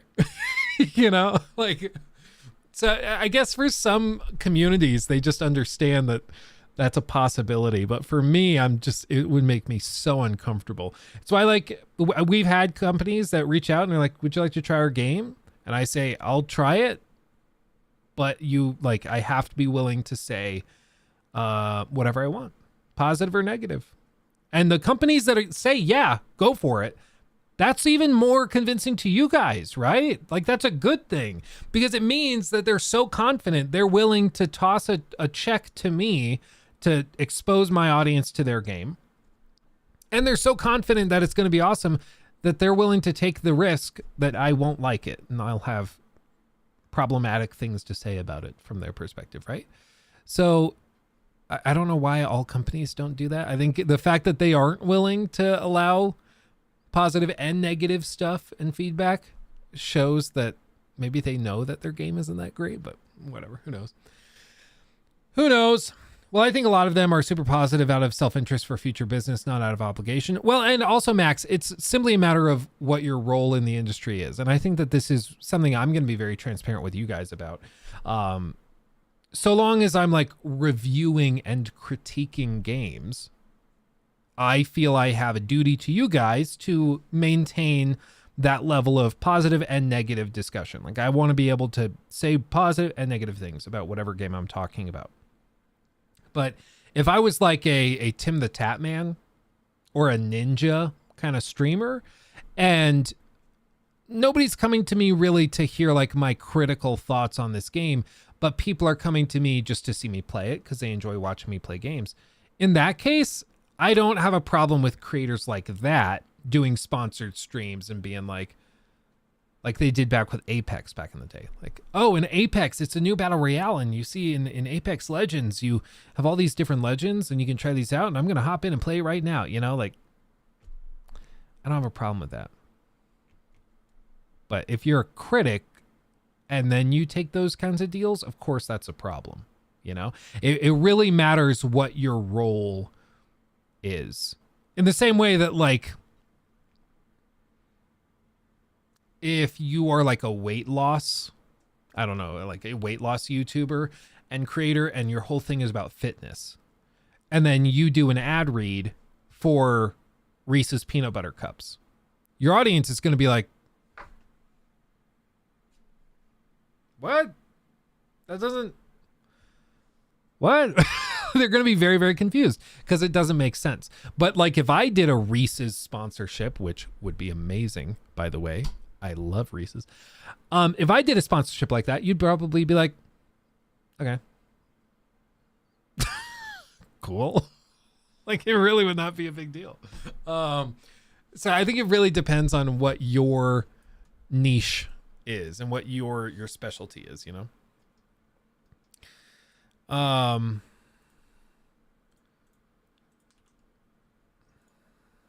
So yeah. Let me do this. Okay, what I'm gonna do. So I can eat my salad real quick. Let's pull up Linus's video on this new controller, because apparently there is a new controller that's on par with like the Elite series controllers, which has me very interested. So let's do this. I'll eat some of my salad and then we'll loop into some gaming news stuff and then we'll wrap it up. Sound good? Sound good? Gucci gang? On paper, this is a king-tier gaming controller offering an unprecedented 1-2 punch of cross-compatibility and durability. And yet, it comes from a company that I only just heard of when they made the news for offering replacement analog sticks for the Valve Steam Deck. It comes from GillyKit, and they're calling it the King Kong 2 Pro Controller. But what makes it so special? Aside from the fact that it comes with a nice little carrying case. I haven't heard of these guys. I love guys. that, actually. Nice little hard case if you like to travel or just keep your belongings safe when they're in storage. Although I can immediately see some ways that it could be improved. There's no pass-through for charging, so you can't charge your controller while it is inside the case. And also, I'm less impressed now. This hinge seems like it's not long for this world. But the same cannot be said of the controller itself. On the surface, it looks just like an Xbox Series X controller. It's even got the same little textured dimples on the back, although there are some switch buttons added to it. We'll talk more about that later. But it's what's under the hood that counts. The King Kong 2 Pro, instead of using cheap potentiometer-based joysticks, uses Hall effect joysticks. So that means that unlike the PlayStation 5, Nintendo Switch, Xbox Series, and even the Valve Steam Deck, the King Kong 2 Pro's joysticks should last much longer. The reason for this is that potentiometer joysticks are kind of like us. It's not a matter of if, it's a matter of when they will expire. They use That's dark. I love it. I love it. I love it. Rocky, I don't know. I haven't even signed like the paperwork and stuff for this, so I don't know if I should like tell you, you know? I don't know. 2 potentiometers, one in the x-axis, one in the y-axis. And a potentiometer, if you're not familiar, is a variable resistor. So what happens is as you move the potentiometer, the voltage readout When as in 2 months after purchase. Am I the only one that like doesn't have a ton of like their stuff break down? Like I feel so weird. I just never have this issue, but everybody's like, yeah, no, I've been through 6 PlayStation controllers. I've been through 1 PS5 controller, and I'm pretty sure it's because Lachlan threw it across the room and it probably broke the joystick. Other than that, like I haven't had controllers just like break down. Like maybe I'm just like super gentle, but it's like when I was talking about the Edge, like Rex and those guys are like, oh, the Edge is amazing because you can swap out the joysticks. Can I? Oh god. Just like this. You see, I can like pull this lever up and then can slide out and replace the actual joysticks. Super cool, right? I've never, except for that one time Lockie threw it, I've never felt the need for this feature. But some people are like, dude, this is going to save me so much money on controllers. Like, what? What am I doing wrong that I'm so gentle? You know, like, what am I doing? changes, indicating to your PC or to your console where the analog stick is. The problem is that potentiometers have moving, wearing parts. And when the metal contacts wear out, it can actually change those resistance values. That's what's known as joystick drift. So your joystick might be sitting in a centered position still, the springs might be fine, but the values have changed. So now, in that neutral position, your character starts drifting off to the side or walking backwards or whatever the case may be. The only ever time I've had stick drift, it's on the right stick. So the view always slowly shifts around. I have had that, but maybe that's just something about how I hold the controller too, that it's only ever on the right stick. I don't know. Hall effect joysticks use an entirely different mechanism. They look and feel exactly the same because they're still spring-loaded. But to get that voltage, to get that value, they use permanent magnets. Now, okay, before you correct me, I know that even a permanent magnet is not technically forever permanent, but compared to a potentiometer, I think it's okay to call it that. So what happens is as we change the relative position of these permanent magnets, we get a voltage value that is never going to change. Of course, if it's attached to a crappy controller, we're not gonna care about that, so we'll definitely get some impressions there. But first, let's have a look. So is the only reason that Xbox and PlayStation and those guys don't use this because it's more expensive? Or is it part of a conspiracy? Ooh. Where like PlayStation and Xbox and Nintendo, they don't want controllers that last forever because then you only buy one. Because like how much more expensive could it possibly be? And I mean, how much is this controller? It's very pricey. Like, but how could it seriously be that bad?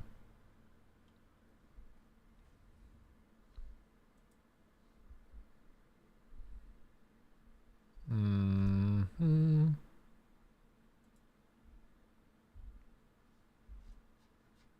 Where's the price?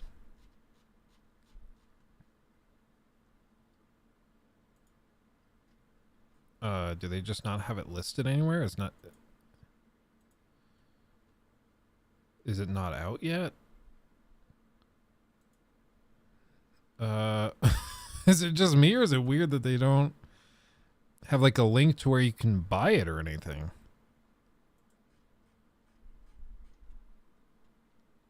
Okay, well, I guess if you don't if you don't want my money, okay. On Amazon, okay.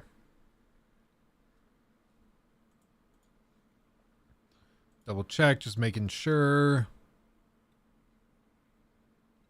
Okay, but this is $70.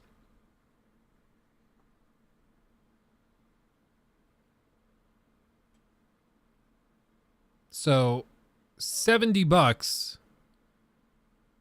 for the Hall of, so it can't be that much more expensive because it's the same price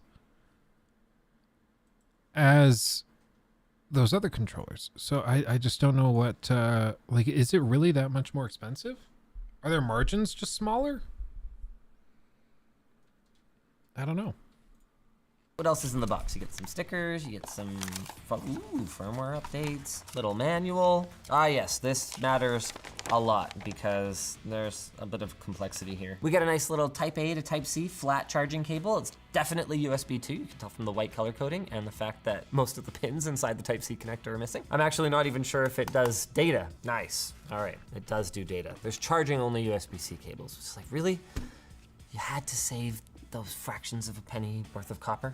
Next to the charging port, we've got a pairing button with accompanying 4 LED player indicator, just like you'd find on a Nintendo Switch. Then on the other side, we've got my first disappointment. I had really hoped, given that it is shaped exactly like an Xbox controller, that they might have found a way to work Xbox compatibility into the product, but unfortunately you need a third-party dongle like a Wingman in order to connect this thing to your Xbox. The good news is it does still have decent cross-platform compatibility. You can select either D or X input on Windows, depending on whether you're playing more retro games or if you just want it to be picked up automatically by modern games, that would be X input. You can select Android or iOS compatibility mode, or obviously Nintendo Switch, since it seems like their main target is Switch players who don't want to wear out their freaking joysticks. Because it's designed for the Switch, you'll find all the appropriate Nintendo specific buttons on the front. I did say I would touch on that later, as well as a 6-axis gyroscope inside that GuillyKit claims will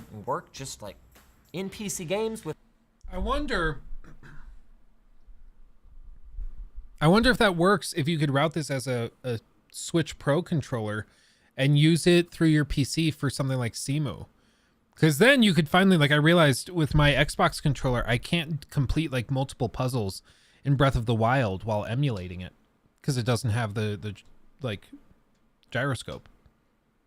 It's like, oh, that's a big oopsie. Huh. So maybe if you could like plug this in and tell Cemu it's a Pro controller, maybe then it works. Without any software configuration or dedicated utility. I am going to want to try that out. Oh, also it supports amiibo tapping. Those are still a thing? Yes, so. Okay, cool. I mean, yeah, action figures, right? Like, sure. It occurs to me we should probably have it. Oh my God, the ergonomics of the Switch Pro controller are not as good. The Switch Pro controller doesn't have analog triggers? I haven't played any Mario Kart this generation. What the actual Nintendo? And this thing is so expensive. I guess now's as good a time as any to talk about the price of the King Kong 2 Pro. It's $70 US, putting it right in line with first-party controllers in terms of pricing, and I would say pretty damn in line in terms of the build. That's ignoring the Hall effect joysticks too. Man, yeah, in line or better. Very little flex, good plastics. God, those are mushy shoulders. How do they get away with it? Charging as much as they do for first party. You hate, but at least they're not mushy. Here, try this thing. Yeah, like, I would take that over any one of these first-party controllers. Soft triggers. Sorry, I realize I haven't even talked about D-pad is nothing special, especially after playing around with the GPD Win Max 2, which has like the Vita-style D-pad. Stop trying to reinvent the D-pad. It's already been invented, okay? It's decent though. ABXY, decent length travel. Not like super like wild clicky, like remember those Xbox compatible Razer controllers they did for a bit that had those like hyper clicky ABXY?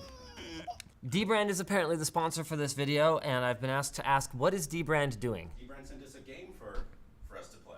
A game to play, oh my God. James is gonna join in too. I've actually played this before and I'm really good at it. So when the music stops, be not the last. I like how Dbrand is just like, whatever. Just have them play a game for their integration, whatever. Last one to push a button.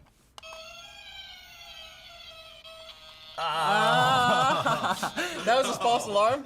Yeah, it caught me. You doing it again? We're going until Linus gets shocked. Okay. Ah! I guess that means I won. Yeah, we both did. That's how good I am, baby. That was it? That's the Dbrand integration as they zap me? I guess you can buy their stickers if you want. They make them for all kinds of products like tablets, phones, laptops, game consoles. They've got their dark plates for the PlayStation 5. You guys can check them out. They have a weird sense of humor. Ow, that.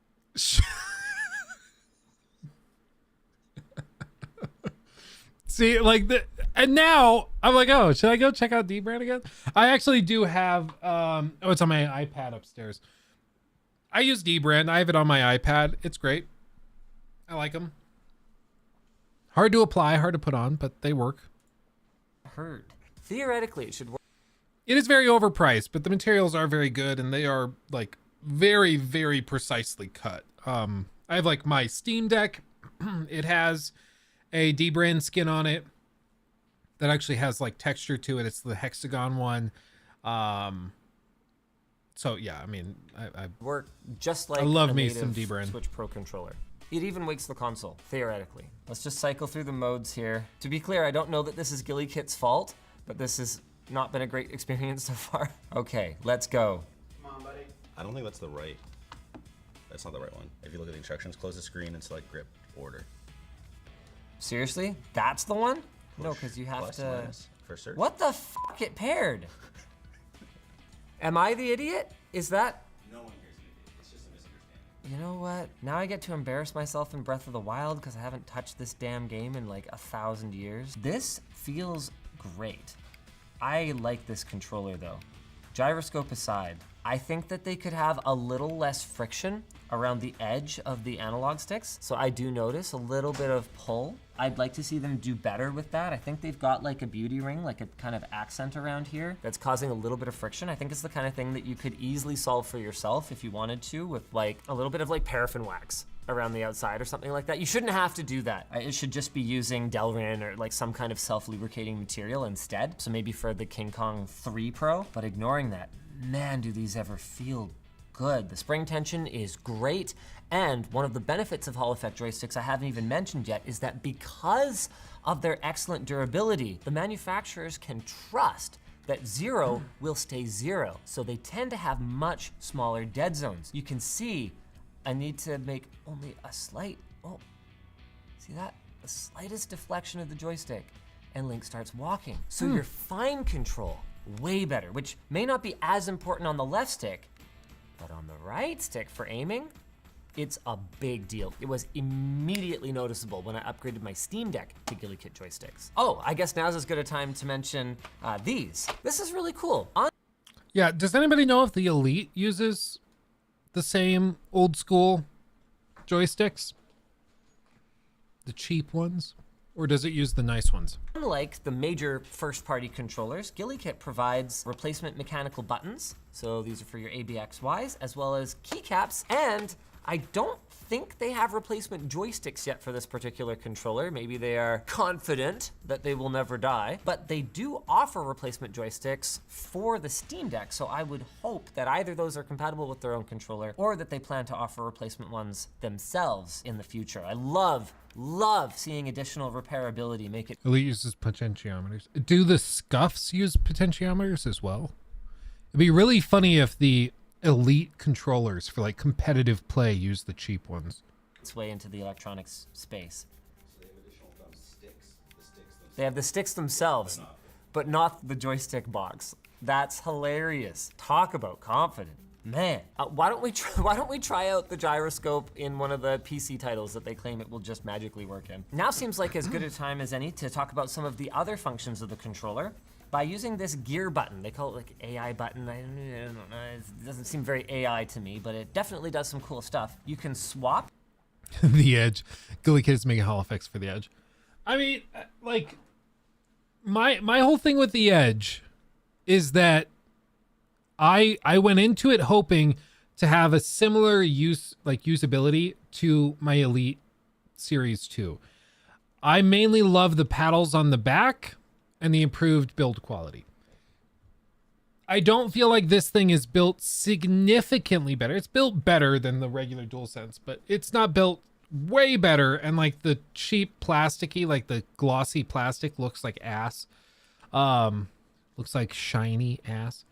And the hot swappable joysticks, like I said, I almost never have problems with stick drift or anything. So that's never really been a big appeal to me. And then like the function tabs on the bottom, the edge buttons, which this thing is named after, are totally useless for me. I haven't, like a single time, I've not found a use case for them. It just seems like a total waste of time. You hold it down and then you press like X, square, circle, triangle, whatever, and you can route commands to it. It's like a total waste to me.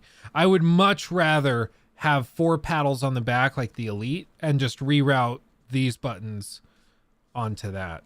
Way prefer that, because then I can still have my thumb on the right joystick and be hitting, you know, X, square, circle, triangle. But with this, it doesn't actually save that. So it just feels like a really expensive DualSense. You know? This is what they did to him. Oh, now I'm intrigued.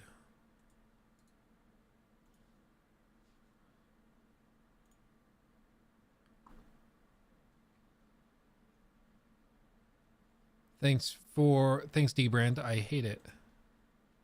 Porsche. They wrapped it up. Check out my car. Visit shortlinus.com.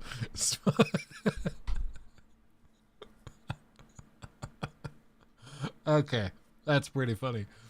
Especially the font choice and everything. Oh, wow. That's awesome. Does he actually have a Porsche?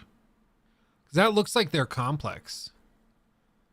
Does he actually have a Porsche? Really? Taking her to Starbucks because I forgot her name. That's funny. He bought it recently. He does. It's his personal car. Well, I mean, the reason I ask is because for years and years, Linus has been like so frugal with everything. Like he drove, what was Linus's old car? Remember the one they painted? Tech Tips old car. Yeah, like you remember this video from way back 4 years ago, 2018. I guess it wasn't that far ago, long ago. But like they painted it, and like he had this ancient car. He's always just been like super frugal and chill, and he hasn't really treated himself until recently. And so now to see him like treating himself is, you know, good for him. Good for him. Think he had a Honda? Yeah, he was like a multimillionaire and still driving like a very old, probably Honda Civic. And so I'm glad that he's finally treating himself a little bit. Because he's earned it. I mean, the dude is like very, very successful. He bought an EV minivan. Dude, I'm jelly. We rented a minivan while we were in Texas this past week. And I'll be real. I get it. Those things are nice. The XBAY, so if you prefer the North American style, confirm here. He just moved into a new house. It's probably very nice. He's freaking loaded. If you run any business with like 80 to 100 employees, you better be doing very well. Like, otherwise, what's happening? You better be doing really well. You're back here, but you're playing a Nintendo or a PlayStation game, then you can just do what's natural for you, although it'll definitely cause some confusion if you have to do any kind of button mashing QuickTime events, I would think. You can set up basic repeat macros, so by holding the gear button and then pressing any of the right shoulder, trigger, or ABXY, you can have them repeat up to 20 activations per second. It has this really weird thing. Like autopilot or something like that, where you can pretty much record and then replay like it's like up to 10 minutes or something like that, right? Like long strings of inputs. And this is meant for fine tuning the repeatability of, like, say for example, some kind of speed run. I don't know that that's necessarily in the spirit of speed running, depending on how you're doing it, but I know that there are... It could also be really useful for people like cheating in games, couldn't it?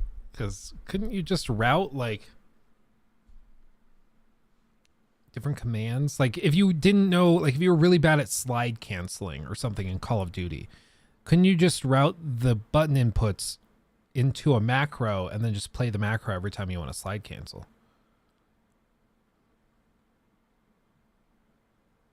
Seems a little toxic.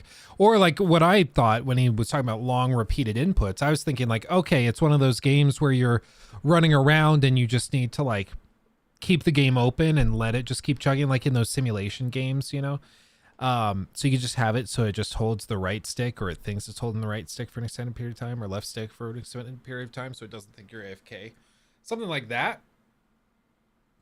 I could see that getting tricky.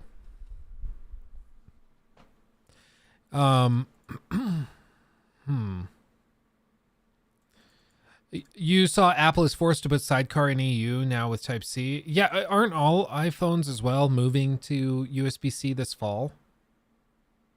I think that's the whole thing. And then, yeah, you're able to sideload apps from off the App Store. That was the whole thing. Like, I forget who it was. Somebody was tweeting out.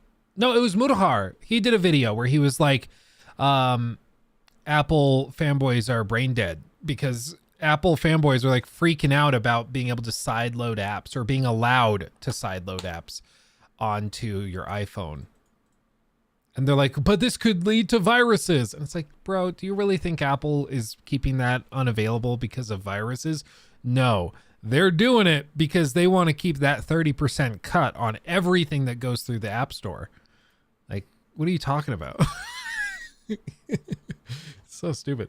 The new one's after 2024 for EU, I think. Hold on. Mac rumors.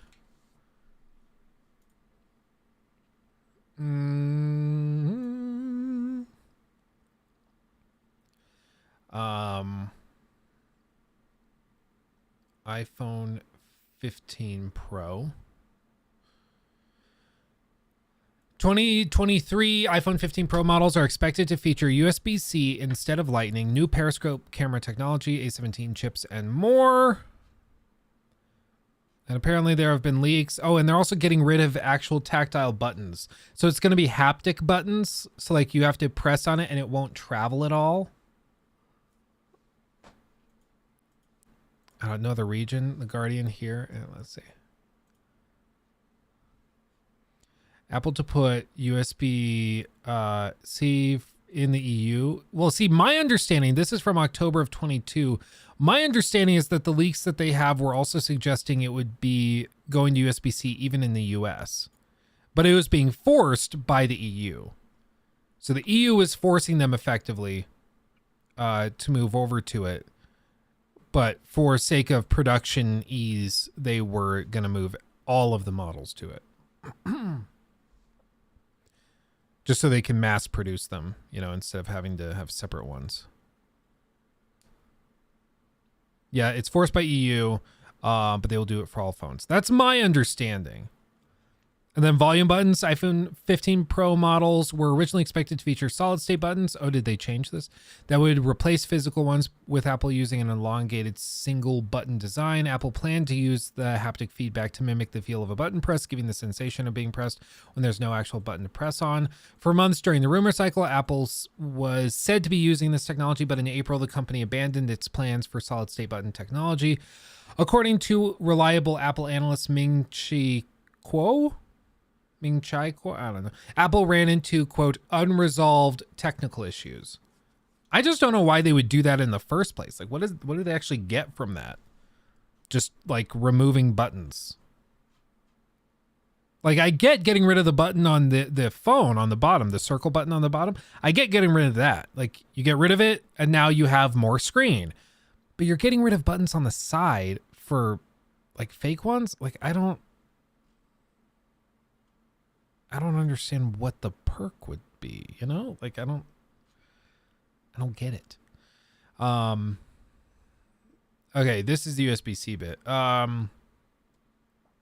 Okay, all iPhone 15 Pro models are expected to feature USB-C port instead of Lightning, a design change that Apple is making because of regulatory requirements in Europe. EU law requires all devices to use universal charging port, so Apple either needs to design iPhone just for Europe or make a change worldwide.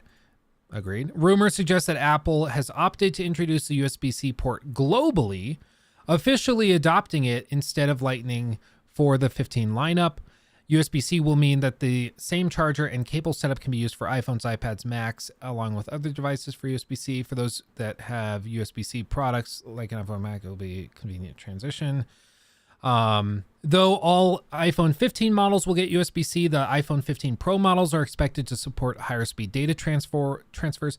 15 Pro models will support USB 3.2 or Thunderbolt 3 transfer speeds up to 20 gigabit per second at a minimum, or up to 40 gigabit per second if Thunderbolt is supported. Standard iPhone 15 models will be limited to USB 2. Of course. Let's see. One rumor from the Chinese social networking site Weibo suggests that Apple could place some limitations on the USB-C port, preventing it from working with Apple unapproved accessories. Apple has done this with the Lightning port, but none of the USB-C ports in Apple's Macs or iPads have had this restriction. The rumor suggests that Apple could add an integrated circuit interface into the USB-C chip, encouraging consumers to buy genuine iPhone accessories, protecting them from counterfeit and potentially dangerous charging cables and adapters. Can you imagine if they did that? If they made it, they put USB-C on the iPhone and then they lock it to only Apple approved cables. Can you imagine? Like, the balls. The EU bans them from using Lightning because it's not universal. And then they lock it to only Apple cables. Can you imagine? Dude. Wow. Periscope camera. New periscope camera technology will be introduced to the launch of the iPhone 15, but the update will be limited to the iPhone 15 Pro Max. The addition of the periscope lens to the 15 Pro Max will mark one of the few times Apple has limited technologies to the larger iPhone. I don't understand what this does. The periscope lens system will be used for the telephoto camera in the iPhone 15 Pro Max, allowing for 5x or 6x optical zoom. Oh, okay. So they get longer optical zoom because instead of being limited by the depth of the phone, they can actually go down the length of the phone with the lenses. That's kind of cool. A17 chip, Wi-Fi 60. Okay. Pricing. This is the stupid bit. So up here they mentioned that they're going to be going, they're rumored to be going to a titanium body for the Pro and Pro Max, which is way more expensive than the stainless steel they've been using. Like, way more. So they're actually thinking, I saw some analysts were saying that the new iPhone 15 Pro Max could be as much as $2,000.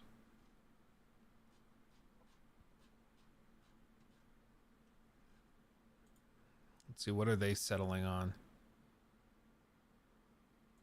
Pro Max Apple has historically been $1,100. Features just so they'll be more affordable. I don't know. I think they need to get the price well below 2,000, and hopefully they actually are. Yeah, this is rumored to be an actual leaked image of the USB-C port on the 15. Color options. You guys remember those iPhone C's? It was like iPhone 5C or something. The plasticky ones. Yeah, these. You remember these? Dude, I knew so many people that had these.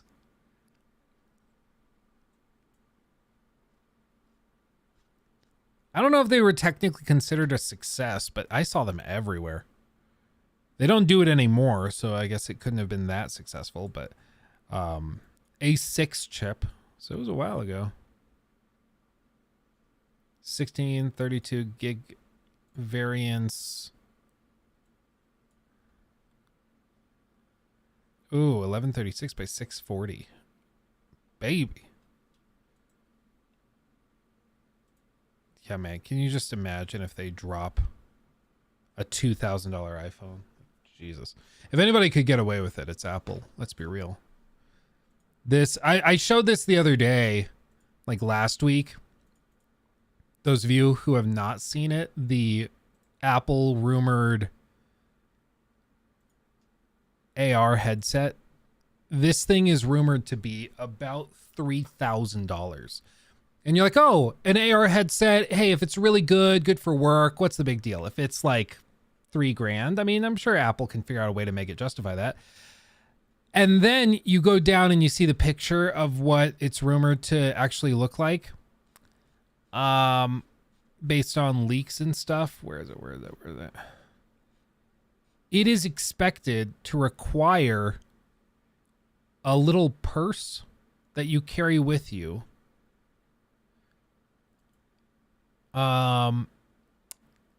With the battery in it. Last hope. No.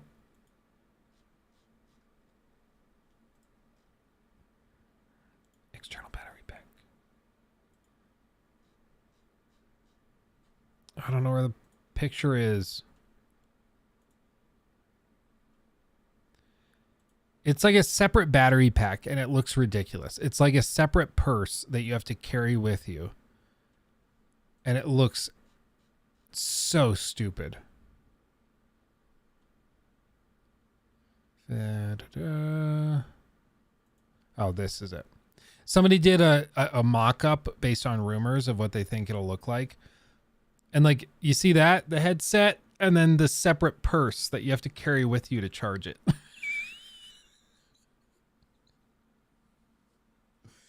Yeah, they'll call it the eye sack. It's the battery sack. You keep your sack full and you can go for longer. It's so dumb, dude. If they actually release a $3,000 AR headset that requires a separate MRS with you in order to use it at all, like, it will actually flop. Apparently all these rumors are like, all of the analysts talking about it are saying, oh yeah, no, Apple's not expecting it to sell well. So even Apple is like, yeah, this probably doesn't end too well for us, but we just have to get it out. It's like the, you remember the original iPad, how stupid it looked? Like the OG iPad back in the day. No, not that. The original iPad. Was it 2010? All of us devices are going to have to be tall order. Low quality displays, and they run clunky old PC software. So, let me show it to you now. Oh, I remember this. This is what it looks like. He had it in a manila envelope. I have one right here. Oh no, that was the MacBook Air I'm thinking of. And like, it's hard to tell, but this thing, look at those bezels. But this thing was like thick. She was thick, boy. Oh, did they show the side? Yeah, you see that? You see how elongated and bubbled it was? Like, man, I remember this thing. My uncle had one, and it was... Push the compose window with friends and family. It was so Calendar, clunky. TV shows, pod. Kesha. Remember Kesha back in the day? Air announcement. Steve Jobs. I remember this. He had it sitting in a manila envelope. Hello, I'm a Mac 10 installed base. People backing up their console. And it was like such a huge reveal.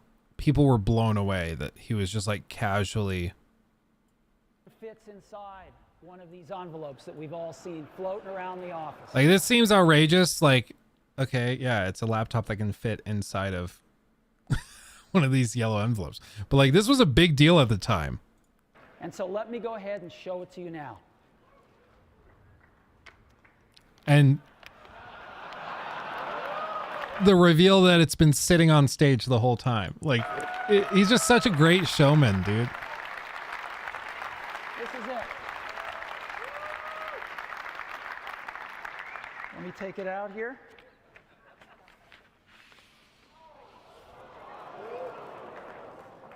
This is the new MacBook Air, and you can get a feel for how thin it is. Yeah, there it is. Look at this. And by modern standards, it's not even that thin, but like, it was crazy for the time. Crazy for the time. But man, Steve Jobs, he knew how to sell people something. He really did. He was a pro. And now you see them do stuff and it's just, it doesn't have the same spark. Everything just kind of looks meh in comparison. But at least you can buy like a full size $50,000 monstrosity that you can also double and use as a cheese grater. So that's cool.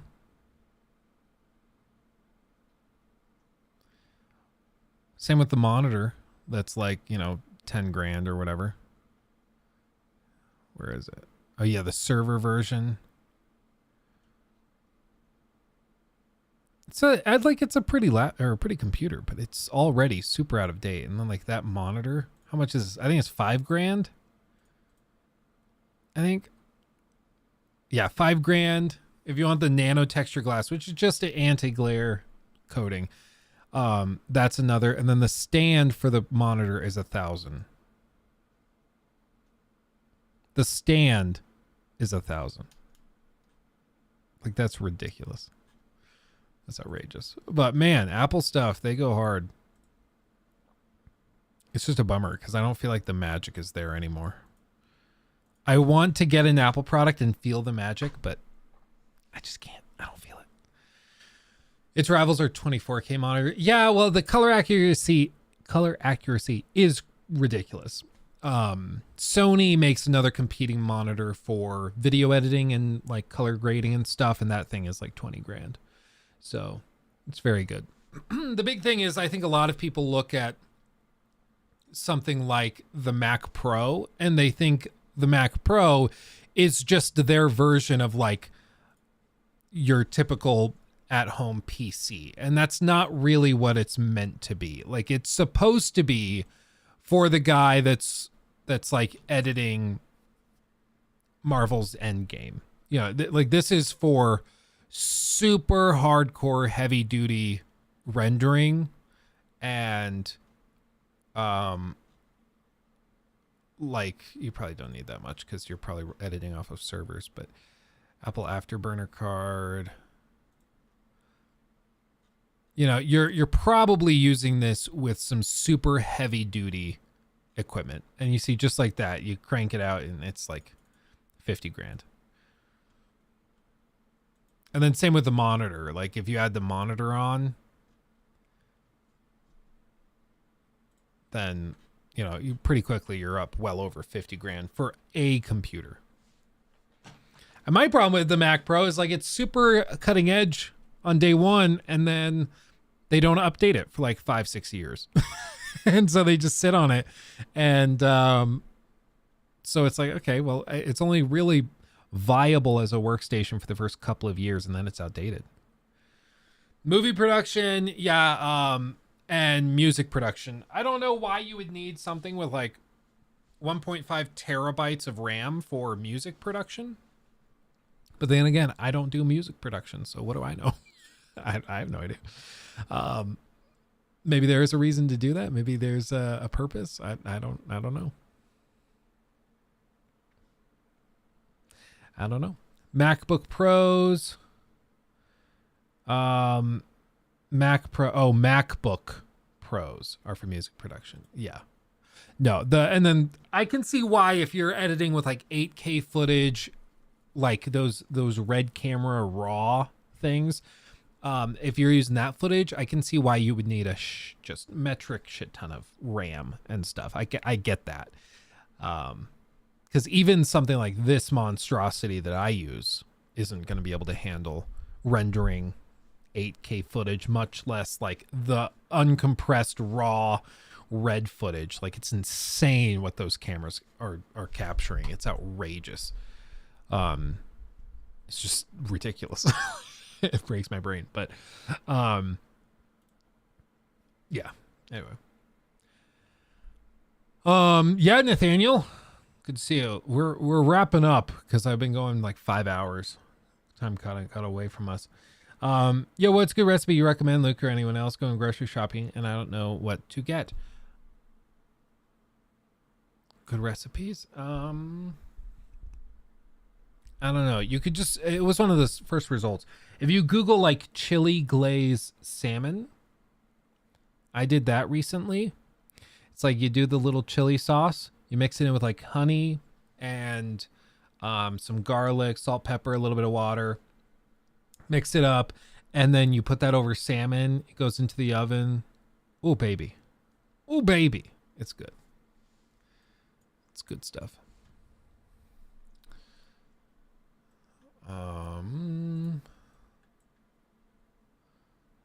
Okay, let's run through a couple of little news tidbits. I only want to cover things that are going to make it as like stream segments. So I'll just quickly mention a couple of things and then we'll just clear through them and we'll focus on something else. Guerrilla confirmed Horizon Forbidden West sequel. I don't even see this as worth a dedicated video, Jacob, for the record, because it's just like, yeah, of course they were, like, duh. So I don't, like, this in no way surprises me. So there's that. Okay, This next thing like actively broke my brain. It's like they're trying to mess with me. I understand the console wars are a thing. I understand it's fun to bash on Xbox when they have bad days, and it's fun to bash on PlayStation when they have bad days. I get it. However, like when you are sacrificing at the altar of the console wars, your intellect and the last few brain cells you have, you should really start to question whether or not it's worth it. And this is a great example, just like reading through some of these comments. Minecraft Legends reports Icon Era. This is looking at the UK sales charts for physical game sales. Okay. Remember that. Physical game sales. Minecraft Legends, according to that, sold 76% on Switch, 19% on PlayStation platforms, and 5% on Xbox. They don't even buy their own games. When Phil Spencer claimed Xbox Game Pass leads to more game sales, he probably meant more sales on Nintendo Switch and PlayStation.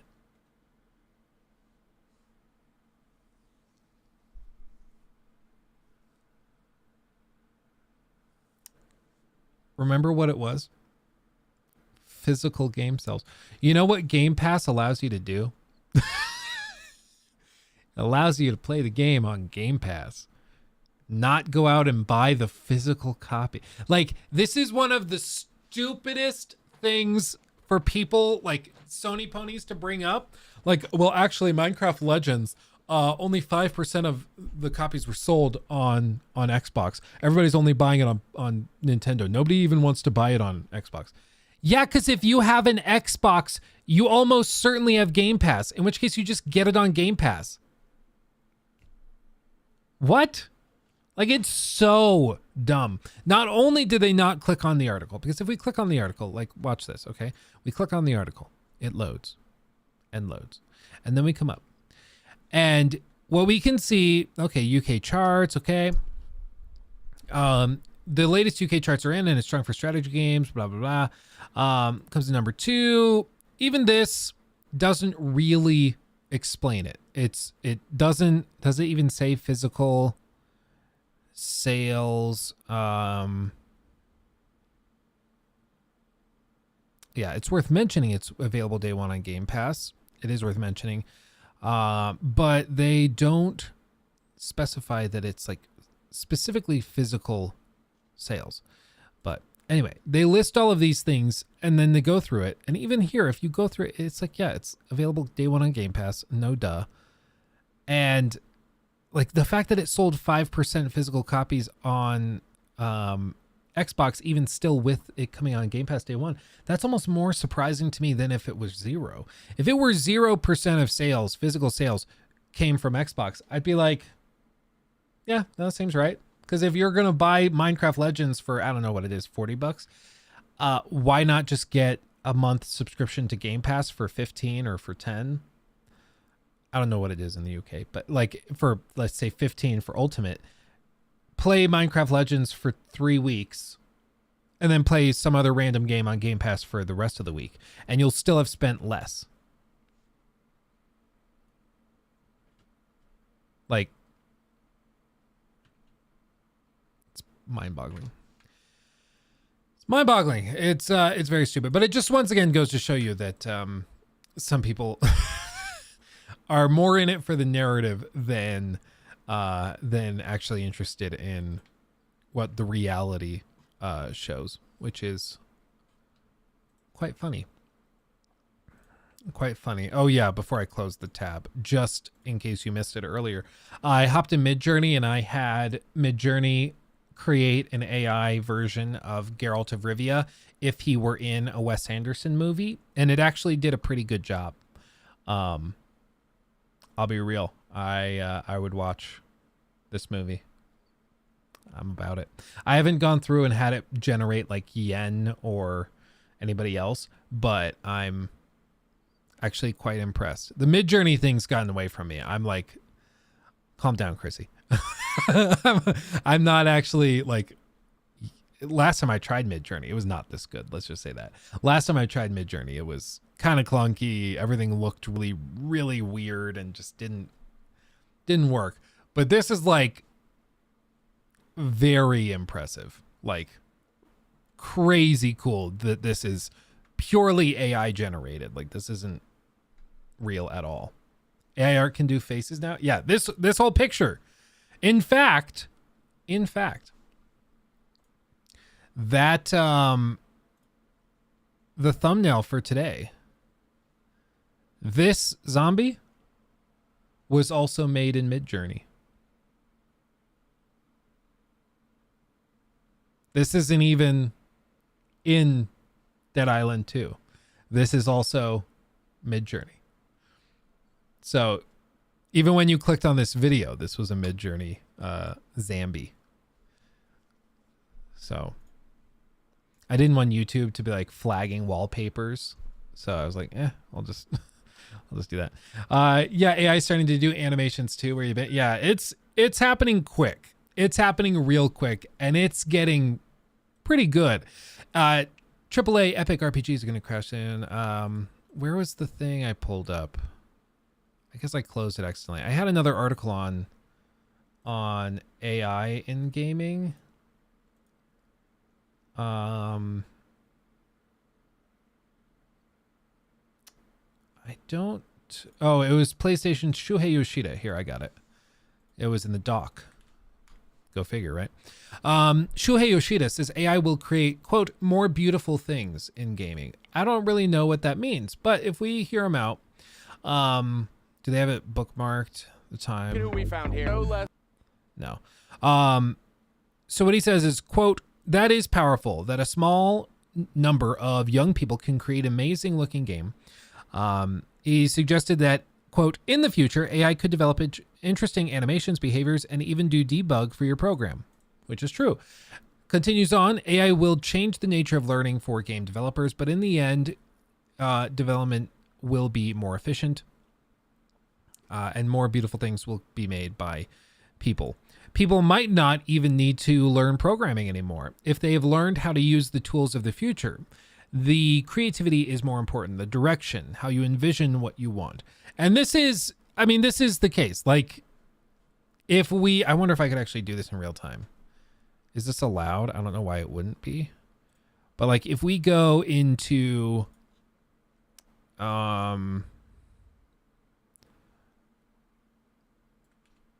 let's go in here. I'm going to enter in a series of prompts into Midjourney. I'm not going to show it because I don't know if I'm allowed to do that. I'm going to try to do Todd Howard holding a magical staff on the bow of a ship in Skyrim. Hyper realistic, ultra detailed, 8K cinematography, photorealistic. I'll copy over a bunch of tags from something I was doing earlier. Okay. And we'll see what this spits out.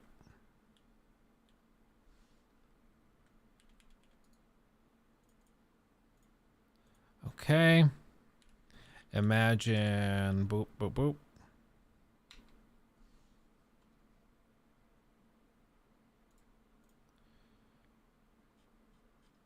Okay. It's going to generate here in just a second. So we're going to see if this actually works. And if it even knows who Todd Howard is. And we're going to see what happens. I don't know.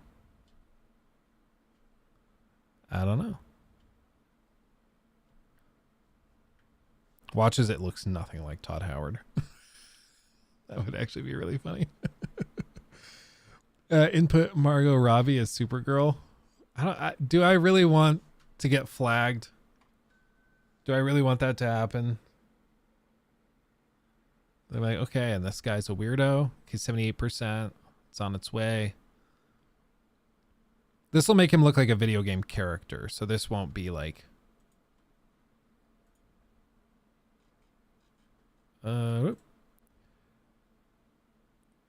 Oh, this one kind of looks like it. So let's do variations of number 2. Actually, 8K cinematography, ultra photorealistic. I'm also gonna do editorial quality, and I'll also tag it as like a film still shot. And we'll let it run. And then it's going to process variations of that, and we're going to see what that does. Let's see if it actually starts. I've it's had a few times where it like stalls out and doesn't know what to do. Okay. It's trying it again.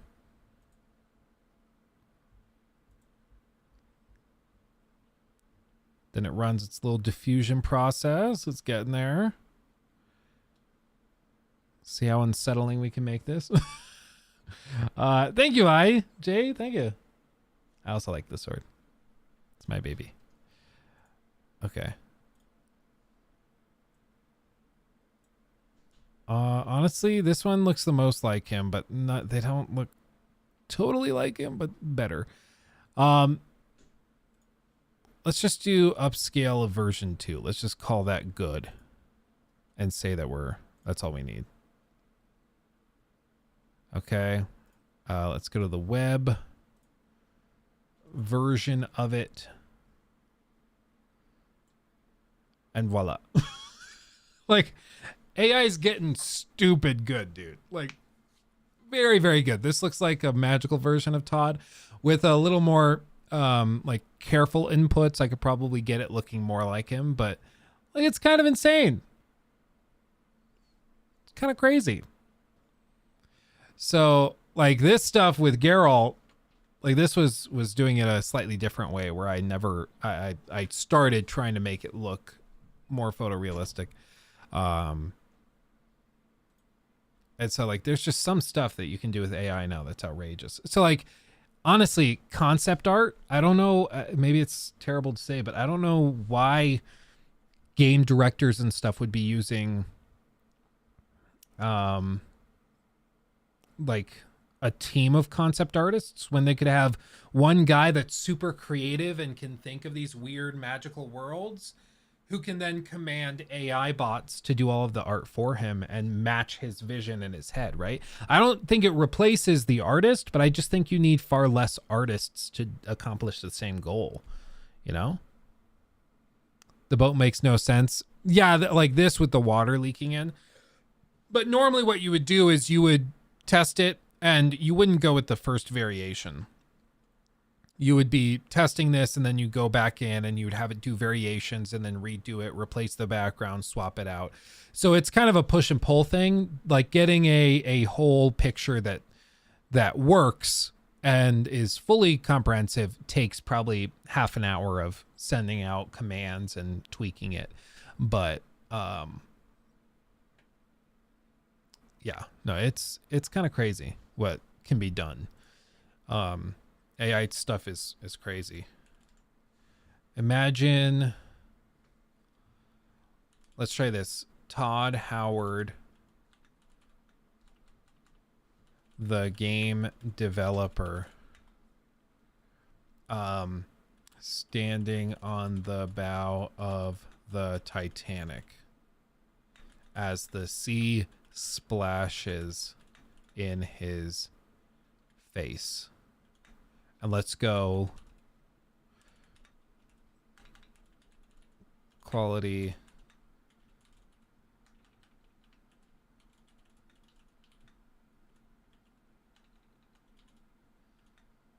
Film still.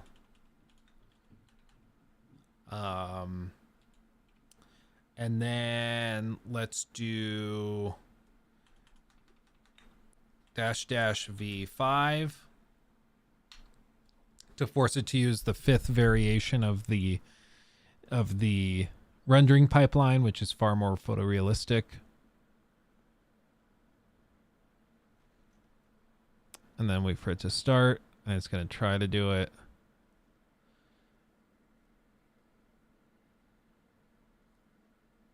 Is it telling that 90% of Luke's prompts involved Todd Howard? Yeah, I think it is. Yeah, the last time I tried Midjourney stuff, it was all like, it was all blurry faces. You know, arms would be swapped where legs should be. Like it was not very good. It would create like a really blurry, confusing version of whatever you were imagining, and it just was never quite there. But what they're able to do in this is just wild. Like if I were a big public figure, like a giga celebrity, I would start to get a little nervous.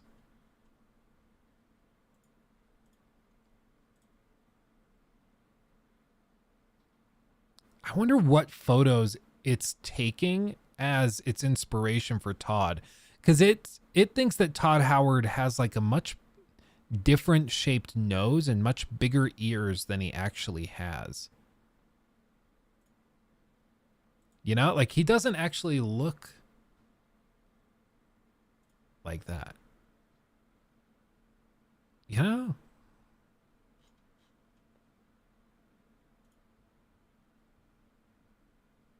Oh, but these are adorable. See what I mean? Like, but this, you just have this AI generate a bunch of different variations of like a character design to see what you want to do as like the character art for whatever you're doing. Like this. Like that's crazy. Each one of these would take somebody days and days and days of sketching, or if it's 3D models, it would take them days and days of work to get there. And with the AI, it just pops it out. Which one looks most like Todd? I feel like 2 is still better. I'm going to do this. Todd Howard, the game developer, sitting on the bow of the Titanic. And I'm also going to go AR.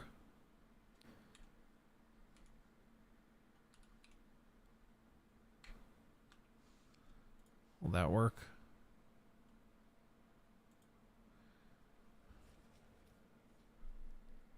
Sounds good, Chrissy. Gonna do 8-bit art style too? Yeah, I can do like all of it. It's insane. And you see people are in here having it generate like, they're having it remaster old pictures. They're having it in the style of Adana Kare. I don't know who that is, but you can see they're having it generate art for them that you could put on like t-shirts and stuff. Like it's just doing everything for them. Like I get why people are scared of this. I totally understand. It makes sense to me. Like this is horrifying. It does look like a movie freeze frame, doesn't it? But it's entirely made up. Like none of this is real.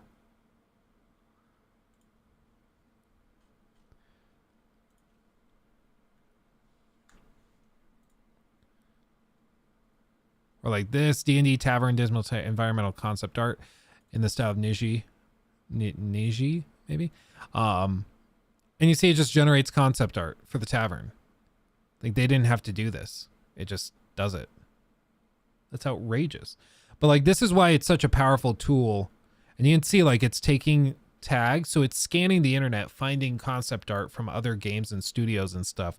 And then it does its own tweaked version of it. Which is why people are like, it really seems like this isn't fair. Because it is by definition taking a bunch of other stuff and then working it together and reformatting it and changing it. And that's not cool. Like, because it's not giving credit to those other artists and stuff that it's taking inspiration from to generate something like this. So it's like a very valid question. There's some serious questions to be raised about the ethics of this, about how you control it to do it in a responsible manner. I get it, but it's also like an amazingly powerful tool. So I mean, sometimes it just sits and it doesn't actually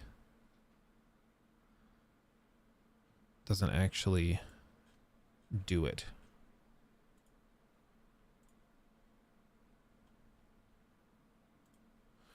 But man, it's crazy cool. I was wondering, I was sitting here thinking to myself, why do they force people to do it in these public rooms? Why do they force people to go into the rooms to generate their images instead of like just a private online portal? And I was like, it's totally for like the public policing. If you're doing something really naughty that you should not be asking it to generate, it's out in the open. People will see it. They can report you, and you know, it's self-policing. And it's honestly pretty brilliant because it's like, oh, that's totally why. It's like a really weird, sickly, old version of Todd Howard on the bow of a small ship. It's like, it doesn't understand what I had in my, but like part of it is my lack of understanding of how to control the AI bot. Because what you'd have to do is you'd have to go in and be able to instruct the AI bot into like, okay, from a far off perspective with the whole ship in view, how do you command it to like, okay, a big sweeping shot of the length of the Titanic with Todd Howard on the helm. You know, how do you do that? Okay, that's adorable. And that's a real question. I mean, that really is a serious question. The Titanic. Oh wait. Imagine the Titanic ship sailing through an ocean of peanut butter.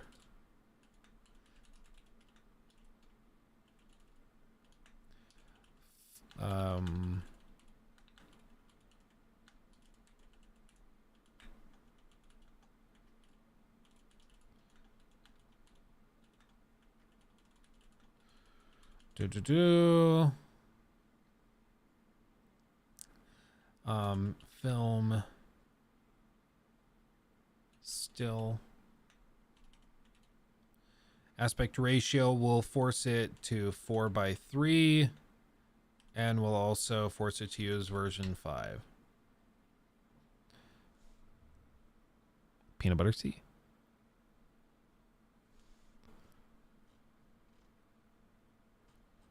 But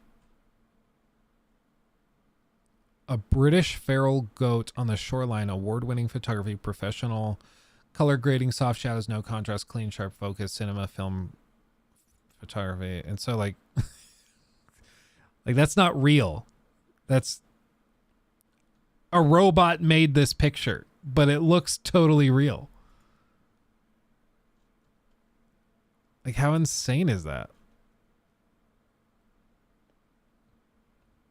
And here it is working on the Titanic. And you see, like, this is one of those things where it doesn't really understand the Titanic as a single ship it wants me to replicate. It's just trying to create a variation of it. And so take inspiration from it and then spit out some different versions. So it's got like the Titanic with way too many funnels. This one's made out of Lego, so it must have found like a picture of the Lego Titanic and then made that. And like the ocean isn't actually peanut butter, so it didn't really understand what I meant by that. So it's not perfect. And like all of these seem to be miniature style versions. So it's very, very interesting. Maybe they have the actual term Titanic flagged or something. But I don't know. D&D Tavern, many people inside a tavern, environmental concept art. Look at that. That's crazy. So I don't know. But it's super, super cool. So much potential. And it's only going to get better. And that's what's scary, is that it's getting better, and it's getting better very quickly.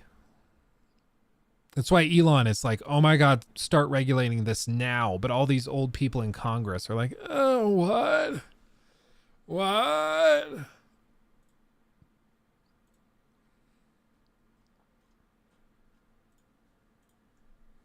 more goats. He created some variants. It's pretty cute. It's pretty cute. Anyway. Not sure how we got on all that, but Todd Howard on a boat holding a magical staff and then Titanic sailing in peanut butter. But you know what? Here we are. Thank you, everybody, for chilling with me. We've been going a while, like 5.5 hours at this point. So I'll call it there. Oh, Rocky, we ran through a bunch of news. We did a good chunk at the beginning, and then we went through some other tidbits. And then any other spillover stories we'll loop into Wednesday. We'll let Jacob work on these. Tricky thing is we just have to make sure everything we talk about we can turn into like a 15 to 20 minute clip. Otherwise it doesn't really work. But I'm sure all of this works. But thank you for the doc. We'll tackle that. Anyway, thank you everybody for chilling with me. Much love. I appreciate every single one of you. We'll be back Wednesday on the grind. And I will look forward to seeing you guys then. Thanks for chilling with me. Hugs and kisses. Stay safe out there. I hope to have the Burning Shores video up tomorrow. We shall see. It might be a very quick turnaround because I have to finish it. But I've got my notes and everything, so I can do a quick turnaround. And yes, Jay, I'm looking very much forward to Jedi Survivor. I hope it's awesome. Anyway, much love, everybody. Stay safe out there. I'll see you soon. Hugs and kisses. Bye-bye.